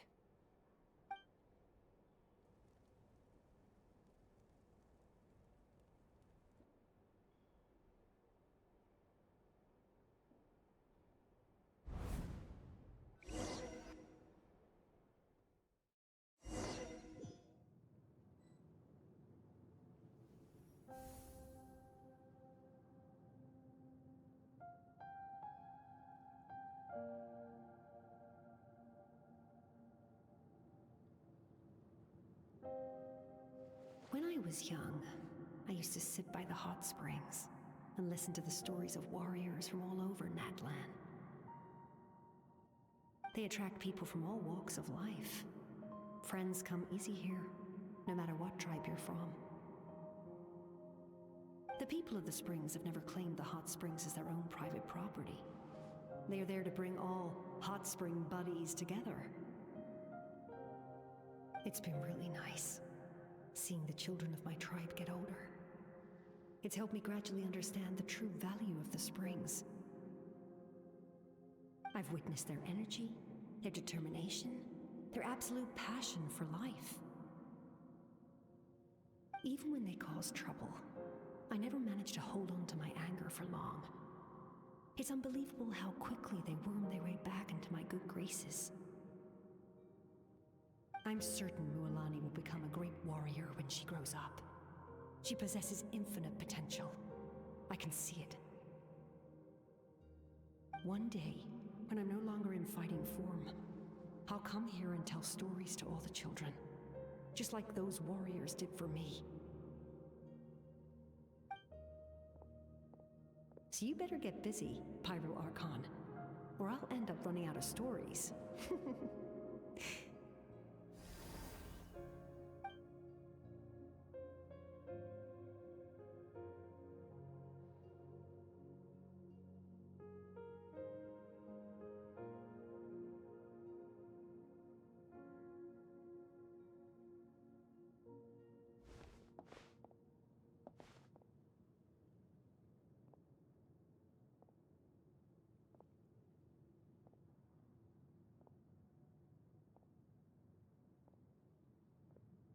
Our nation is engulfed in darkness. Our tribes stand divided, and yet you promise victory in the distant future. The Abyss is a cunning enemy, one that I faced in battle many times. Were that not the case, I would never understand exercising this degree of caution. My rage will never know absolution, and my power will no longer aid you in victory. But you came to me because you knew you could convince me with just a single sentence. I understand your choice. The heroes of today will forge the path ahead with blood and fire. Just remember to earn us the victory we are owed.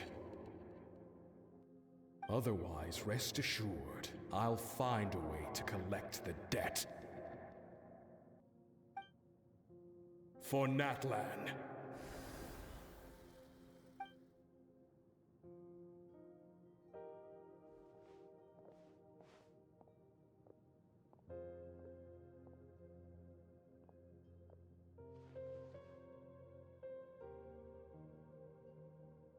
So, you're gonna head 500 years in the future to serve as the Pyro Archon again?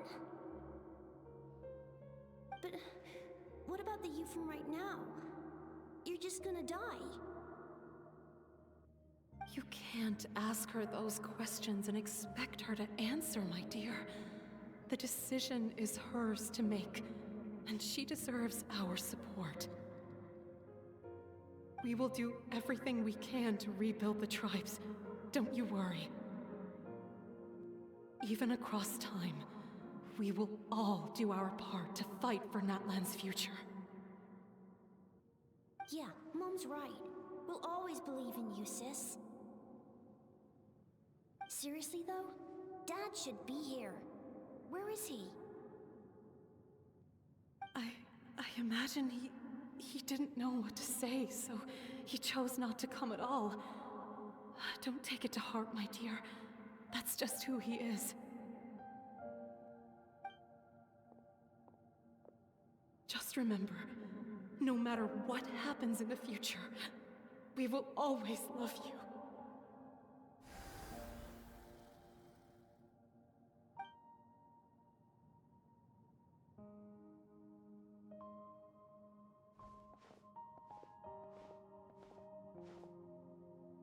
I'll come find you one day.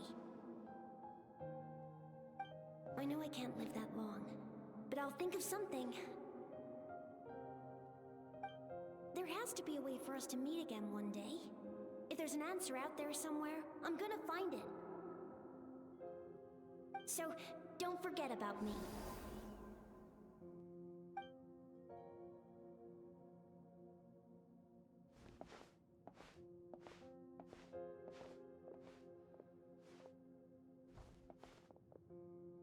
If that's your decision, then you have my full support, Archon.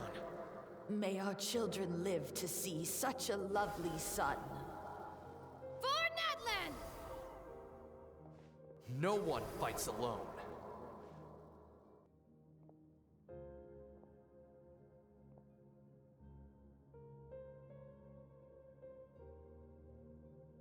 The rules are my legacy.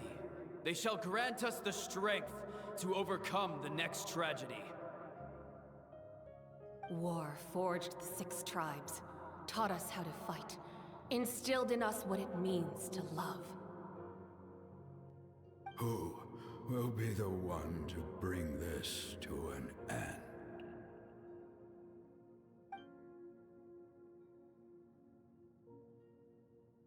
We are the inheritors of memory and legend. Those who grew alongside sun and wind. Those who forged our own destiny and future. That is Natlan's fire. The lifeblood of our nation.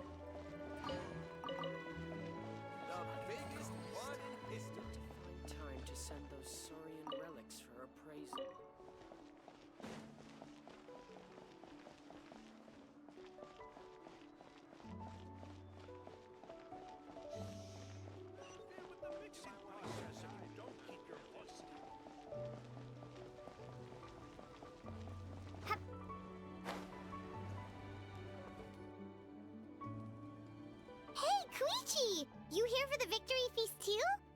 Oh, no. I knew Chaska would be here, so I just came to deliver some medicine. I was about to leave, actually. But, it's not that I don't want to celebrate Kachina and the others. I'm so glad she made it back. It's just... well, I'll make things awkward if I'm around my sister right now. Ah, well, you two had a fight, so Paimon can understand. She didn't cause any trouble during your trip, right? Yeah, she was super helpful. She gave us a lot of useful information about the Abyss. That's good. That's all I needed to know. Is there a reason you asked? You were pretty outspoken when we first met, but now it's like you're holding something back.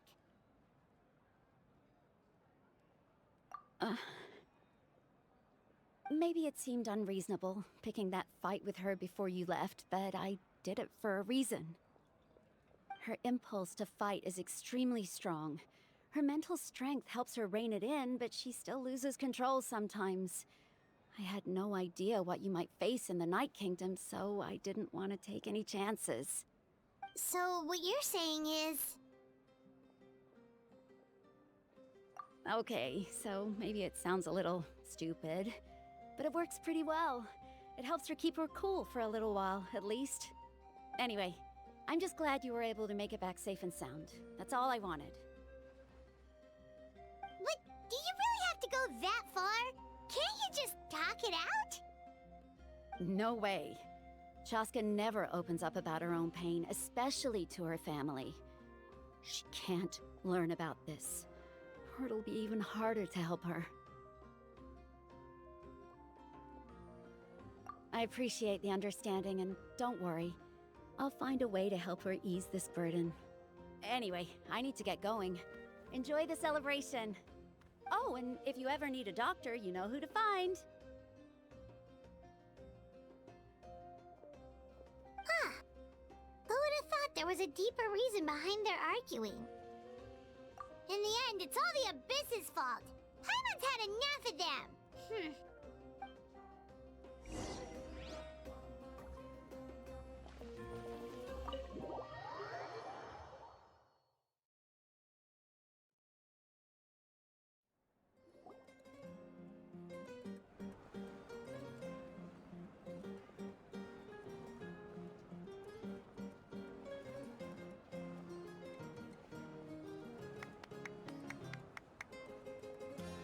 Let's give a huge round of applause to our brave young warrior, Kachina! Woohoo! Well done, Kachina. Thank you, everyone. I'm so glad I finally made it. I always knew you could do it. With so much potential at your age, you have a great future ahead of you. You're one to talk. Don't think I didn't know you were the first person to abandon your team. I'll be dealing with you when we get back. I had no choice. My friend invited me. I couldn't just say no. Oh, really? So you weren't just trying to get ahead in the first round? I wasn't, I swear. I just happened to find that bearer injured in the wild, so I stopped to bandage his wounds.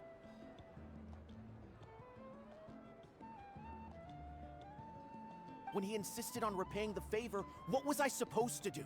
I'm just one person. I figured Kachina would have no trouble replacing me. But the fact of the matter is that after your departure, everyone else started thinking about swapping teams too. I'm really sorry, Kachina. It was wrong of us to abandon you like that. It's amazing that you still made it all the way through to the Night Warden Wars. That's the highest honor. So, what about you guys? Did you make it far? Our team captain drank too much the night before the competition and turned up late to the stadium on the day. We got disqualified.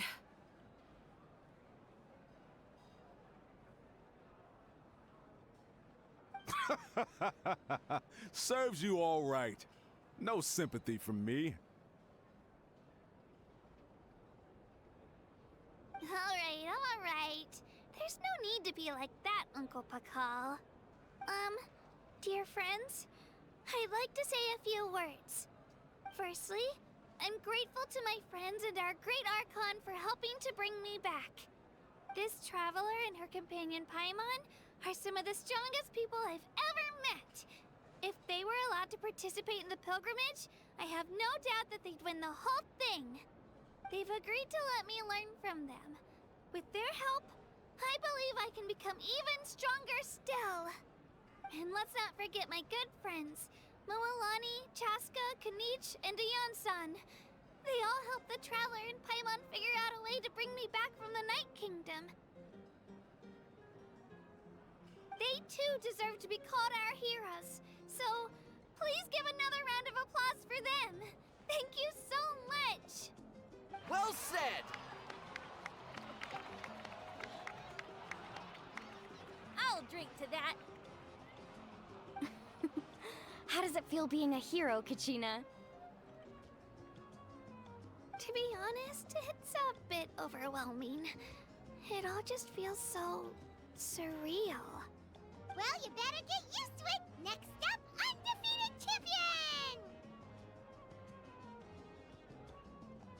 Hey, please don't make fun of me.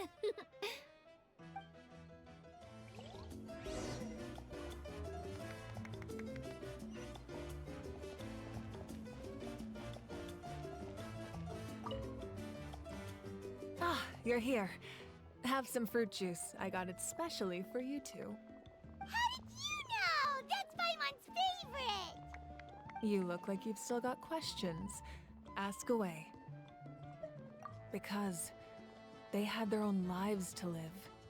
The thought of telling them, abandon your families and everyone you love, and come with me to the end of time, for in 500 years Natlan will be destroyed, it seemed too cruel. You could just as easily point out that everything in this world would come to an end eventually. But life is short. And beyond a point, it just doesn't seem real. Imagine if I said, let's leave right now, and go save the sun because it'll flame out in a few million years. It would sound quite ridiculous.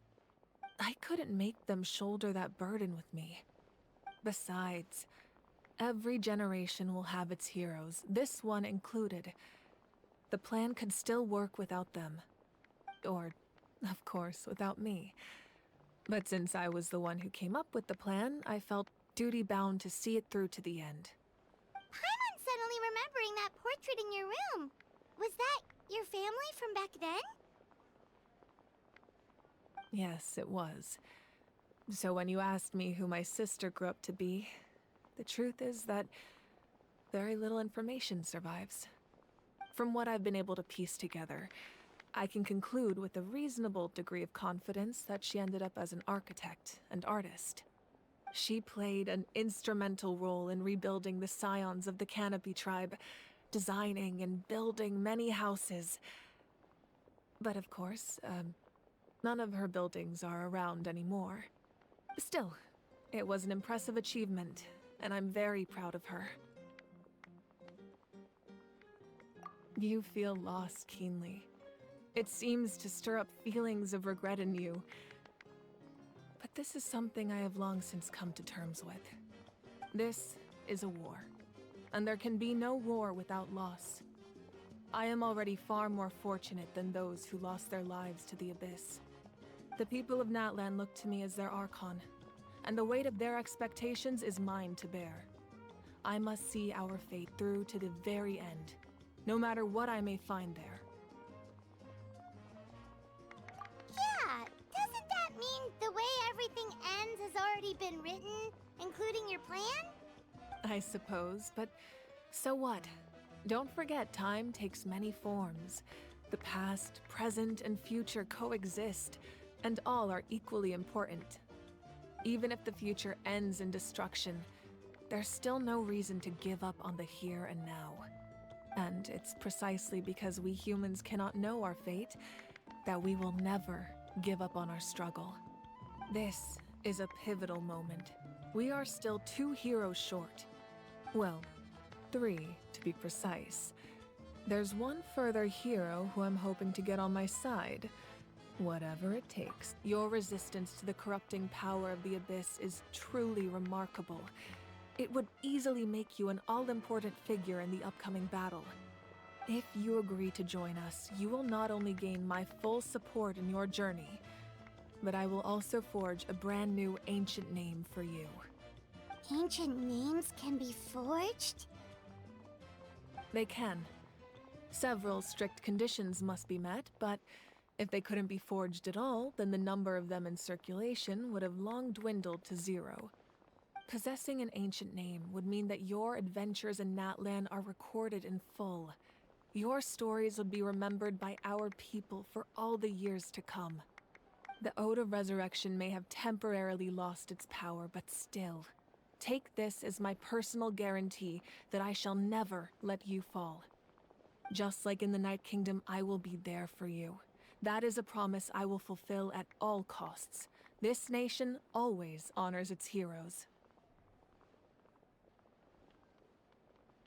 Yeah, we can't just ignore the situation here. Wonderful. Then I'll reach out to Shilonin right away. She's the one who will forge the name. We've never forged an ancient name for an Outlander before, but I trust she'll find a way.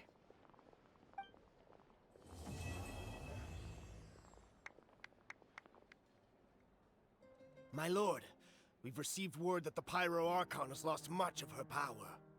Although your injury complicates things, this is most certainly the opportune time to seize the Gnosis.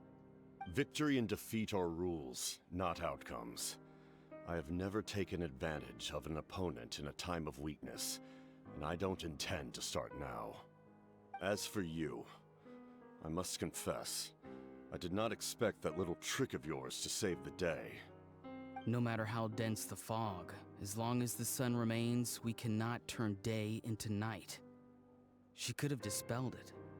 She simply chose not to. You don't have much time, and you're injured on top of that. What do you plan to do next? I'm beginning to see just how useful you may turn out to be. You heard something from here, didn't you?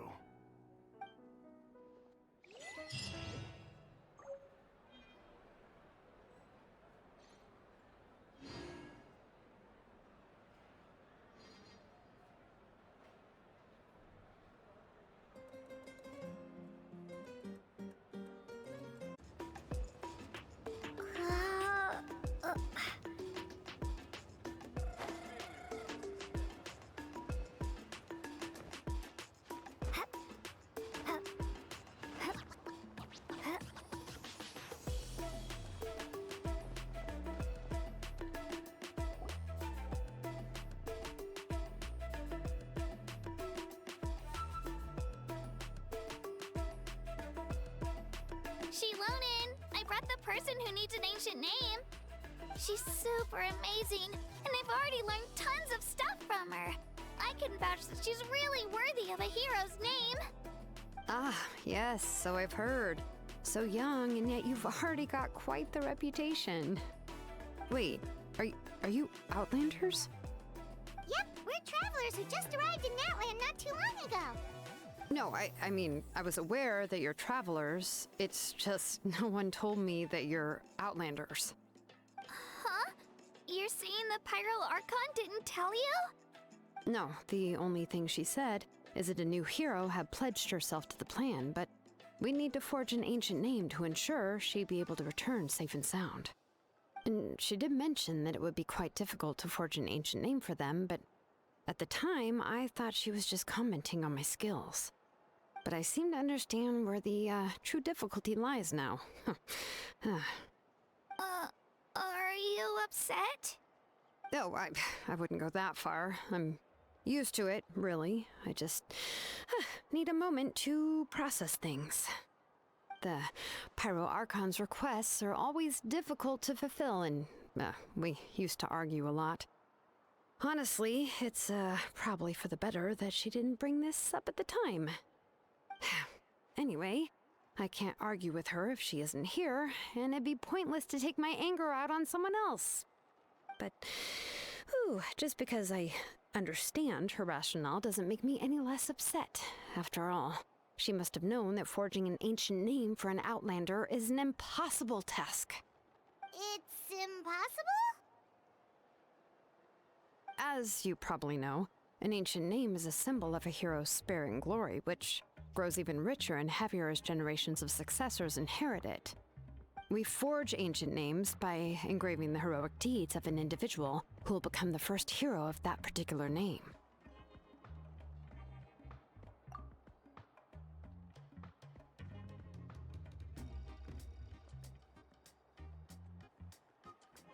But they were all performed outside of Natlan, correct?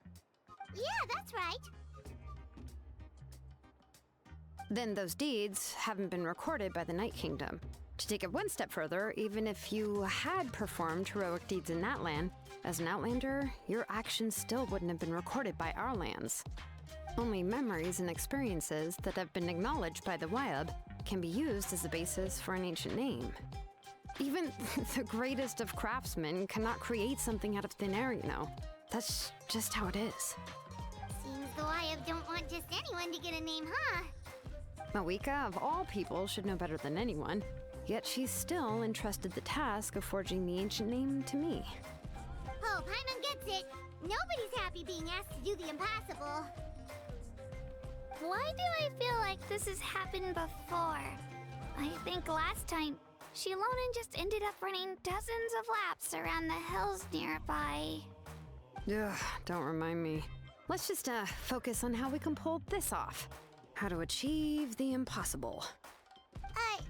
You mean you're already willing to accept the task? Well, what else can I do? What's happened is already done, and it's not like I can outright defy the order of my Archon. If she gave me this order, then she believes the ancient name is an indispensable part of her plan, and that I'll be able to find a way to make it happen. In other words, the order is an affirmation of my abilities.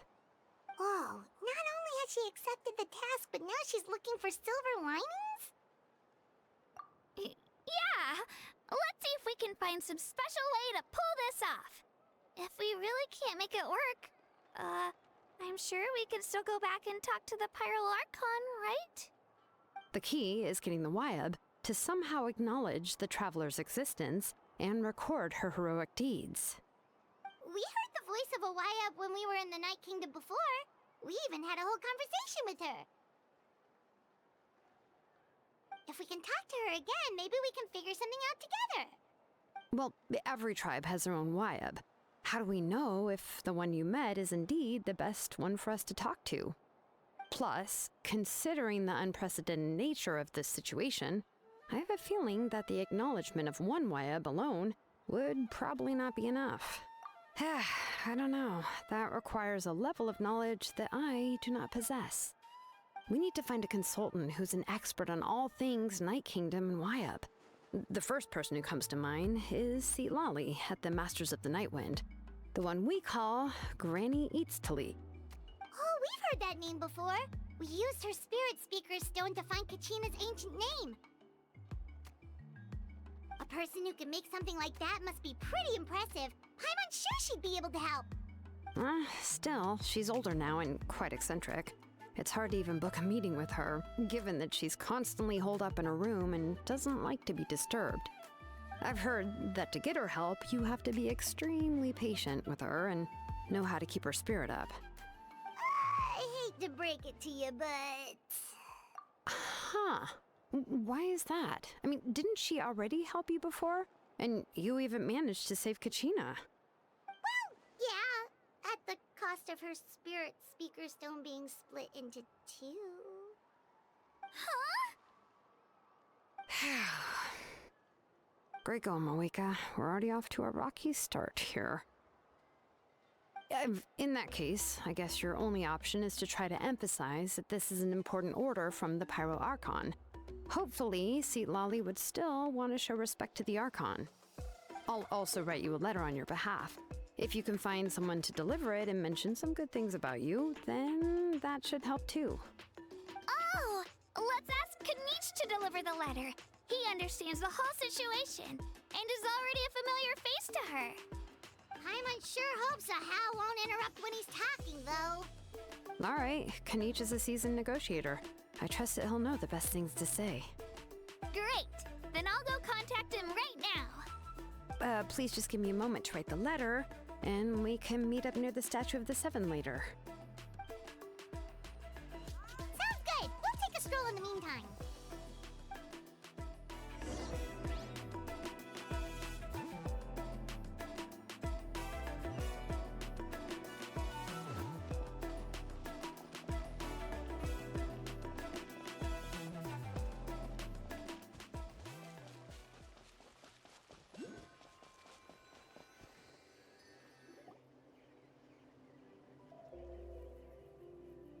We meet again. Kachina told me everything. I'll deliver the message to the Masters of the Nightwind and convince Sitlali to give you a chance. I'll also take this chance to explain what happened to the Spirit Speaker Stone and offer her an apology in person. I'm sorry to put this on you, Kanich. It's just that you're probably the only person who knows how to deal with her. It's alright. We're all working for the sake of the Pyro Archon's plan, after all. Everyone here understands how dire the situation has become. Oh, wait, so Kachina and the Traveler also know about the plan? Because we all saw a hero of the past rematerialize right before our eyes. And then Mualani said that a ton of knowledge and memory suddenly flooded her brain. The Pyro Archon explained everything when we came back from the Night Kingdom, including the reason behind the appearance of the hero, as well as the current state of the Night Kingdom. Right. She mentioned there are 6 heroes and that Shilonen is one of 4 that have already been acknowledged. Oh, well, then I suppose there's no need to keep any secrets between us. Having companions walk by your side is perhaps the best solace when facing such a bleak reality. I have another piece of intel to share. We've pretty much identified the person who rescued the captain in the Stadium of the Sacred Flame. His name is Auroron, and he also hails from the Masters of the Nightwind. However, he spent most of his life living out in the wilderness by himself, away from the rest of the tribe. That's why his disappearance went unnoticed. By the time Sitlali finally realized that he was gone, no one had heard from him for quite a while. Sitlali knows him too? That's right. Auroron was an orphan raised by the chief of the Masters of the Nightwind and many other kind-hearted people in his tribe. Still, he's had something of an odd reputation his whole life. Odd, huh? Given how the Masters of the Nightwind love to babble about dreams and revelations, they're already a pretty strange bunch to most. I've never met Auroron, but if they consider him the odd one, he's got to be pretty far out there. That's right. So in that sense, Auroron and Sitlali actually have quite a bit in common, which is why they get along pretty well. Huh. Makes sense. But Paimon wonders how Sitlali could be the first one to notice Auroron's disappearance if she spends the whole day in her room. As of now, we still haven't been able to confirm whether Auroron joined the Fatui voluntarily, or if he was coerced. Sitlali is probably eager to prove that Auroron hasn't betrayed his people. I plan to use this as leverage when I go to talk with her. Huh, so if I'm following, you mean we'll help her investigate Auroron and the captain's whereabouts? Yes. If you're all on board with the idea, then it becomes a mutually beneficial collaboration, rather than just a one-sided request. Even though I don't think Sitlali is the kind of person to turn down an order from the Pyro Archon, working together with us will help her focus and not get distracted by the whole Auroron situation. Yeah! Plus, we kinda owe her one anyway to make up for breaking the Spirit Speakers down. Ah, this is a pretty well thought out plan, as expected of Molly Poke Kanich. Then, yeah, I'll leave my letter to you. Let's hope Sitlali can meet at the stadium in 2 days. Sure. I'll head out right away. Take care out there, Kanich! I'll be heading back as well. There's still a few things I need to pack. Okay, then let's part ways for now. I'll see you in a couple of days.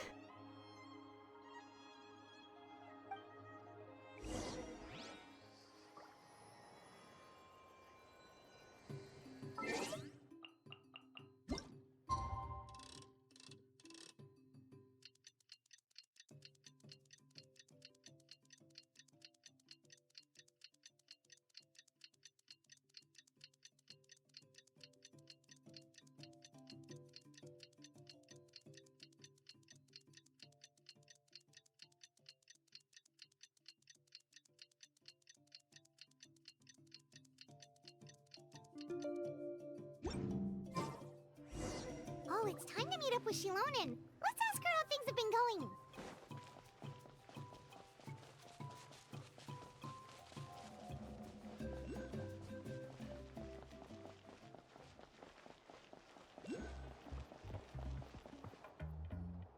Hey, Shilonen, how's everything going? Oh, hi, Traveler and Paimon. I have bad news. Lolly did not reply to our request, although I suppose I'm not too surprised. Huh? You mean she didn't even bother to give Kenichi a response? Guess she really does have quite the ego then. Yeah, well, she can be also quite eccentric, though she's one of the most gifted people around. Even the Masters of the Nightwind often struggle to work with her. My guess is that she probably has other reasons for not deigning us with a response. But let's go to the stadium and see if we can meet her there. If we do get a chance to talk to her in person, we can still try to work something out. That's true. Let's go!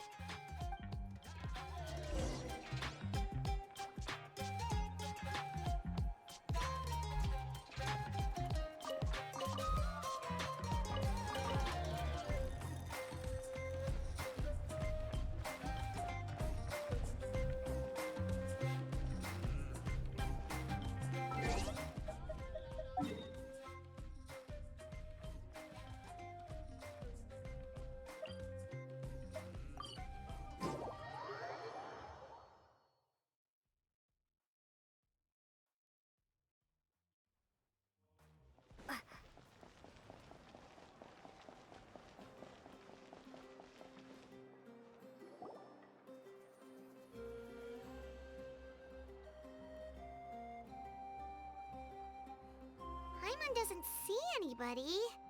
Seems she's just not gonna show up, huh?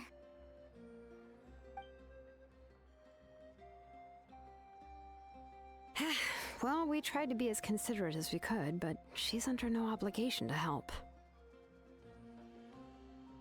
That might be true, but this is still a request from the Pyro Archon, right? Shouldn't the subject always answer the call of their Archon? A subject? Well, if you ask me, I'd say we're all more like friends with the Archon. Yes, Mawika is our leader, but that doesn't mean there's any kind of tall barrier between us and her.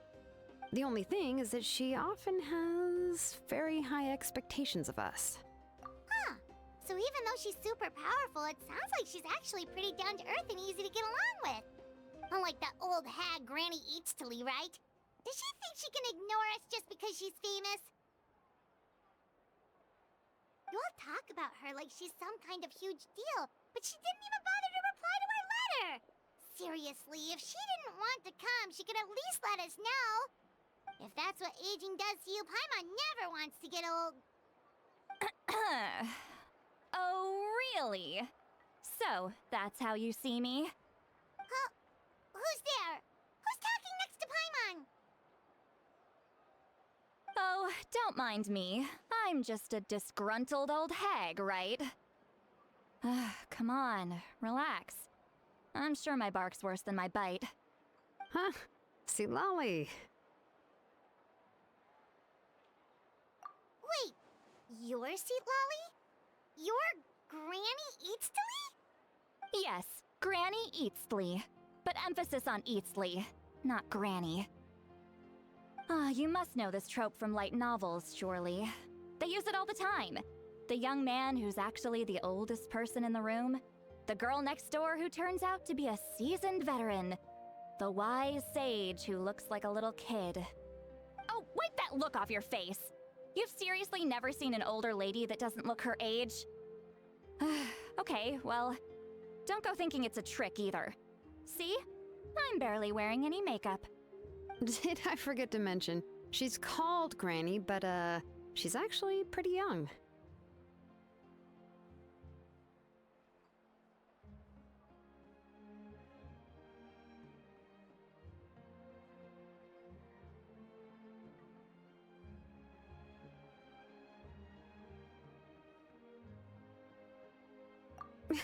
It was an honest mistake. I guess we've just gotten used to it. I'm sorry. So, how old are you actually? What? How dare you? Don't you know it's rude to ask a lady her age? Paimon really didn't mean to offend you, it's just that... your case seems really... unique. Oh, Paimon just wanted to apologize, but now she's putting more and more of her foot in her mouth. Really, Paimon just got a little mad since we thought, well, you were gonna leave us out to dry. It was my idea to invite you here, Seat Lolly. So if you're upset, you can just take it out on me. All right. I was only joking. I didn't mean to chastise anyone. There's really no need to take all this so seriously. If anything, I'm gonna feel awkward if we keep this going. I received Kenichi's letter and was planning to attend this meeting. Since I had already decided to come, I figured there was no need to draft a reply that simply said, "Understood." Besides, just showing up is the most important part, no? But, of course... it's also natural for people to get held up by one thing or another as they're trying to leave the house. It certainly was a bit awkward to see that everyone else had arrived before me. At first, I was thinking of quietly sneaking over, but since you were already here waiting for me, I started to think about how I should phrase my apology. Only to hear you all talking smack about me. Anyway, that's the whole story. Honestly, it's not like I owed you an explanation anyway.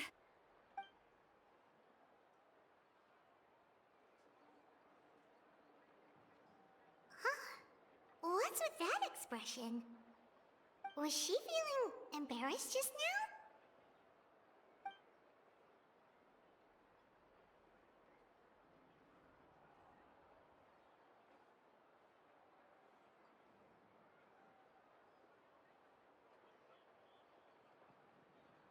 When the Masters of the Night Wind said they struggled dealing with her, I wonder if the feeling is mutual. She seems to be pretty awkward herself. Everything she does and says seems a little forced. Anyway, Shilonen, I heard that you require my help in crafting an ancient name. Correct. The situation isn't like anything we've handled before. Let me explain. I see. So Mawika has asked you to forge an ancient name for an Outlander. Well, that would be a first. And you've also heard all about Auroron. I must say, he's always been a good kid. I can't see him joining the Fatui of his own volition. He must have been coerced somehow. Yeah, that's what we came here to ask you. We'll help bring Auroron back if you help us solve the problems of forging the ancient name. What do you think? I suppose I'll just call you Traveler for now. Traveler, come here. Let me take a good look at you.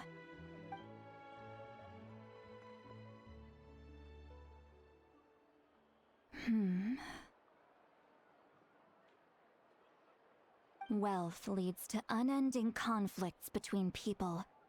Yet you alone transcend the value of gold.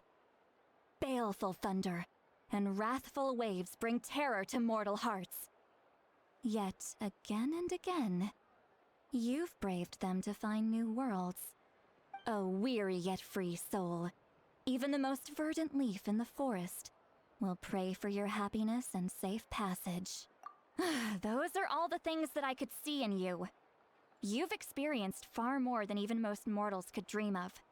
You possess the heart of a sincere hero, along with the conviction to lift a torch above your head and walk headlong into the night. Huh? Don't move. There's something here. Huh? What thing? Don't scare Paimon. Is the Traveler gonna be okay? Shoo! That should do it. You've just returned from the Night Kingdom, so some fragments of souls were still stuck to your body. No need to worry. I've just cleared out the last of them. Isn't that kinda like having part of a ghost come back with you? It's nothing as serious as that. If left unattended, the most it could do is stir up some chaos in your mind, and generally worsen your mood. Well, in that case, better to get rid of them.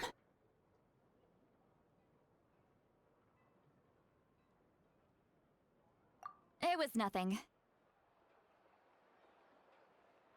Shilonen, let's follow your proposal. Once you've brought Auroron back, I'll take you to see the Lord of the Night. The Lord of the Night?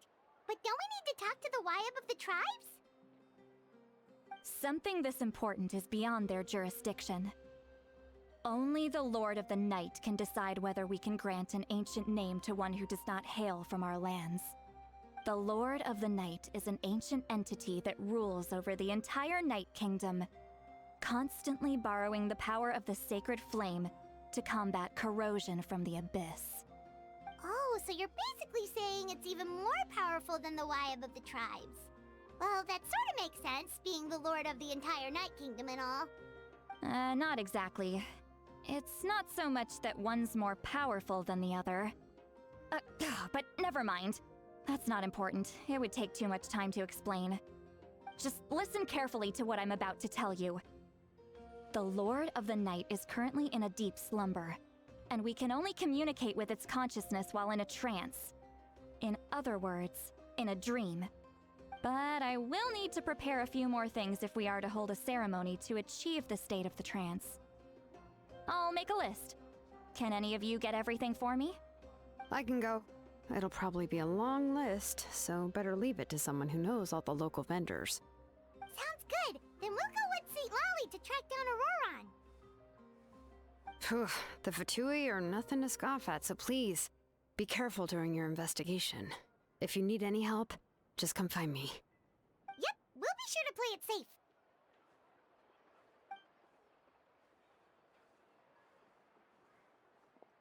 All right, now it's time for us to catch that brat and bring him back.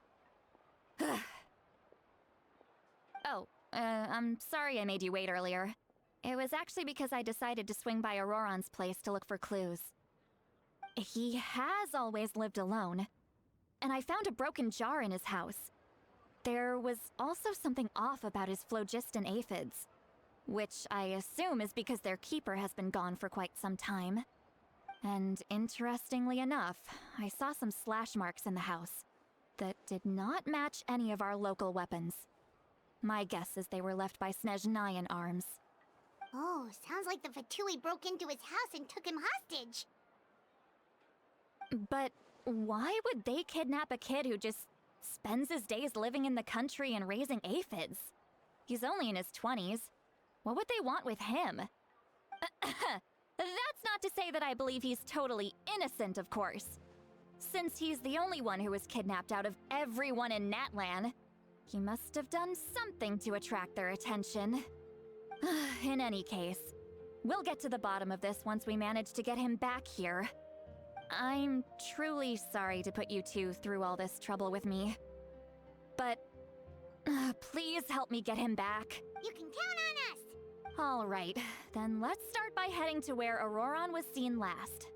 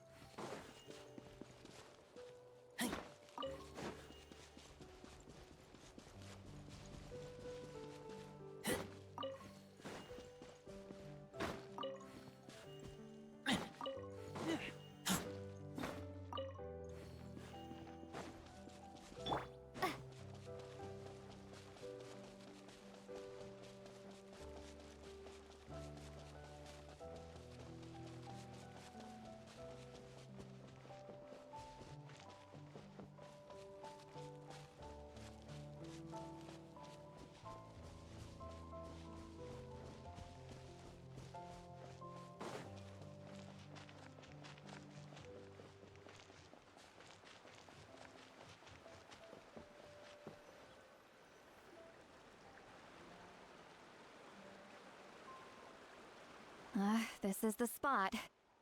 An eyewitness claimed to have seen Auroron speaking to some Fatui soldiers here. I don't know how much you're willing to believe me, but Auroron really is a good kid. I see no reason why he'd suddenly get involved with the Fatui. I'm convinced that what the witnesses saw was actually the Fatui coercing him, or perhaps trying to extract information. However, I doubt anyone would believe me, given there are no signs of a fight. Didn't Kanich say that she's a big name in Natlan? Feels kinda weird to see her so frustrated and helpless like this. Auroron? Well, he was left at the side of the road as an infant, and the people of the tribe took him in. You could say that everyone had a hand in raising him. He learned a lot from us, and once he reached adulthood, he built himself a house out in the countryside. He spends most of his days growing vegetables and raising aphids, living off of what he harvests from the garden. He's always been such a good kid. He would even get his friends to deliver whole bags of fresh produce to my place. Oh well, let's keep looking. He can answer all of our questions. He's been raising phlogiston aphids for a long time, and since they were disturbed, they secreted a special type of phlogiston. We can use that substance to track his movements. Let's follow the phlogiston trail. Huh? What trail? Paimon doesn't see anything. Oh, right. I forgot your eyes don't naturally perceive such things. Here, give me your hand.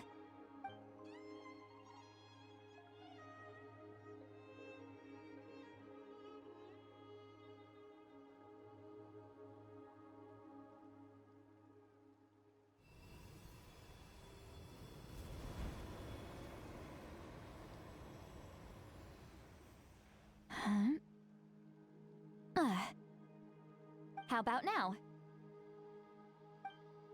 What do you see?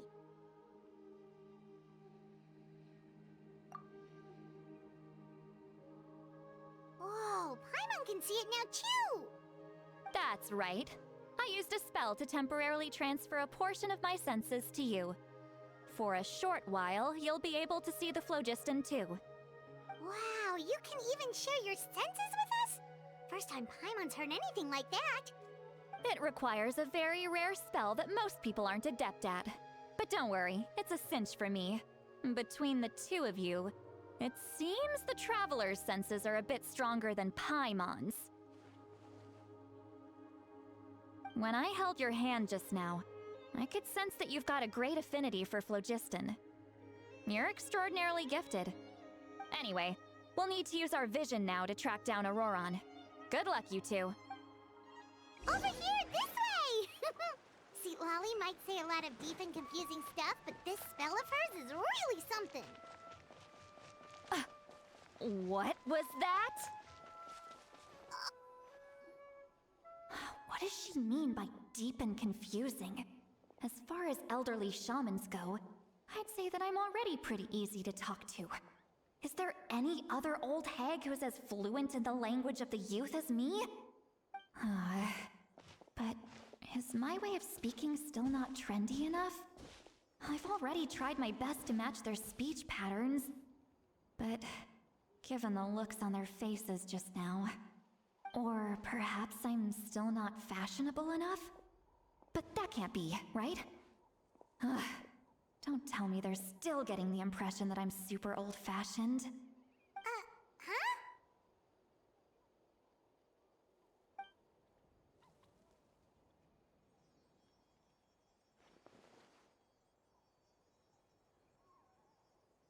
Was that Sweet Lolly's voice?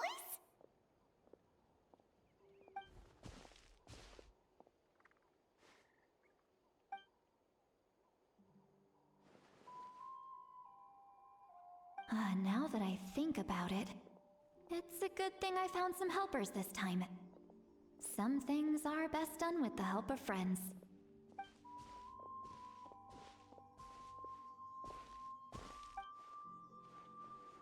Oh? They appear to be feeling quite confident. Looks like our work will go smoothly.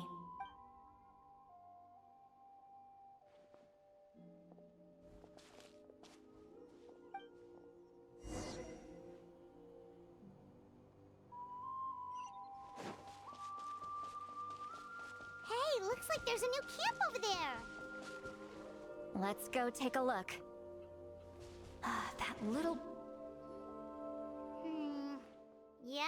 Judging by Paimon's experience as a guide, it definitely looks like people set up camp here. Wait. The phlogiston here is a bit odd. Let me see. Paimon sees a small shape here. Could it be some sort of symbol? This is a distress signal for the Masters of the Night Wind. Only someone from our tribe would recognize it. So Auroron was indeed being threatened. We've got to find him, fast. Leaving such a subtle mark implies that he was trying to be discreet. In other words, he was probably under the Fatui's watch. If they notice us, we can just charge in and fight them to the death. But what if my darling grandson is also there? I can't have him caught in the crossfire. No, I've got to be careful. Otherwise he'd get hit as well. How annoying. No, I've got to stay calm and keep my composure.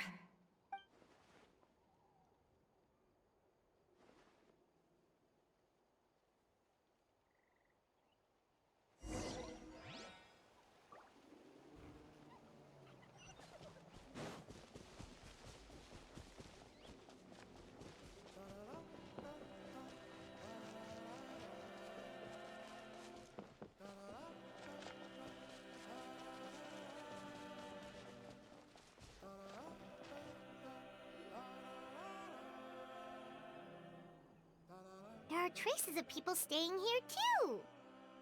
Wait a second. The phlogiston around here is jumbled up.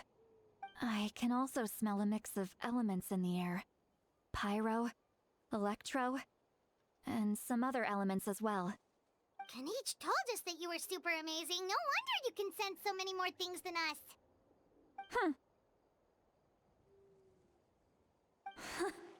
It's about time that little brat said something nice about me. There are signs of a struggle here. Judging from what's left on the scene, there must have been a fight. But after that, the factions seem to have gone their separate ways. Both the phlogiston and the elemental traces in the air support that. Do you still remember the little mark we found before? Paimon's thinking, what if Auroron wanted to leave another distress signal, but was caught by the Fatui?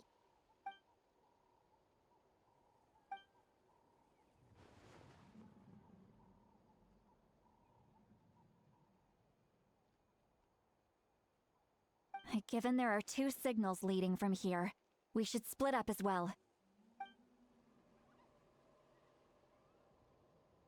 I'll take this direction, and leave the other one to you.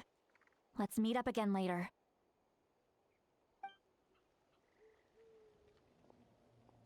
Auroron, what the heck were you doing? It's one thing to trouble me, but now I had to bring other people into this as well. You little brat. And off she goes! Traveler, did you hear all of that as well?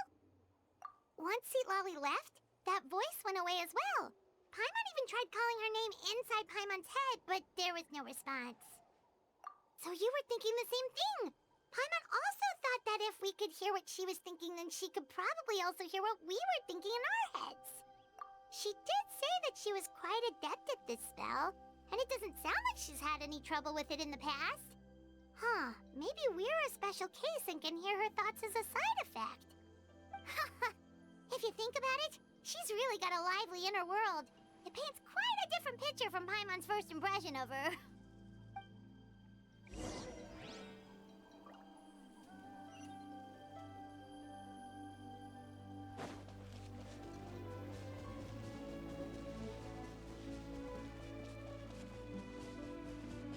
Paimon sees some traces here.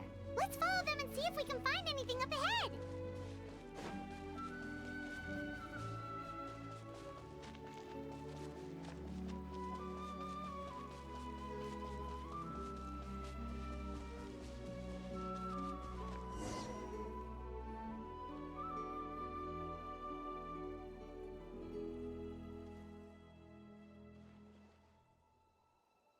Did you find something?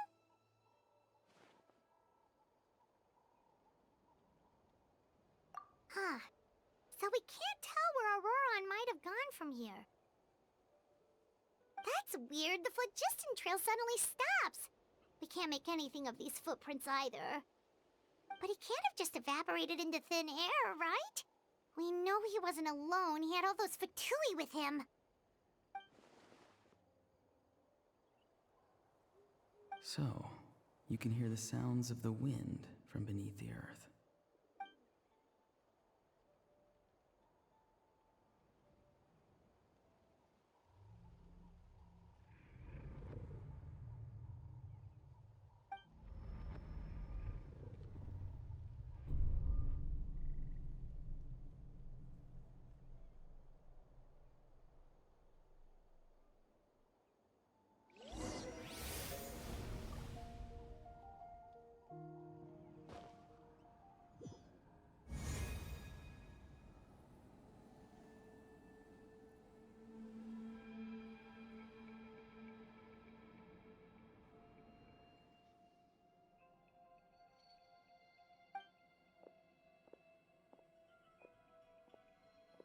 I'm very sorry, but please do not move. I have no desire to hurt you. I apologize that our first meeting has to take place like this. It's just that you're much like one of those animals with ears that perk up as soon as it senses danger in their environment. And given your combat proficiency, I would not have been able to gain an advantage over you if you were anywhere else in the world. However, you're now in the Night Kingdom, a familiar domain to the Masters of the Night Wind. Hello, traveler. I'm Auroron, the one you've been searching for. Ah, the Fatui's custody. I see. So even Granny has told you that I was coerced by the Fatui. I'm afraid you've been brought here by a lie, like a false omen in the lingering smoke. My friend and I only left those traces to lure you here. Deceiving you was never our true intent, however. It was simply the fastest and most feasible way for us to set up a meeting. Greetings, traveler from afar. Be careful with this traveler. Her soul is temporarily restrained by us, and it appears to have become more fragile in the process. It's taking all my concentration to hold on to her. It was I who tasked Auroron with leaving the traces to lead you here, and I who used the Master's ritual to bring your soul to the Night Kingdom. I've heard much about you from the past encounters you've had with my colleagues. Given the present situation in Natlan, I would like to sincerely request a formal meeting with you, in person.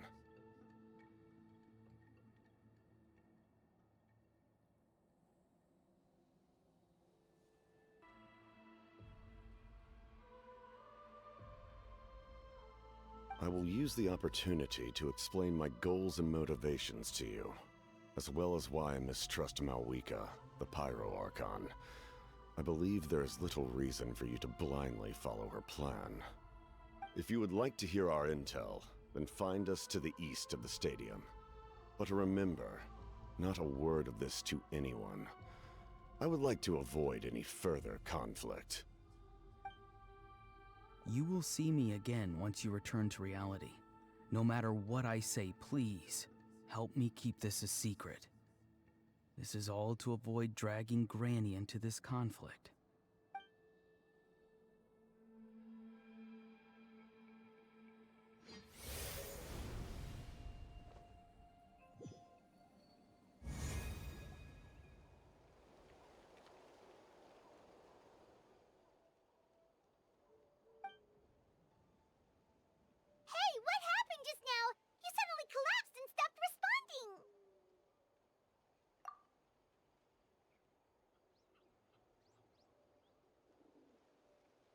Hey, why are you sitting on the ground? Are you okay? See, Lolly! She froze for a moment and then just collapsed to the ground! Could it have been those leftover remnants from the Night Kingdom? Do you have any itches or pain anywhere?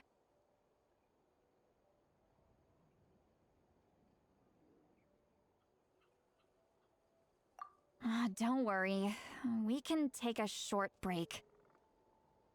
Sorry, I know I asked for your help. But had I known you were feeling unwell, I wouldn't have taken you on this trip with me.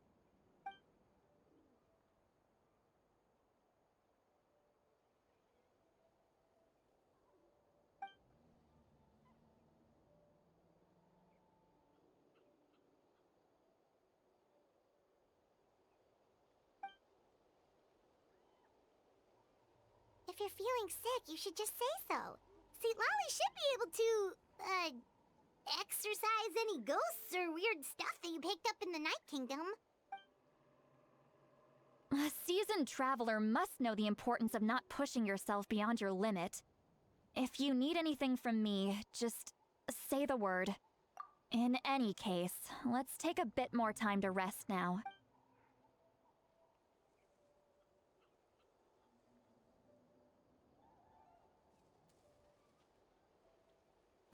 Need to be more careful next time. Feeling better yet, Traveler?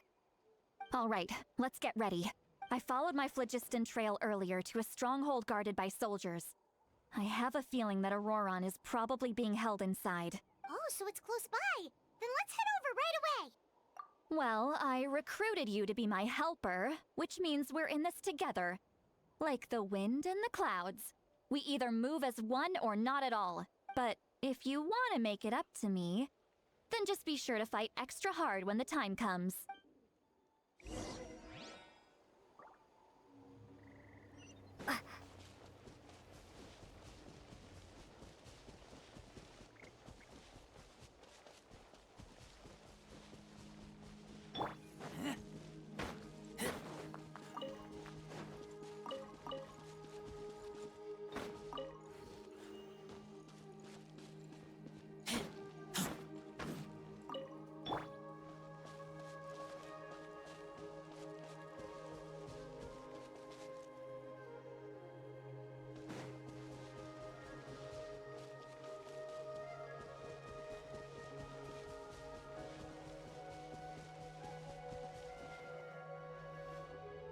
Look over there. Huh? Paimon thinks she sees someone in the middle of the camp. That's Auroron. So he really was taken by the Fatui. All right, we'll take the lead.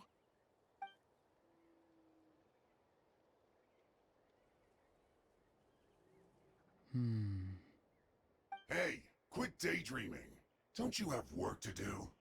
I cannot see the sun. What? Without the sun, I cannot see the truth. You are currently blocking the light, so I must beseech you to move aside. Huh? Okay, Mr. Philosopher. That's enough mumbo-jumbo. Wow.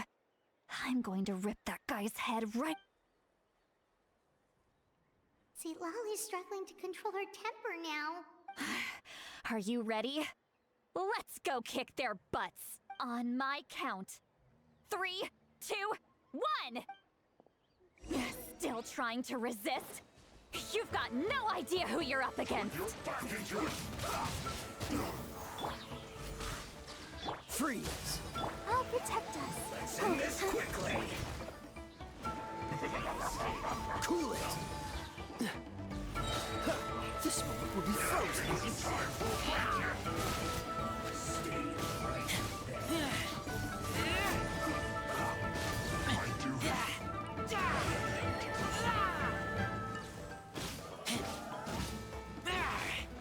Let's not waste time. Die so soon. Prepare to be blown away.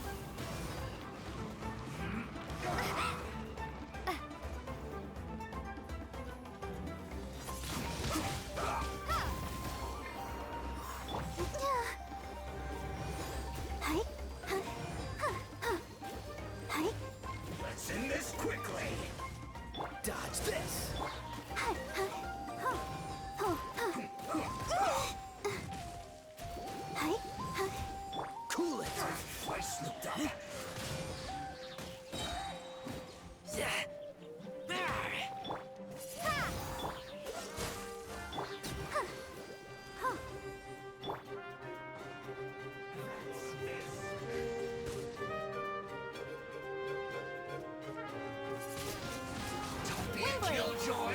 We've only just begun! Dodge this! I'll protect us. Can't run! Get back! Killjoy! We've only just miscalculated! Counterattack! Finally, you need to hurry up! This one's well done! Freeze!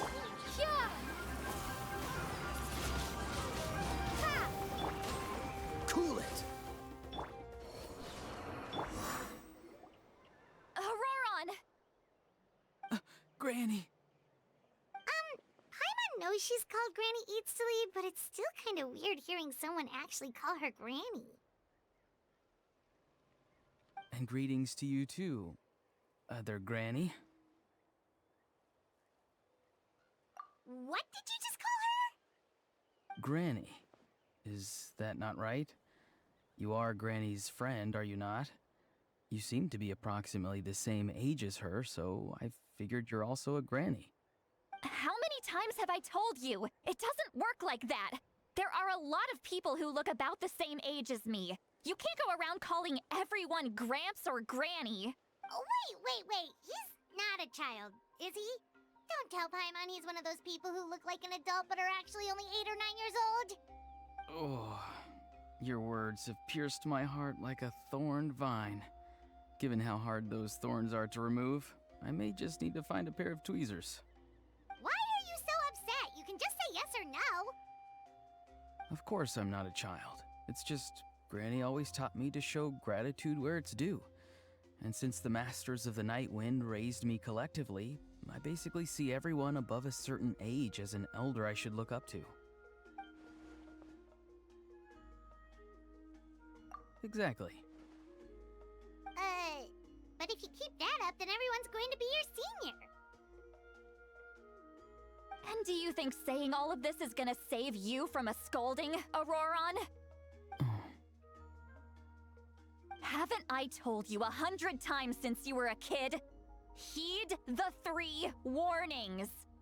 Be wary of beasts prowling around, scammers looking for their next victim, and strange people who appear out of nowhere. Oh, so you do remember, and you just chose to ignore them. I always knew that living on your own was going to get you into trouble sooner or later. But getting kidnapped? That really takes the cake. You won't always be able to rely on other people coming to your rescue, you know. You're just lucky we got here when we did. Or we might be launching another search and rescue operation to find out where they put your severed head. I'm sorry, Granny. I'll be more careful next time. Next time? Oh, good one. You think there'll be a next time after this? Not a chance. They didn't hurt you, did they? No, they just asked me a lot of questions about Natlan's terrain and made me draw a map of the ley line distribution. Okay, now answer me honestly. Were you the one who helped the captain escape after his battle with the Pyro Archon? Yes. So why did you do it? Because they said they would need my help from there on out. They also said that if I refused, they'd just come to you, Granny, and they'd already figured out a way to make you do their bidding. Hey! I'm no ordinary Granny! Would they really dare to come after me? And you! Did the gods give you a brain just for you to not use it? Did you really believe everything they said at face value, and not stop to think? Thankfully, the Pyro Archon only asked that we find the mysterious individual from the Masters of the Night Wind, and didn't slap your name on a wanted poster. Don't think for a second that she doesn't know what's happening. Even if the truth that you see will soon manifest into reality, there is still no need to preemptively panic. Have you forgotten the words that I've taught you? I'm sorry. Forget it. We can submit the details of this camp and the defeated Fatui as evidence of your innocence. Let's clean this place up and get back to the city. Auroron, you better remember this lesson well and seriously reflect on your actions. Also, Once we return to the city, come to the speaker's chamber with me. I'll need you to explain everything. Sounds good. Should I bring some of my homegrown vegetables as well? Your vegetables? Yes. I grow a lot of fresh produce in my garden. I hope the Pyro Archon won't be too picky about the selection. Now's not the time to be thinking about that. If you do come face to face with the Pyro Archon, the first thing you should do is... Recite the 3 warnings. Huh? No! You should emphasize that you were not in cahoots with the Fatui! How exactly did the Masters raise this guy? Oh, right.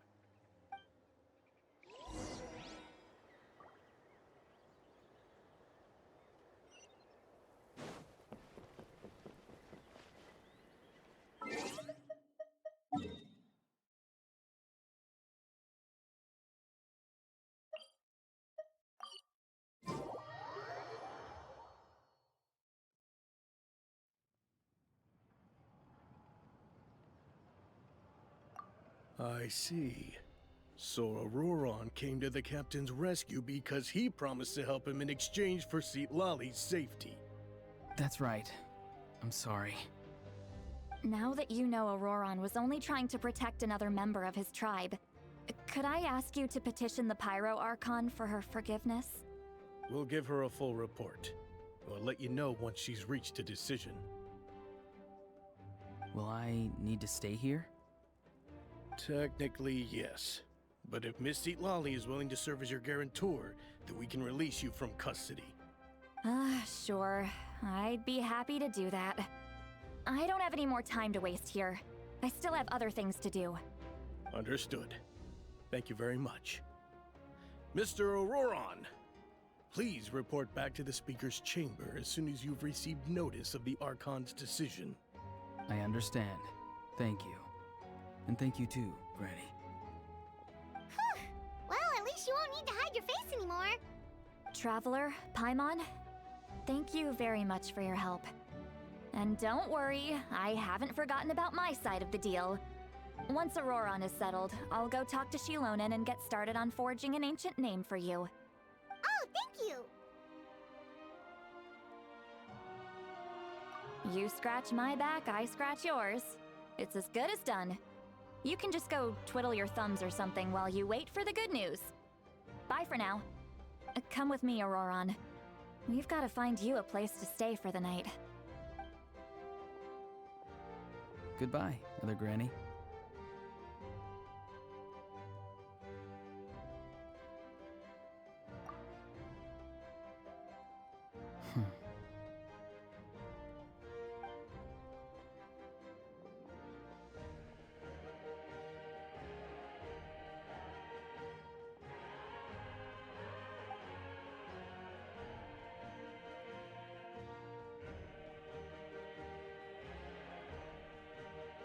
We're finally done. Alright, it's time to find some grub. Huh? What is it, Traveler? What? The captain?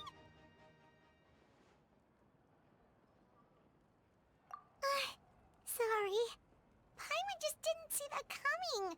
So you really saw him in the Night Kingdom? And he didn't attack you? Oh, that Auroron, what is he up to? He sounded earnest enough just now. Paimon would have never guessed anything with all that stuff about protecting Lali and being forced to help the Fatui, when he's actually been a willing accomplice all along. Yeah, you're right. Still, Paimon appreciates you telling her about this. Paimon will support your choice no matter what, so if you want to go, we can go together. We still have another whole day before the meeting, so we'll just meet with them when the time comes.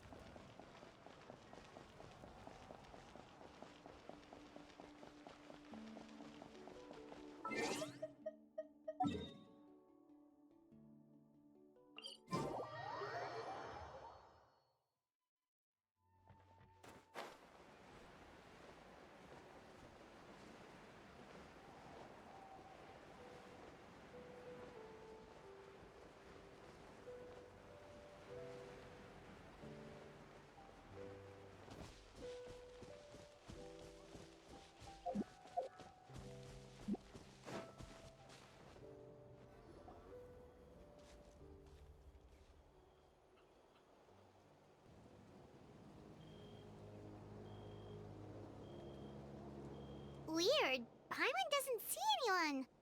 Oh, please don't let this be a trap.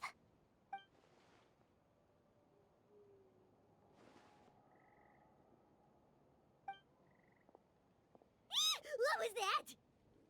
Good evening. Nice to see you again.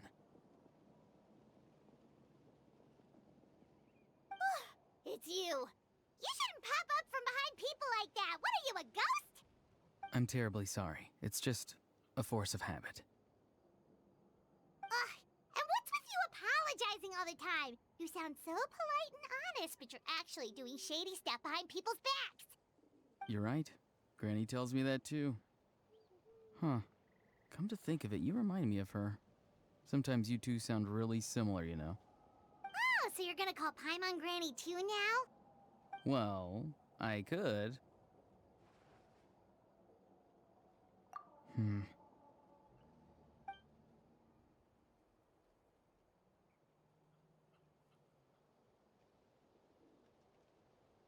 It's all clear.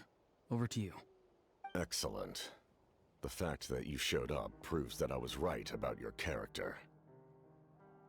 Yet, there's been a lot of talk about you. Child told me that you're passionate about the unknown and willing to take risks. Rather than facing you as an enemy, I would much prefer to bring you to my side.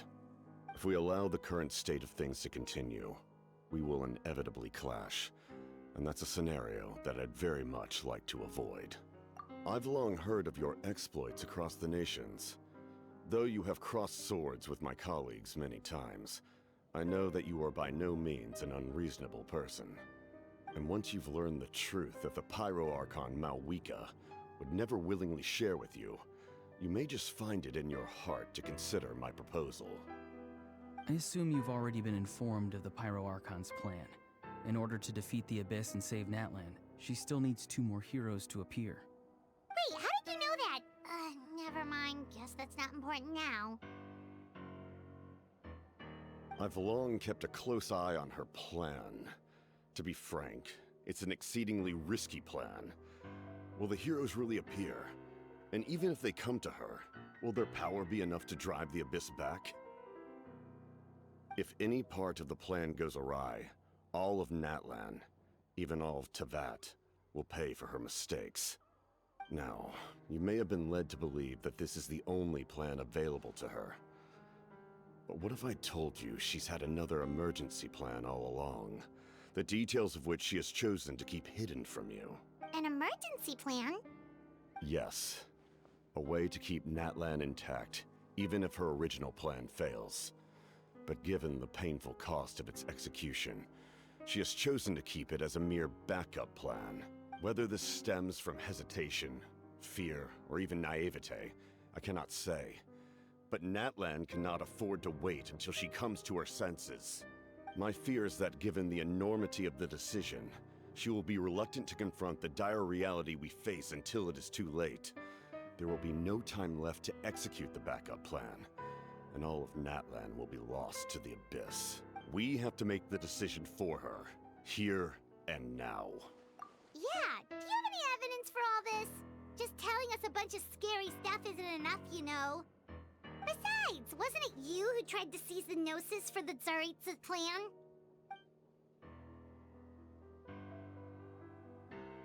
I knew you'd be clever enough to see. That's right. I did not seek the Gnosis for the Tsaritsa. Since I was defeated in battle, I must put to rest my thoughts about the Gnosis. But even so, my desire to save Natlan remains unchanged.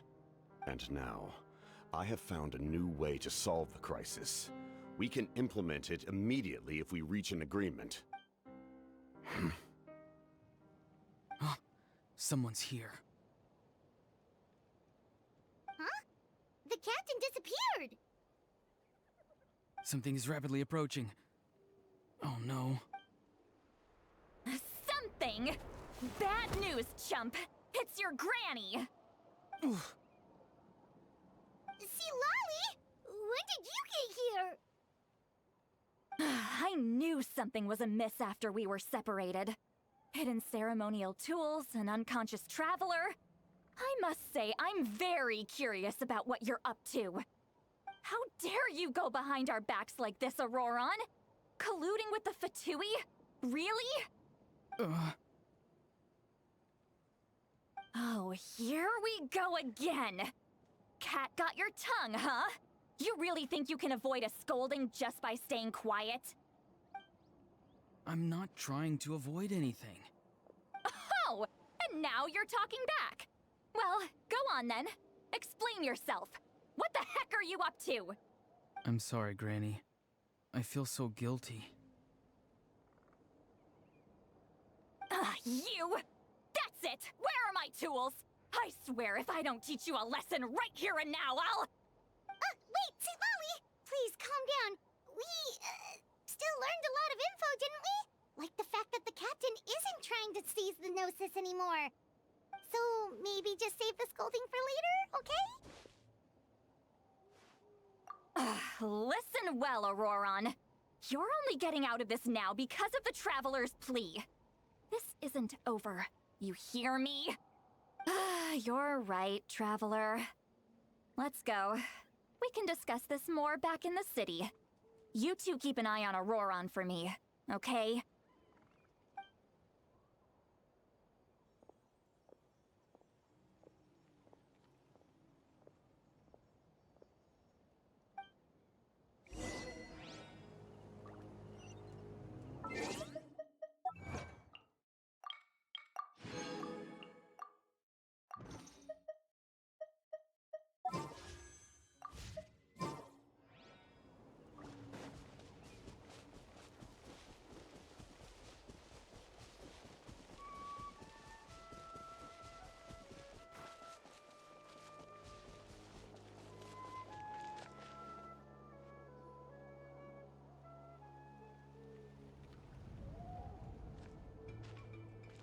In all my years, I've never had a child cause me so much grief.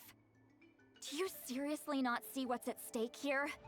You've got a head on your shoulders, Auroron. Use it! Why did you help the captain? And I want the truth this time. No answer? Think you're being smart? Then let me ask a different question. What does the captain want? What is his purpose in Natlan? Really? You're just going to stonewall me?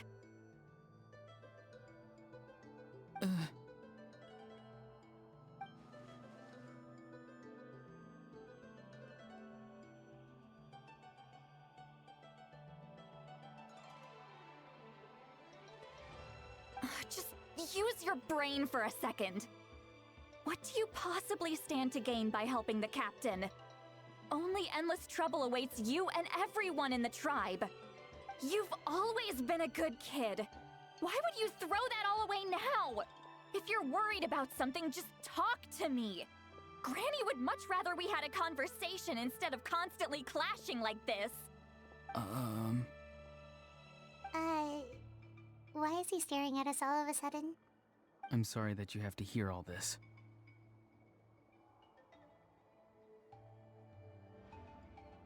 You're very kind. Most people would have fled by now. Not everyone can handle Granny's scolding. Oh?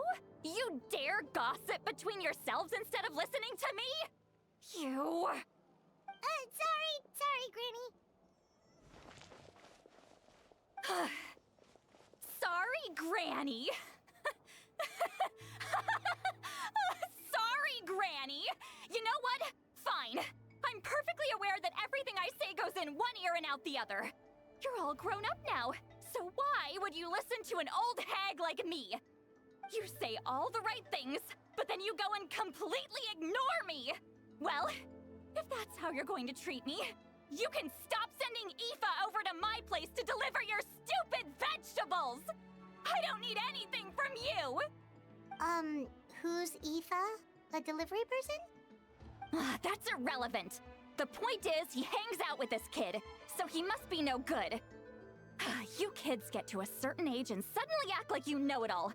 There's nothing I can say to get through to you.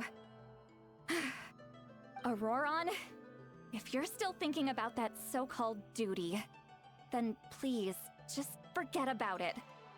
The ley lines did not fall to this state because of you. And we've long closed the book on that incident. Seems they've started talking about some kind of tribal history. Paimon's starting to get lost. That's not it, Granny.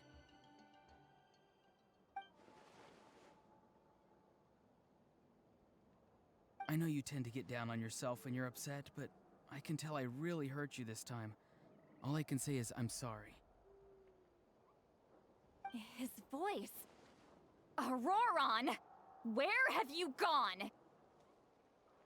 It sounds like he's somewhere super far away, but isn't he right here in front of us? I'm really sorry. It's up to all of us to do everything we can to save Natlan. So I've got to go. Get back here this instant! Auroron! What is this? Powder from plant spores? Is that the trick he used? What just happened? How was he able to suddenly get so far away like that? It's a trick of his. If you grind spores into a powder and spray it in the air, it can be manipulated to create an illusion. He pulled it off flawlessly. He must have put a lot of time into perfecting it. Don't tell me that's how he's been hunting in the fields these days. Couldn't he have picked up something more useful? Little brat. That's it. The next time we meet, I'm definitely going to break his legs. Whoa, that's a little extreme. But still, why does he feel like he needs to run from us? I'm sorry for interrupting your conversation with them earlier. But even if you'd been able to hear them out, there's no guarantee you would have gained anything substantial. Auroron probably did everything he could to get away because he knew I'd get the truth out of him sooner or later. That brat. I swear.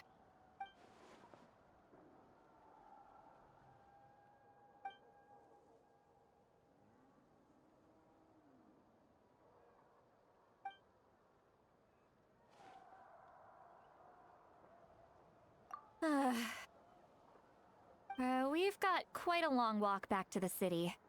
Let's take our time.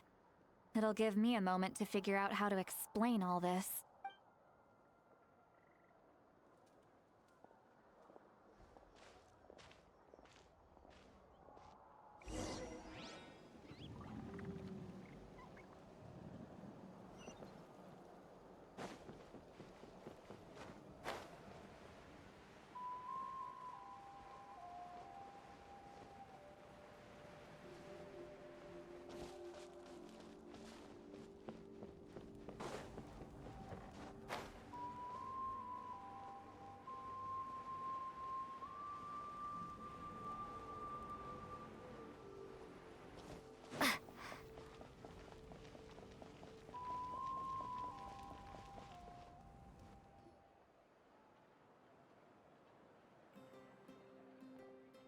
Do you two have some time?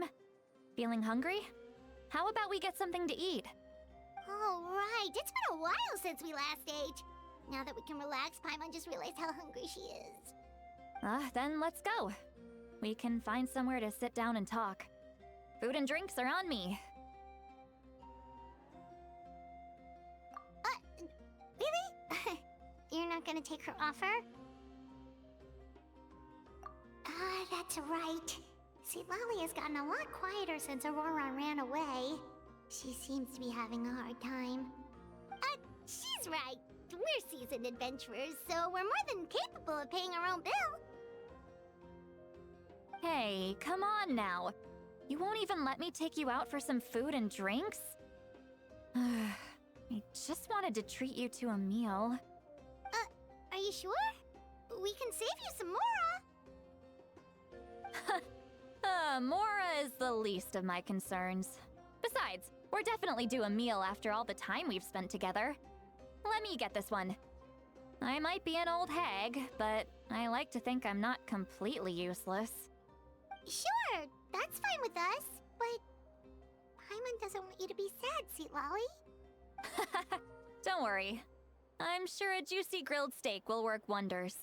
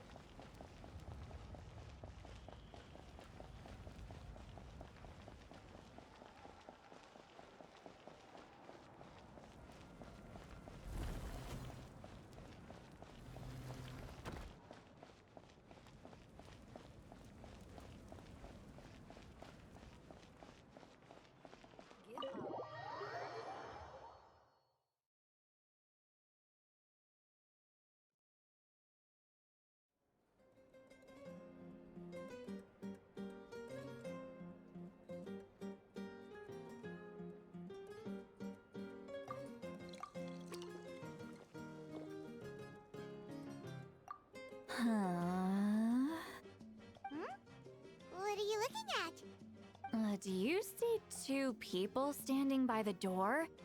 They look like spitting images of each other. Are they twins?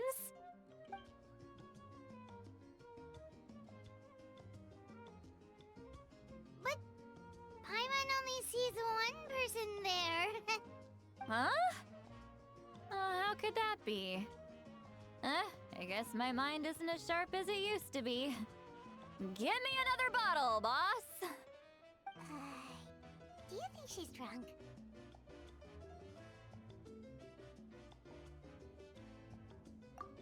There you go, miss. Oh my, it's not every day you get to see Granny Itzley here with some friends. Not to mention ones who've made a huge name for themselves recently. Oh, so you've heard of us? Of course I have. Aren't you the ones who saved Kachina and brought her back? No wonder you hit it off with Granny Sitlali. She wouldn't spend time with just anybody, you know. I don't even remember the last time I saw her with a new friend. Wait, so you call her Granny too? Well, given our ages, it'd probably be more accurate for me to call her my great-great-granny. She's one of the most famous people at the Masters of the Nightwind. Most days, hardly anyone even dares talk to her. Huh? Gossiping about me right in front of my face now, are you, Chonka? Oh, please, Granny, I wouldn't dare. I'm just beyond happy to see you bring over some new friends. After all, any friends of our regulars are sure to be great customers too. All right, that's enough. Go on now. I'm sure the other customers would like to talk to you as well. There's no need to keep staring at me. I promise I'll keep my alcohol down until I leave. Well then, you have my thanks.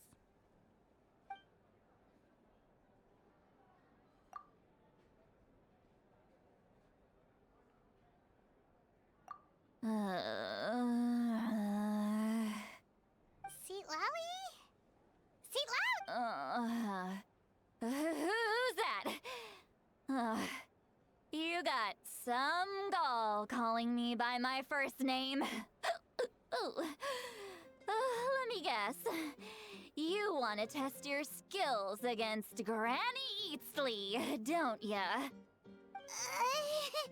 Are you still with us, Sitlali?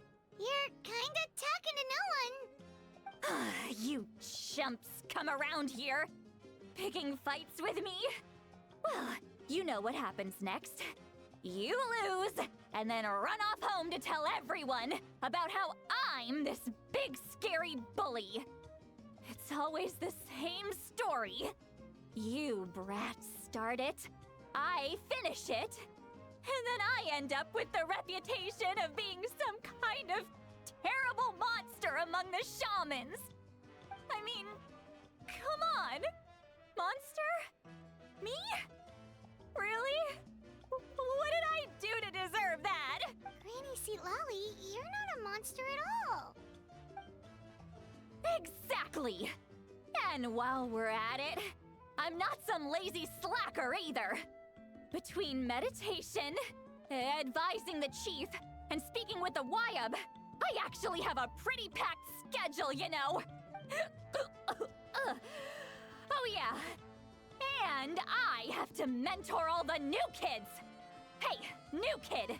Yeah, you.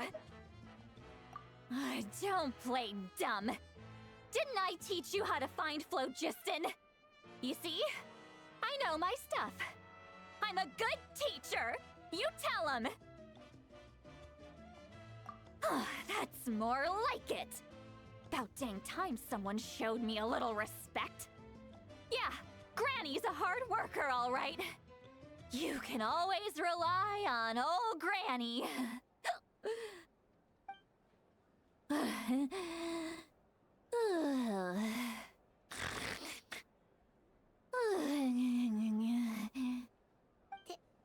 Did she just fall asleep with her eyes open? Oh, jeez.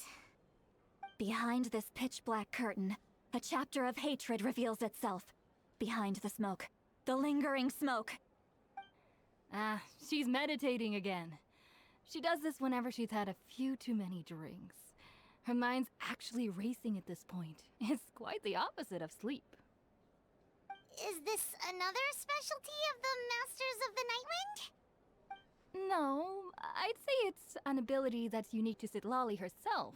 While she can easily pick up everyone else's skills and tricks, few have been able to master hers.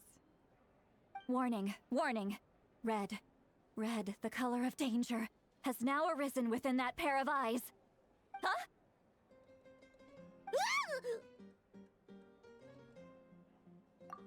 Traveler? Paimon? What's wrong? I'm gonna hurl. Hang on, just keep it in. Phew. Okay, it's passed. That was a close one. You had Paimon worried. Paimon really thought you were about to barf all over the table just now. How embarrassing. I'm sorry you had to see me like that. That's never happened before, I swear. I've never thrown up, not once. Are you feeling okay? Wanna take a quick walk and get some fresh air?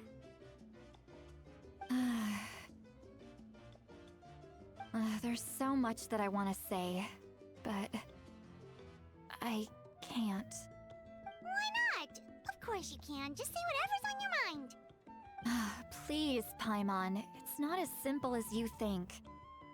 We've only known each other for a few days, right? What would you think of me if I were to start dumping all of my complaints on you after we've only just met? Oh, Paimon gets it. You're hoping that we wouldn't think less of you no matter what you're about to say. No, that wasn't my point at all! Seriously, don't you youngsters know anything about shame? I'm talking about shame! I've lived all these years and still can't get rid of it! Surely, you know the feeling too? Actually, about that.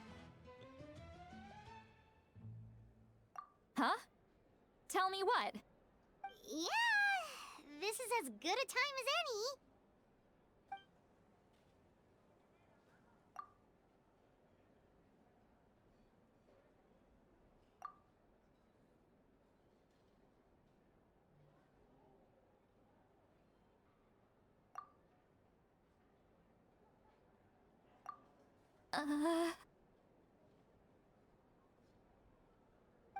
So, you heard my... It's okay, Citlali. You had every right to complain about those things. I can't take it anymore! Why do these things happen to me? Hearing me mumble under my breath is one thing, but hearing what I mumble in my own head? That's too much! It's just like when you're rolling on the floor in your pajamas, but you forget to lock the door, and someone bursts in to deliver cabbages and sees the whole thing! So that, happens to you a lot? It happens to people in general, okay? Doesn't matter if you're 200 years old or 1,000 years old. Everyone rolls around in their pajamas sometimes. I was just picking something generic! Take a walk with me. I have things to share with you. Looks like she's completely given up. Like those criminals who just confess everything and accept their fate.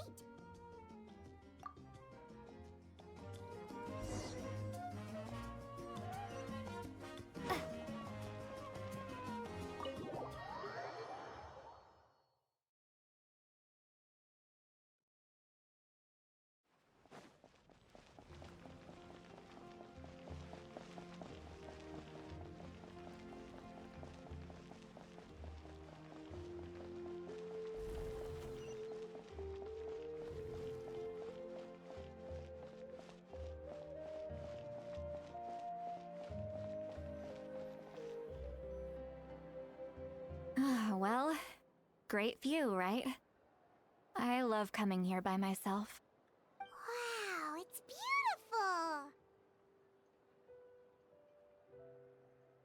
beautiful! You're making me want to cry. Oh no, what do we do? Please don't cry! I was an expression, okay? A figure of speech. I'm just... embarrassed. Here you are thanking me. Even after you helped me all this time. Let's just have a casual conversation. It's easiest that way. Really? You don't seem like the kind of person who keeps things casual. Well, I guess I used to be more of a stickler for the rules. And you're right, I don't usually open up to the people of my tribe like this. I'm just an eccentric old hag to them. That story's been passed down so long, it might as well be true.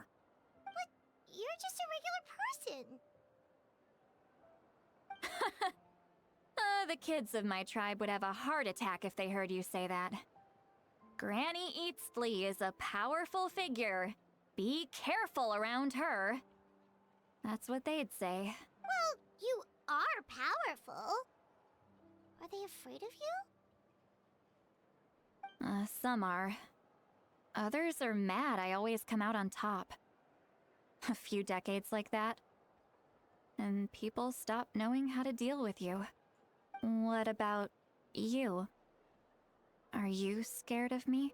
We don't find you scary at all. Huh.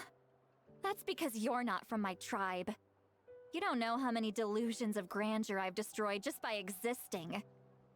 I make people realize that no matter how hard they work, they'll never become a living legend like me. Oh, not to brag or anything. Maybe it's hard to believe. Just pretend I never said anything. We believe you. Shilonen has full faith in your abilities, and Auroran didn't seem scared of you. He thinks of you as his granny, right? Yes, but Auroran's a special case. Mawika already told you about her plan. And you've given so much help to Auroran and me. You deserve to learn the full truth. Auroran's not like other people.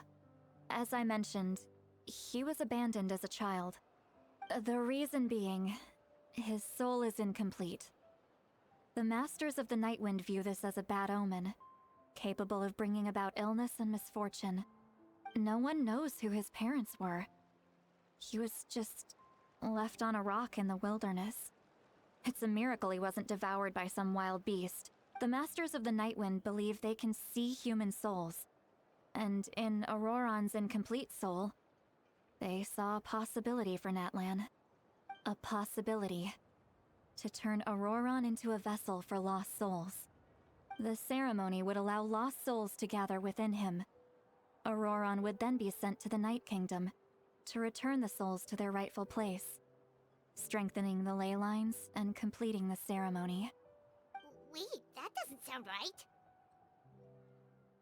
Now, when damage occurs to the Night Kingdom, the souls held within disperse and remain adrift, unable to find a way back to the ley lines.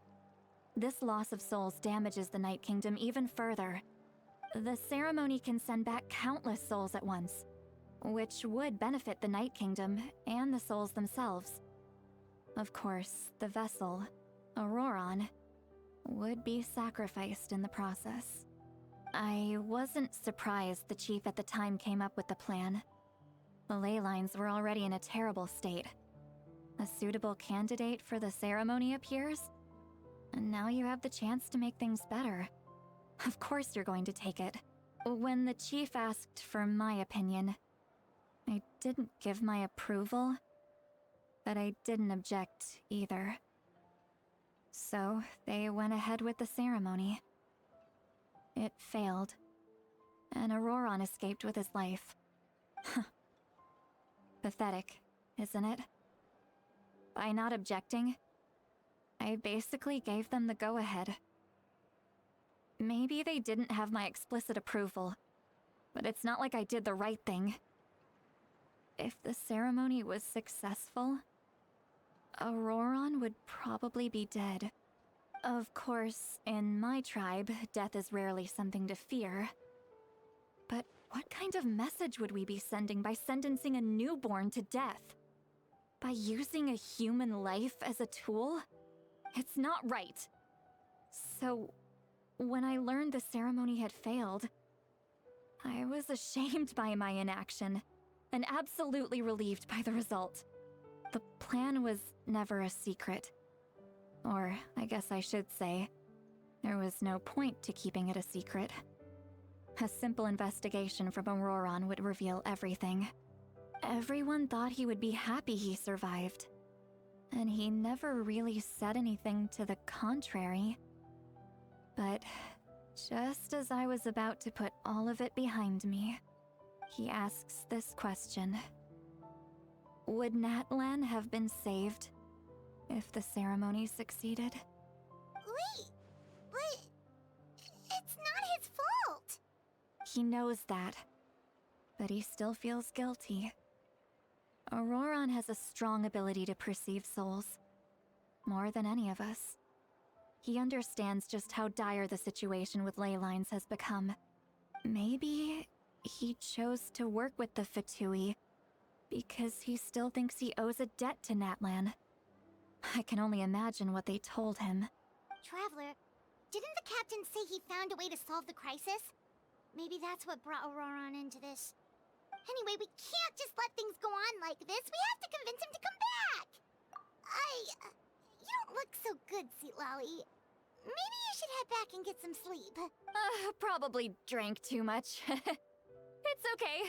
The fresh air is doing me good. Okay. Forget that. I need to go home. I hit it a little too hard. You've helped me so much already. How do I even begin to thank you? Hey, we're friends, aren't we? Besides, you already said you owe us a favor, so you don't need to worry about us. Good point. Well, I'll go home and get some sleep. We can figure out our next move in the morning.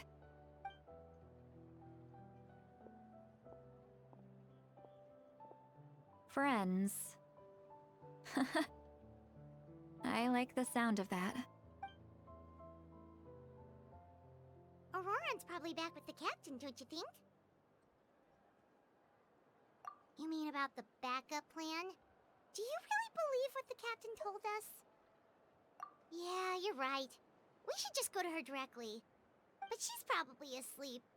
We can find her first thing in the morning. For now, let's...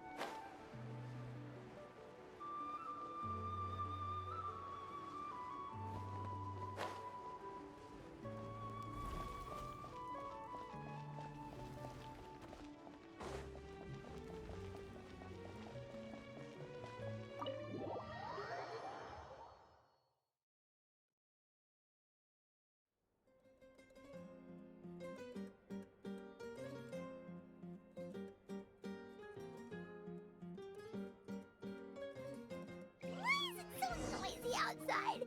Pirates still haven't sleep.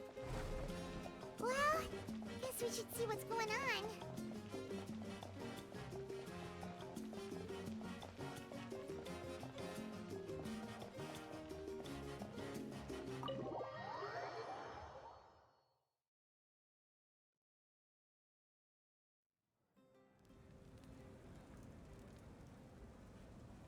Ah, you're already here. I was just about to come get you. Wow, you're up early.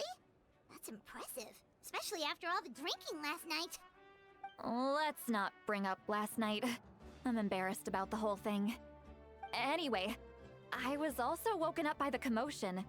Looks like all the warriors from the stadium are on the move. I heard many areas have been attacked by the Abyss, including the Masters of the Nightwind. I need to head back right away. The Abyss attacked again? Are you sure you can handle it on your own? Do you need our help? I'll be fine. We also have the support of the warriors stationed at the various outposts. Given the quick response, the stadium could always use more manpower, so you should join the forces here. I'm done making excuses for him. He's not a child anymore. He needs to take responsibility for his actions. I was the one who vouched for him, so I need to report back to the Speaker's Chamber. I'll accept however they choose to handle the situation. But I should be able to convince them to let me go back to my tribe first to deal with the attack. As for the ancient name, once we handle this crisis, I'll talk to Shilonen right away. Don't worry, I never forget a promise to a friend. Thank you. Alright, I need to start heading back. She left in a hurry. The situation must be really serious. Looks like a lot of people are heading to the stadium. Let's see what's going on.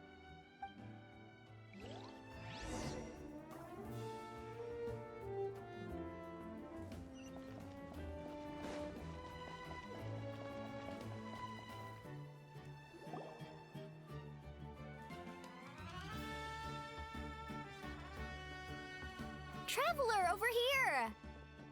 Perfect. Our star Outlander has appeared. Oh, you're all here! But, what's with the whole Star Outlander thing? Just my way of saying how awesome you are. We've got a real emergency on our hands, so this is the perfect time for you to show off your skills. Alright, but can we get a quick rundown of the situation first? The Abyss suddenly attacked the Collective of Plenty, the Masters of the Nightwind, the Children of Echoes, and a number of our camps and outposts in the wild. Yes, and the attacks are increasing in frequency.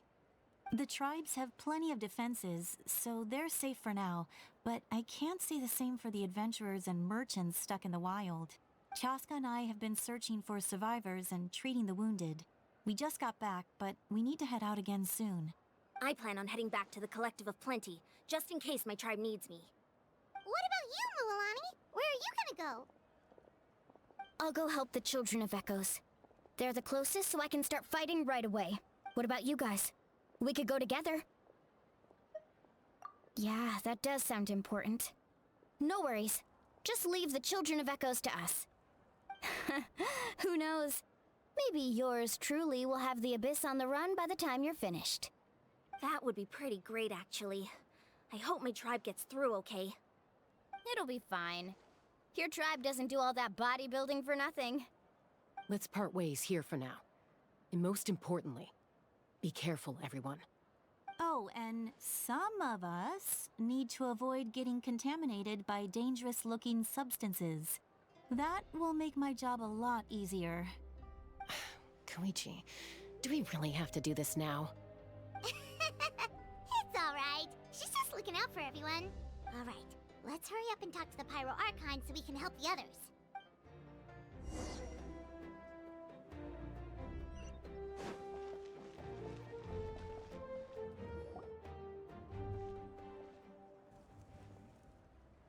Oh, it's you two. As you can see, things are not looking good right now. People across Natlan are in danger. Look, I'm very interested in your recent adventures, but this is not a good time. So we'll have to keep our conversation short.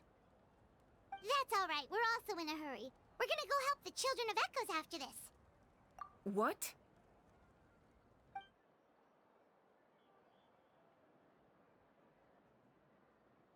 So he thinks my plan is too risky. He thinks I'm being stubborn. I shouldn't underestimate the Fatui's ability to gather intelligence. The Gnosis does have that function, but there's more to the story. I will answer you honestly, but you must help me keep this a secret. I can use the power of the Gnosis to save Natlan, but it comes at a heavy price. The Gnosis would drain all the souls and memories from the Night Kingdom and weave them into a giant net, which would surround the ley lines and protect them against abyssal corrosion. Wait, you can use souls to weave a net? But does that mean... Yes. It means sacrificing those souls in the process. Souls are just another form of life. The cruelty of this method is self-evident. The Night Kingdom not only houses the souls of the dead, but also our memories and legends. Using the Gnosis means converting all three into material for the net, erasing our history and culture. Even then, the net can still become corroded. If we cannot find a way to repair the damaged ley lines before that happens, then all those sacrifices are for nothing. Given the enormity of the price, it's a solution I refuse to consider right now. I want us to win, but I also care about how we win, and what that means for us in the end. Now it's true, both plans come at a risk, but after weighing our options, this is our best bet. Natlan is unique among the nations of Teyvat. Given the ever-looming threat of the Abyss, the Pyro Archons had to account for the worst-case scenario. Having a contingency plan is our duty, not just to the people of Natlan, but to all who live on this continent. Still, this has always been a well-kept secret. I'm very curious how the captain learned this information. Oh, one more thing? The captain said he found another way to solve the problem. Could be equally as extreme, though. Without the Gnosis, he should have no other option. But I see no reason for him to lie. Seems like our only path forward is to track him down, so he can answer that question for us.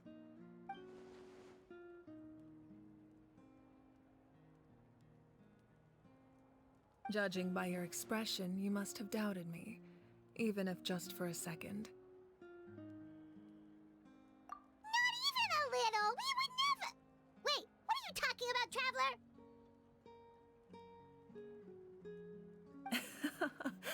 Just as expected. I appreciate your sincerity. Maybe it was out of caution, anxiety, or simple curiosity, but know this. No matter what, our goal remains the same. We both want to save the people of this land. So now that you have your answer, do you still doubt me?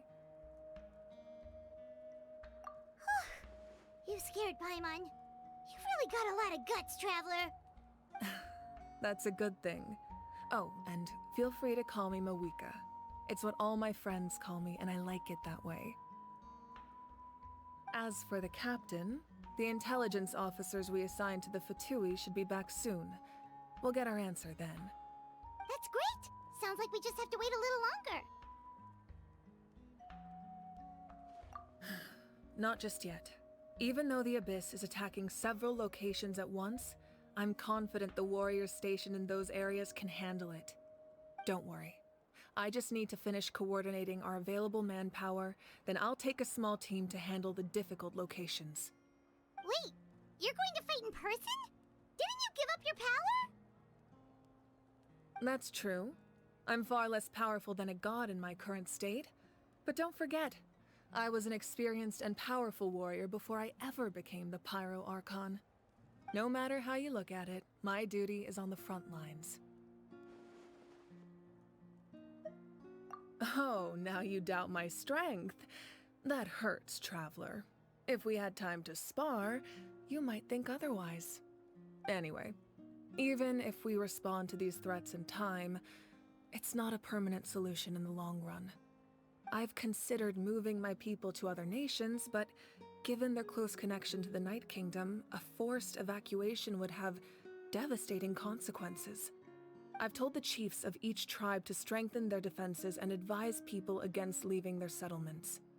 Now, I just need to find the right time to disclose the true nature of the crisis to the people of Natlan. Paimon's a little worried about how people will react. Yes, but that won't be the only response. In any case, that's for me to worry about. I'll let you know when we have more information on the captain. Alright, we should head out.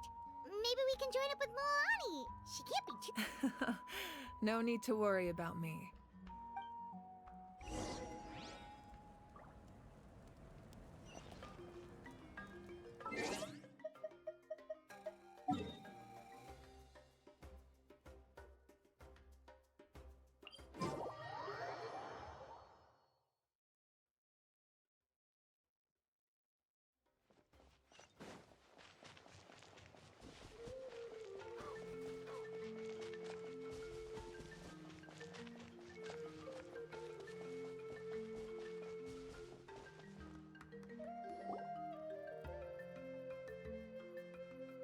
Quick, over here! To safety!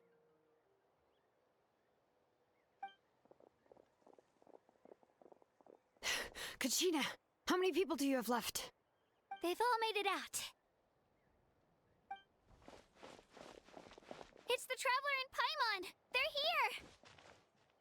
What's the situation? There's a trapped caravan that needs our help. We need to rescue them as soon as possible. We'll go together. I'm coming too.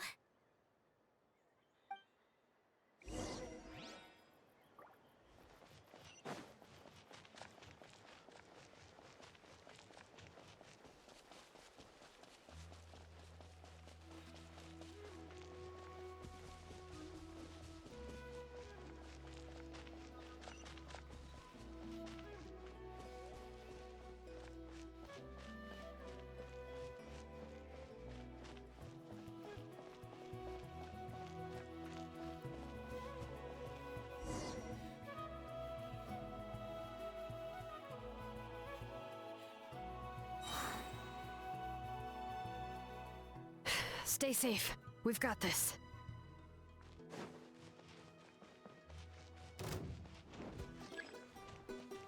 Hear the echoes of the valley! Bring it!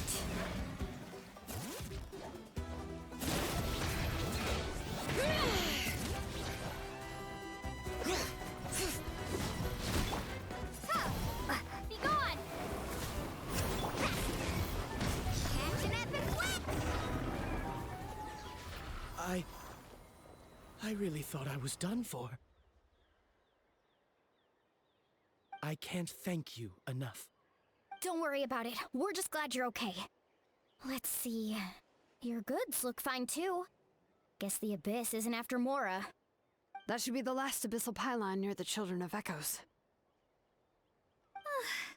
That was scary, but we did it! By the way, where's Lolly? I thought she would come with you. The Masters of the Night Wind also got attacked, so she went back to help her tribe. She said we can deal with the ancient name later. Yeah, that makes sense. The attacks are more urgent. Alright, this isn't a good place to talk. Let's head back to the tribe.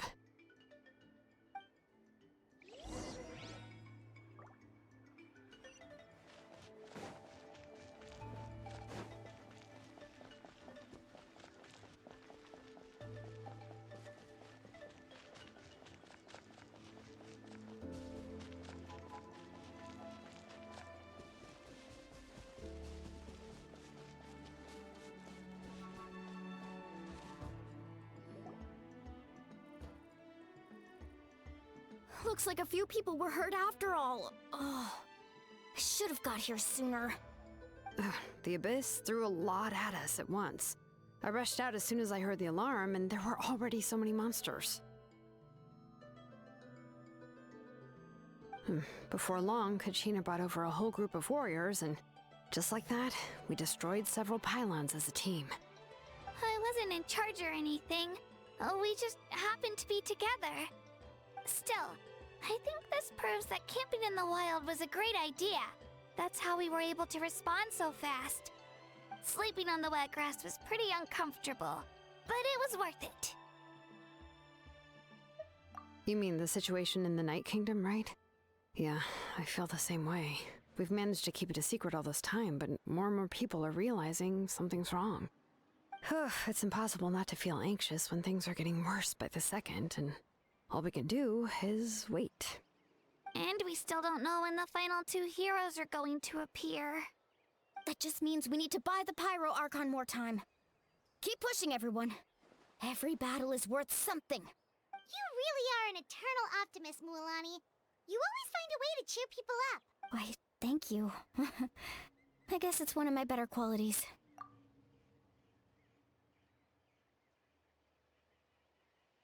So, specifics aside, the Pyro Archon confirmed the Gnosis can resolve the crisis, but it comes at a huge price. And somehow the captain finds out about it, goes to fight the Pyro Archon, and calls her out for having a solution but refusing to use it. Honestly, if he has the same information as us, I can't really blame him. It's probably because our plan is so risky. We don't even know if the 6 heroes will reunite in time. We talked to Malika before we left the stadium. According to her, the cost of the captain's plan is too high. And, well, it makes sense. If that was truly the better choice, she would have picked it. Yeah, I trust the Pyro Archon. When I was upset about Kachina's disappearance, she was really sincere and patient with me. Plus, she burned down all those precious mementos for Kachina. She's already proven how much she values even a single person's life. When it comes to Natlan's survival, there's no way she would hold back. I agree. Maybe the captain weighed the costs and came to his own conclusion, but I'm sure we have different priorities. Life is important, but so are history and memory. As the Archon, she can't tell us everything, but it seems like she wasn't holding anything back this time. The next question is, if the captain found a new way to save Natlan, how come the Pyro Archon has never heard of it? Yeah, and isn't he from Snezhnaya? Why would the Fatui want to save Natlan?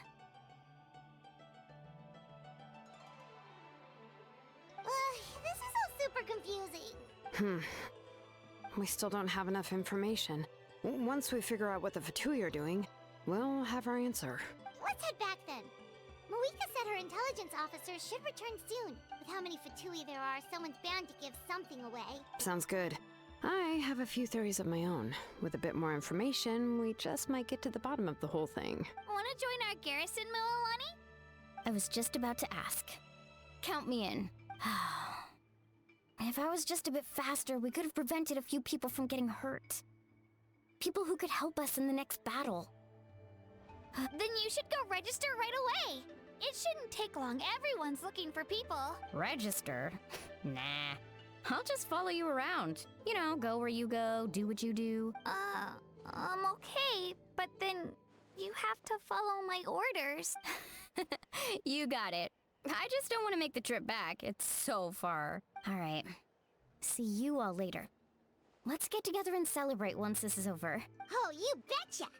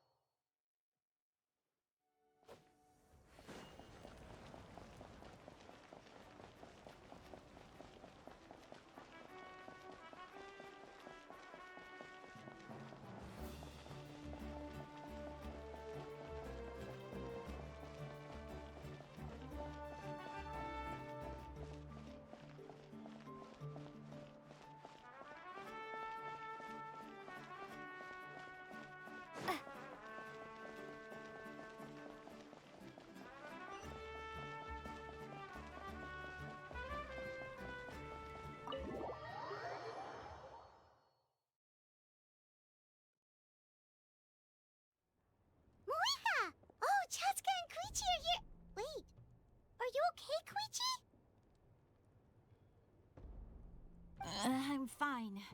No need to worry. They ran into the Fatui while out on a mission and decided to follow them. The Fatui? Calm down and let me explain. Here's what happened.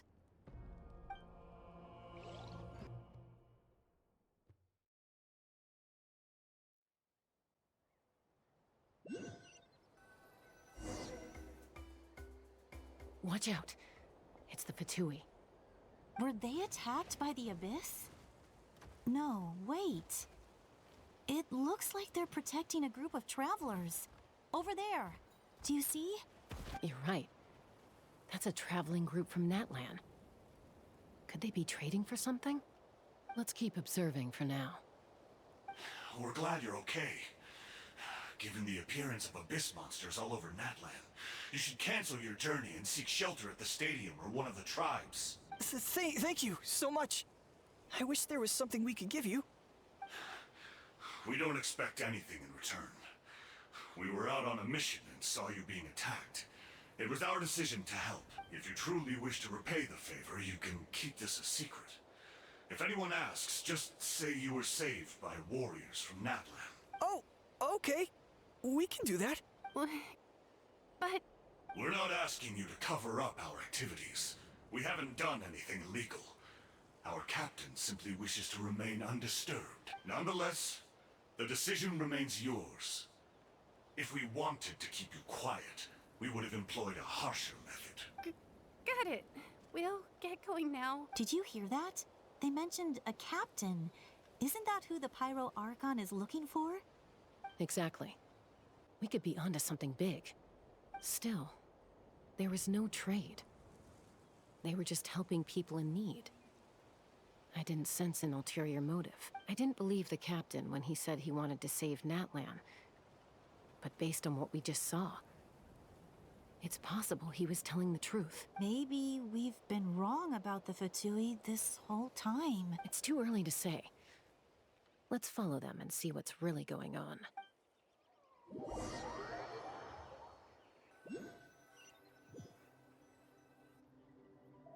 So this is where they were headed.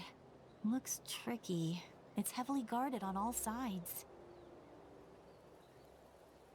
Koichi, wait for me here. I'll go in and check it out. Oh, no you don't. How are you planning to get through all the guards? Look, I can use this terrain to my advantage. With our tribe's special way of getting around, I doubt they'll see me coming. We still can't see anything on the inside. What if you can't find cover? You won't have anyone to watch your back if you go in alone. The more heavily guarded the location, the more valuable the secrets. Even if the captain isn't here, we can still figure out what the Fatui are planning. That intel is worth the risk. Fine. You're not gonna listen to me anyway, so let me come with you. That's even more risky. You've been running around saving people for days. You're already at your limit. I'm confident I can protect myself. I'm not sure you can say the same. At least right now. I can. You really believe that? Fine, don't believe me. But you can't honestly tell me infiltrating a heavily guarded Fatui hideout all on your own sounds more reasonable. You know, growing up, even if I insisted on doing something, it never gave you any trouble. I'm not sure you can say the same. All right. If we start arguing, this will never end. We can't let this opportunity go to waste. Guess that means I win. Don't worry, you're not the only capable young person from our tribe. I can handle this. All right, same plan as usual. We split up, communicate with hand signals, make sure our blind spots are covered, and support each other once we strike. Got your ropes? Yeah, let's go.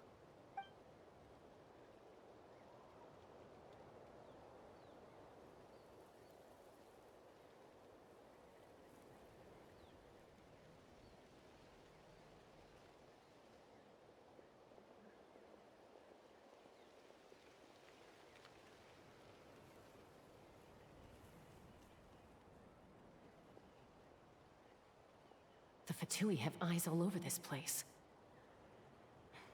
I should wait for Koichi's signal.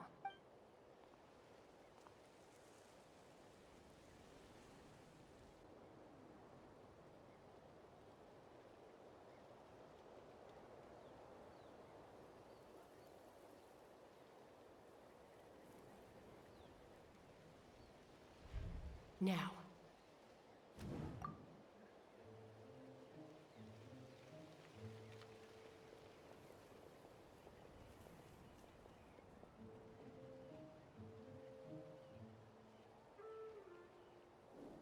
Not sure how many chances I'm gonna get. I need to act.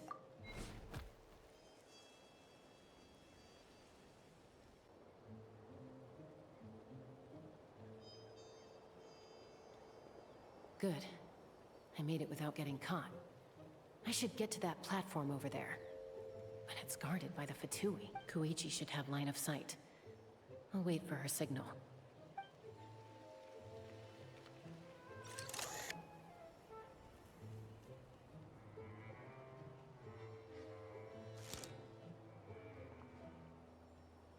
That's it. Now's my chance.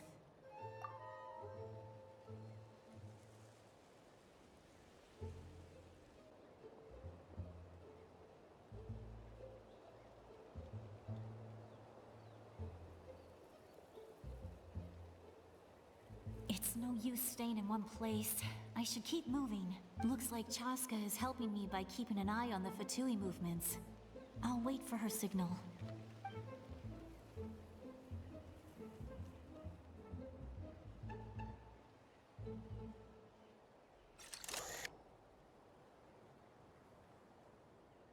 Time to move.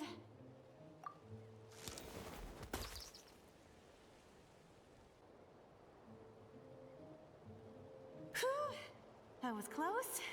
Almost got caught. Probably can't make it over in one go. I'll wait for my next chance. Now's my chance.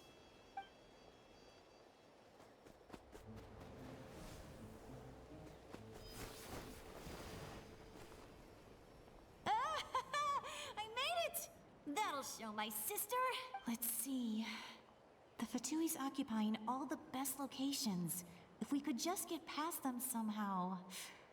Wait, I've got it!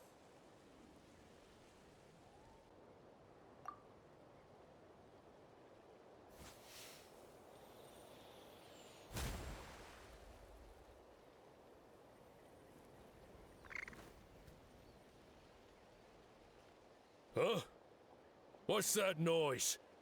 Did something explode? Oh, it stings! What the heck is that? What do you think you're doing? I could ask you the same thing! Good, they're arguing. Looks like they just needed an excuse. They've probably had enough of this job already. The people on the hill over there left to help their comrades.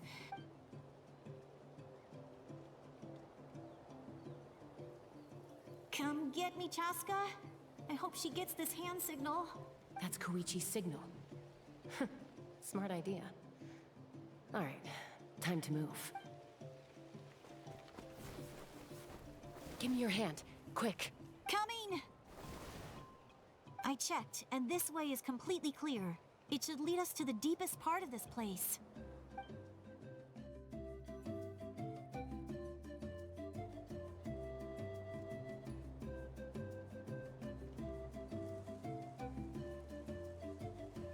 Well, I was pretty helpful, right? You know, everyone usually jumps at the chance to work with me. Not my own sister, though. No, she avoids me like her life depends on it. I was wrong, Koichi. You've done well. Wait, you're just gonna admit it? Now I look like the mean one. Let's focus on the task at hand. We're in the heart of enemy territory. More time we waste, the more dangerous this becomes. All right. If you're not gonna take the bait, then I'll drop it. Looks like the Fatui are here to dig something up. I'm surprised they mobilized this many people. I doubt it's because they're interested in our culture and history. It seems like they're looking for a dragon relic called the Source Mechanism. The device is ancient. Barely any information survives to this day. And even people from Natlan don't know how to use it. Why would this be the Fatui's target? Not bad. Looks like it's in good shape. This should be where our Lord's looking for. Took us long enough. Come on, let's get this thing back. Back? Back where? Should we keep following? You really want to keep going? Of course. We make a good team, don't you think? No reason to stop now. Hmm? What was that sound? Uh-oh. We've been spotted. Time to go. Falling rock incoming! Watch out for your gadget! What? You'll regret that! After them!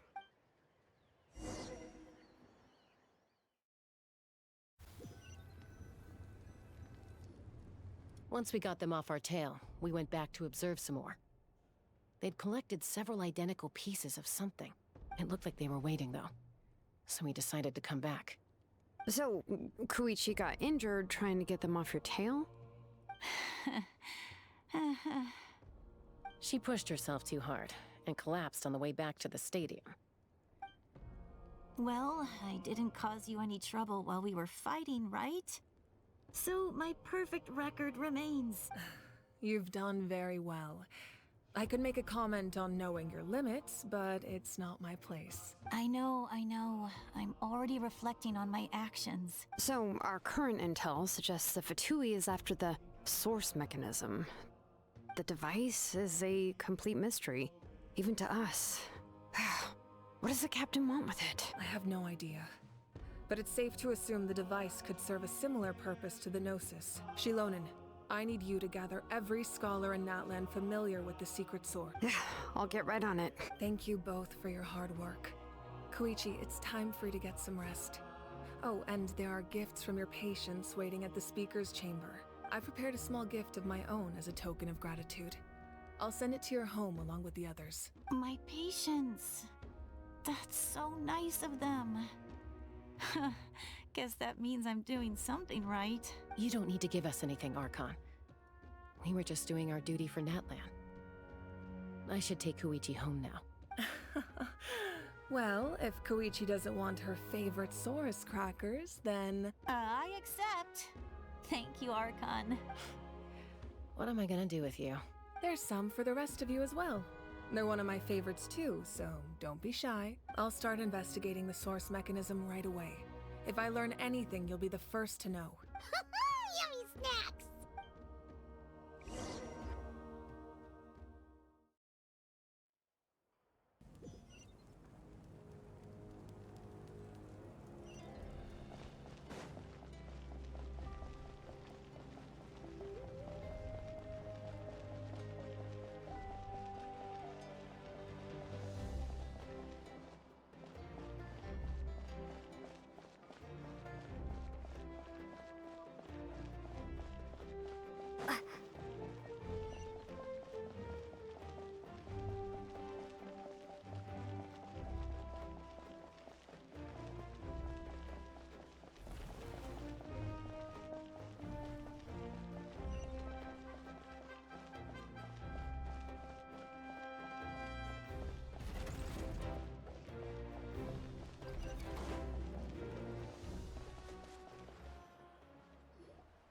What's next for you two?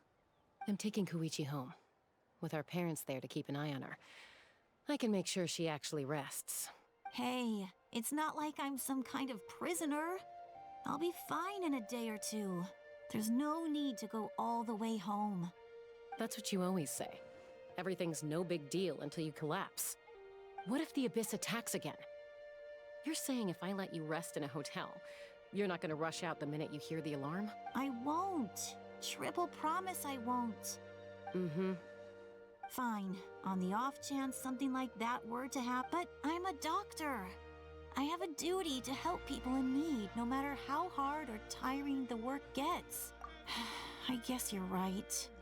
But I don't have to like it. This reminds Paimon of when we first met. Except you were the one trying to stop Chaska from doing something dangerous. I do the same for anyone trying to put their life in danger. As a doctor, I don't want people to get hurt because of a rash decision. Then try to see things from my perspective. You clearly want to protect your patients. So can't you understand why your own sister would feel the same way about you? The two of you are the same, you know? I disagree. I understand the risks and costs of my decisions. Who wants to be like her? Overconfident, always making excuses when things go wrong. That's just not true. You think I don't have proof? Okay, don't get into another fight. Just pretend Paimon never said anything. Don't worry, Paimon. You didn't do anything wrong. Arguing is just how we communicate. Neither of us really takes it to heart. Plus, I guess we are similar in some ways. Maybe I rush into things without thinking, but I learned that from her. We're family.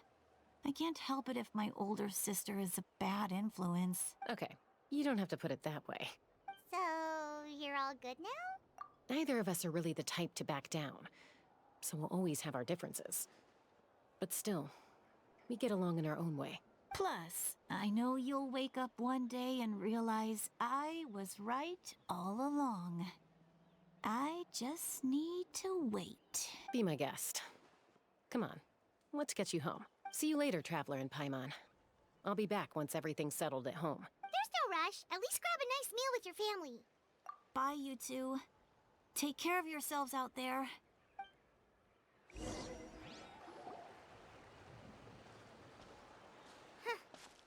two will probably make up for real at some point, right? Well, we've learned a lot. Let's go over everything that we know so far.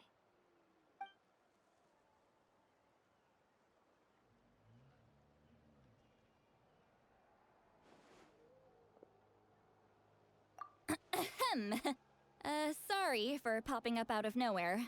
Again. Why do you look so awkward? Oh, is there something you need from us? Okay, I won't beat around the bush. Oh, and I'm sorry for interrupting your rest. I'll treat you to some charcoal grilled steak to make up for it. Awesome! Just give us your orders! Hey, friends don't order each other around.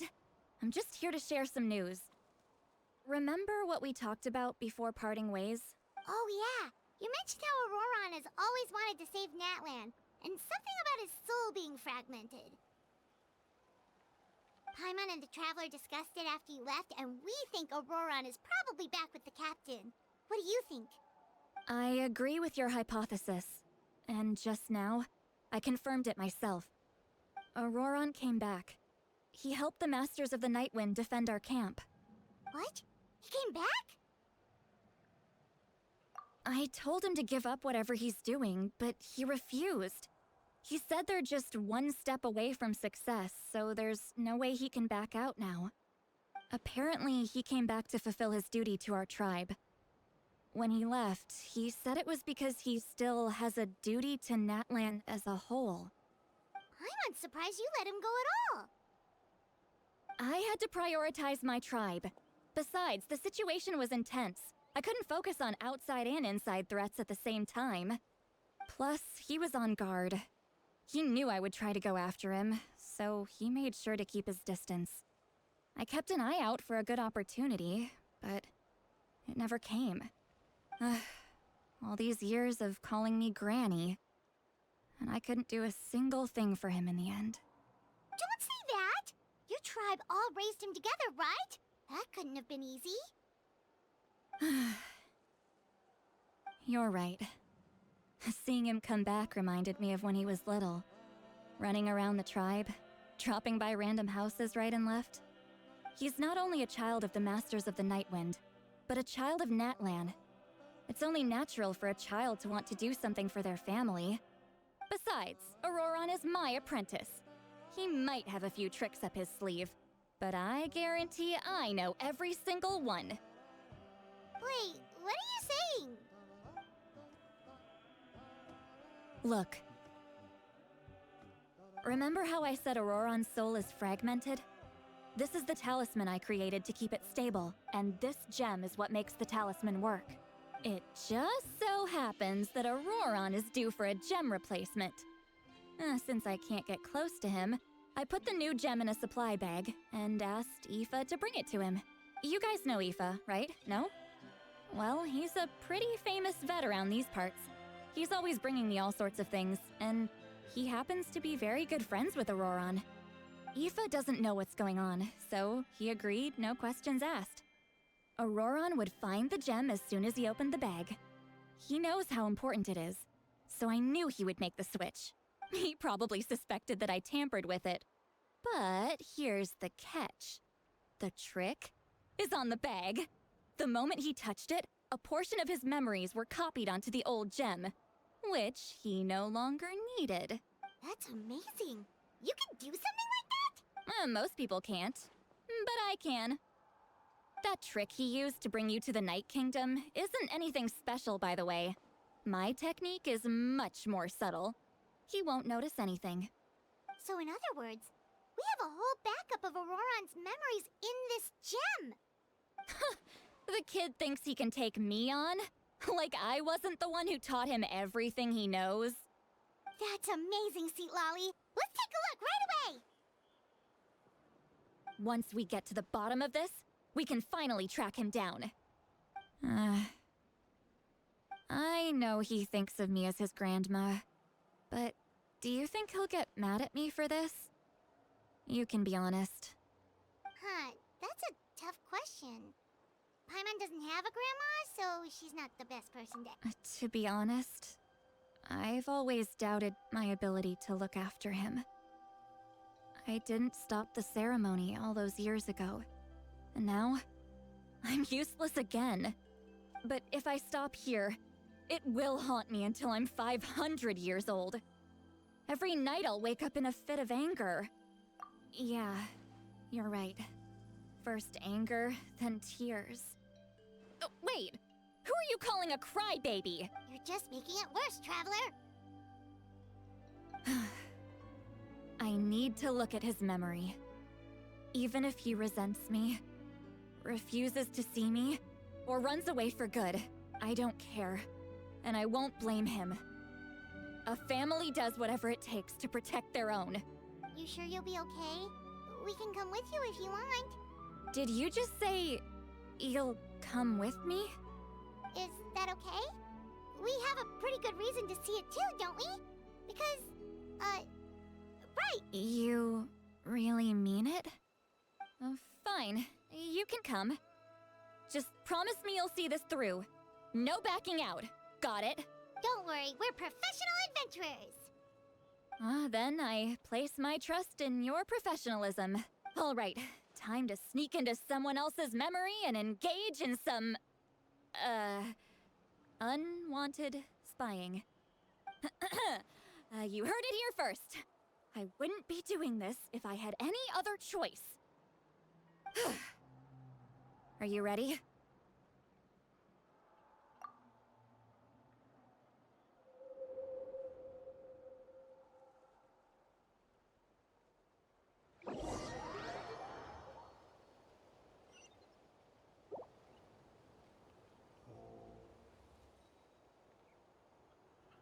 Look how good you're doing. You'll grow into nice big radishes in the future. And you? Aoife says you're taking up too much space, but I think you're a good tree. What do you think? Hey! How's it going, Auroron? Good. How are you, Uncle Okanbi? Can't complain. What you up to? Naming your vegetables again? No, just some idle conversation. Sounds fascinating. What did they say? They told me you were coming and that you would take some produce with you. Only if you're offering. By the way, I ran into Aoife yesterday. He told me Chaska's fostering a saurian at his place. Said the thing trampled over a part of your radish garden. I hope you two didn't get into a huge fight. No, don't worry. I'll find a way for him to make it up to me. I've already wrapped your share of the produce. Here you go. You really knew I was coming. That's pretty amazing. Light up the smoke and you can see the path through the shadows. That's what everyone says. Hey, have you seen that strange group of people that just appeared out of nowhere? Appeared out of nowhere? I don't think so. It's the Fatui. Their leader seems like a big deal. He didn't bring many men with him, but they're all elite warriors. It seems like they're looking for someone, but I wouldn't go around asking too many questions. If you run into them, be careful.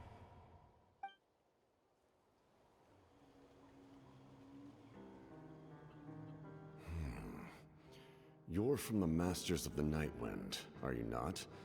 Why do you live here alone?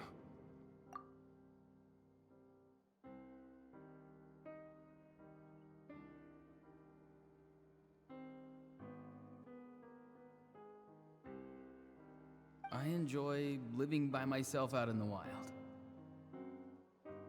I guess you're from the Fatui, the one everyone's calling a big deal. Not an inaccurate description. I'm looking for someone who may be known to you. Citlali is her name. Granny? What does an Outlander want with her? I've heard the name. You have business with her? There's no point to further questioning if you insist on hiding things from me. I shall seek answers elsewhere. Oh, he could tell I was lying, and now he's leaving? He gave up just like that? Hey! At least tell me why you're looking for Citlali. It's none of your concern. I have my own means of tracking her down. Why are the Fatui looking for her? What does she have to do with them? I can't just let them go like this. I have to figure out what they're planning.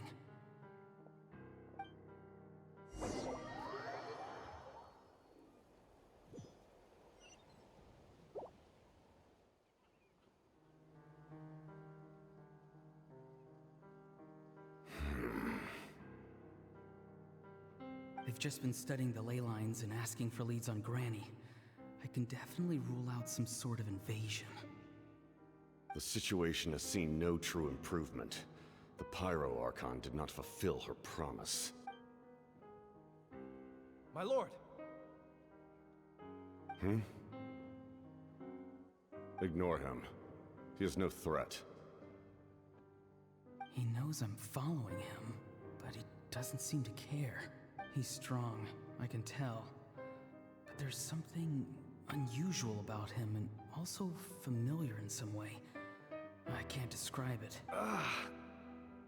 What is it? My lord, I feel dizzy. A ley line disturbance. Certain presences have been forced to wander outside their rightful realm.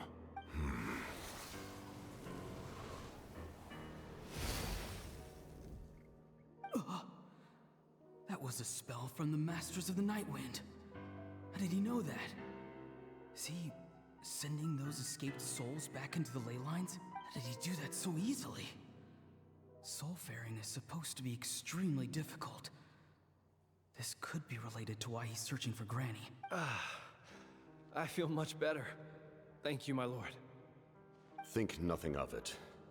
Stay vigilant, and continue to gather information. The Abyss could attack at any moment. If you notice any irregularities, assume drill formation and be prepared to fight. However, there is no reason to over-engage. Information is our first priority. Yes, sir. Why are the Fatui fighting against the Abyss? Do they really mean us no harm?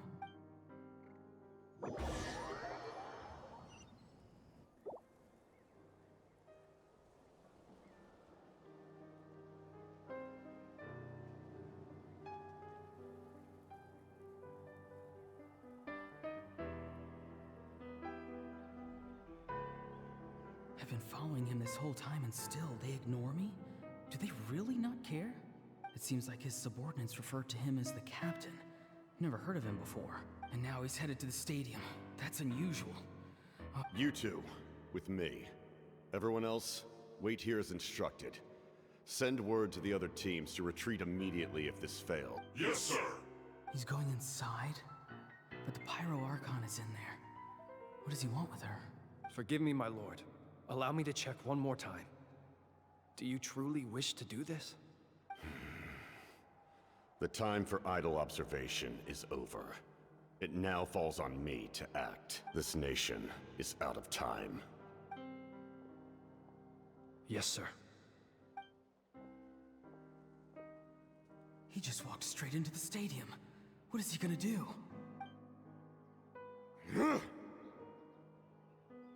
They're both incredibly strong. How long will they have to fight until someone comes out on top? Wait, this feeling. Just like the other day near the ley lines, it's faint, like a soul's trying to escape. Where is it coming from? Is that why he's looking for Granny? If he dies here, then all clues will be lost. I can't let that happen.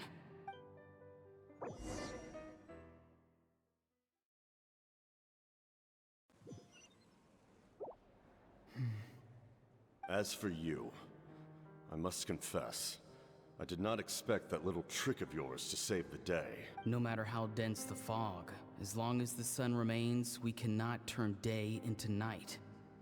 She could have dispelled it. She simply chose not to. You don't have much time, and you're injured on top of that. What do you plan to do next? I'm beginning to see just how useful you may turn out to be. You heard something from here. No need to force yourself. I've never seen anyone match the Pyro Archon in battle before. I didn't expect you to intervene at such a critical moment. You know I've been following you. Why didn't you stop me? When walking in the forest, it is only natural to encounter wild beasts. However, not every beast has the courage to come out and bite. And yet, one of those very beasts saved your life. Then speak. What do you want? I didn't save you because I wanted something. My soul is more perceptive than others. I can sense that the ley lines are extremely weak. I don't know what the Pyro Archon is planning. Can she really save us? The questions you asked her just now, well, I've had very similar doubts. So I felt like I had to help you. So, you can tell the truth. That was quite a reckless decision to make. I'm not sure you realize that. There's no turning back for me now. What I did back there is going to get me in a lot of trouble. You attacked the Pyro Archon in broad daylight, and I used my spell to save you. A single glance was likely all it took for her to recognize my tribe. So, we're in the same boat. Seem to care little for my thoughts on the matter. It's too late for that. Start from the beginning. Why are you looking for Citlali? Do you know her? Explain your relation to her first. I know you two are acquainted. It was obvious the moment I mentioned her name. Citlali is my elder and my teacher. She taught me everything I know. It's my duty to protect her. If you truly wish to protect her, you should have let me perish at the Pyro Archon's hand. Yet, you chose otherwise. Do I really need to tell you what that means?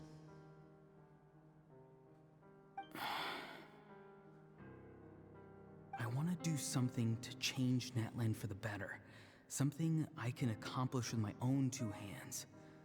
You're stranger than anyone I've ever met. But maybe, just maybe, you can show me the way. Strange? Citlali is said to be the legendary Granny Eastly, someone capable of communicating with the Wyub, and the Wyub are the key to information on the Night Kingdom. Why do you need knowledge on the Night Kingdom?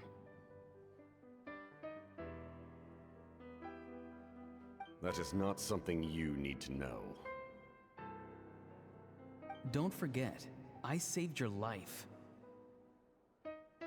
Do you not believe the Fatui capable of betraying a debt? People can lie, but souls cannot. I can tell there's a weight to your soul, a sense of justice. You may not live among your tribe, but you certainly know their tricks. I apologize for my rash judgment. You are more capable than I imagined. Let's go. We'll see if you have what it takes to join my plan.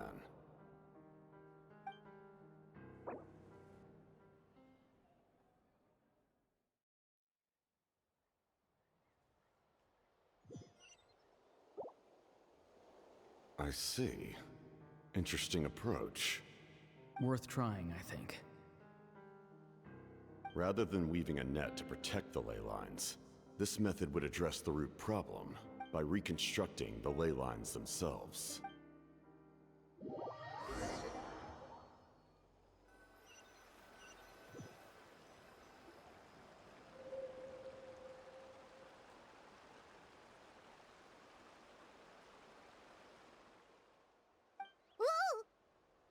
Traveler, Paimon. Are you two alright? Paimon's fine, just, a little dizzy. Of course. I'm so mad at him. After everything, he still can't let go of the past. For some reason, he thinks he owes something to the people who cared for him. Stubborn, self-righteous fool. Where's that gonna get him? Now that he's all grown up, he thinks no one can tell him what to do? He thinks he can just run away whenever he wants. I'll show him. If he tries to run one more time, he's got another thing coming. Maybe stubbornness runs in the family. Like grandmother, like grandson, as they say. Is that supposed to be a compliment? Huh! That kid's got nothing on me. Anyway, back to what we just saw. I don't even know what to make of it. Yeah, the captain seriously wants to reconstruct the ley lines? What does that even mean? Something like the loom of fate, maybe? But how does that help with the abyss? The loom of fate? Oh, it's kind of hard to explain. Basically, it's a device from Conrio that has unbelievable power. Anyway, if he really wants to manipulate the ley lines, everyone in Natlan will be affected. Oh, this is big. Which means the captain has been honest from the very beginning. Auroron's memory proves that. Why is he so obsessed with saving Natlan? Oh, we've got to tell Moeka about this right away. Yes, she needs to know about this. Now.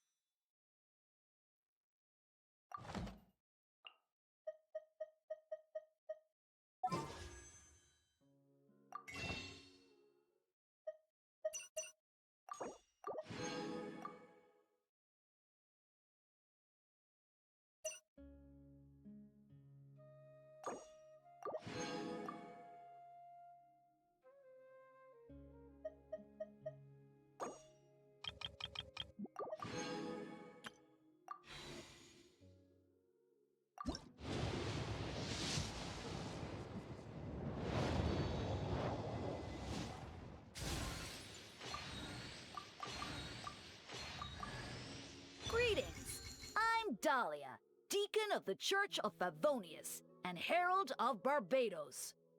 As you can probably tell, I'm going out of my mind with boredom right now. So, what's going on in your life? Any issues you're facing? I'm here to listen. And probably to laugh a little. but also to help.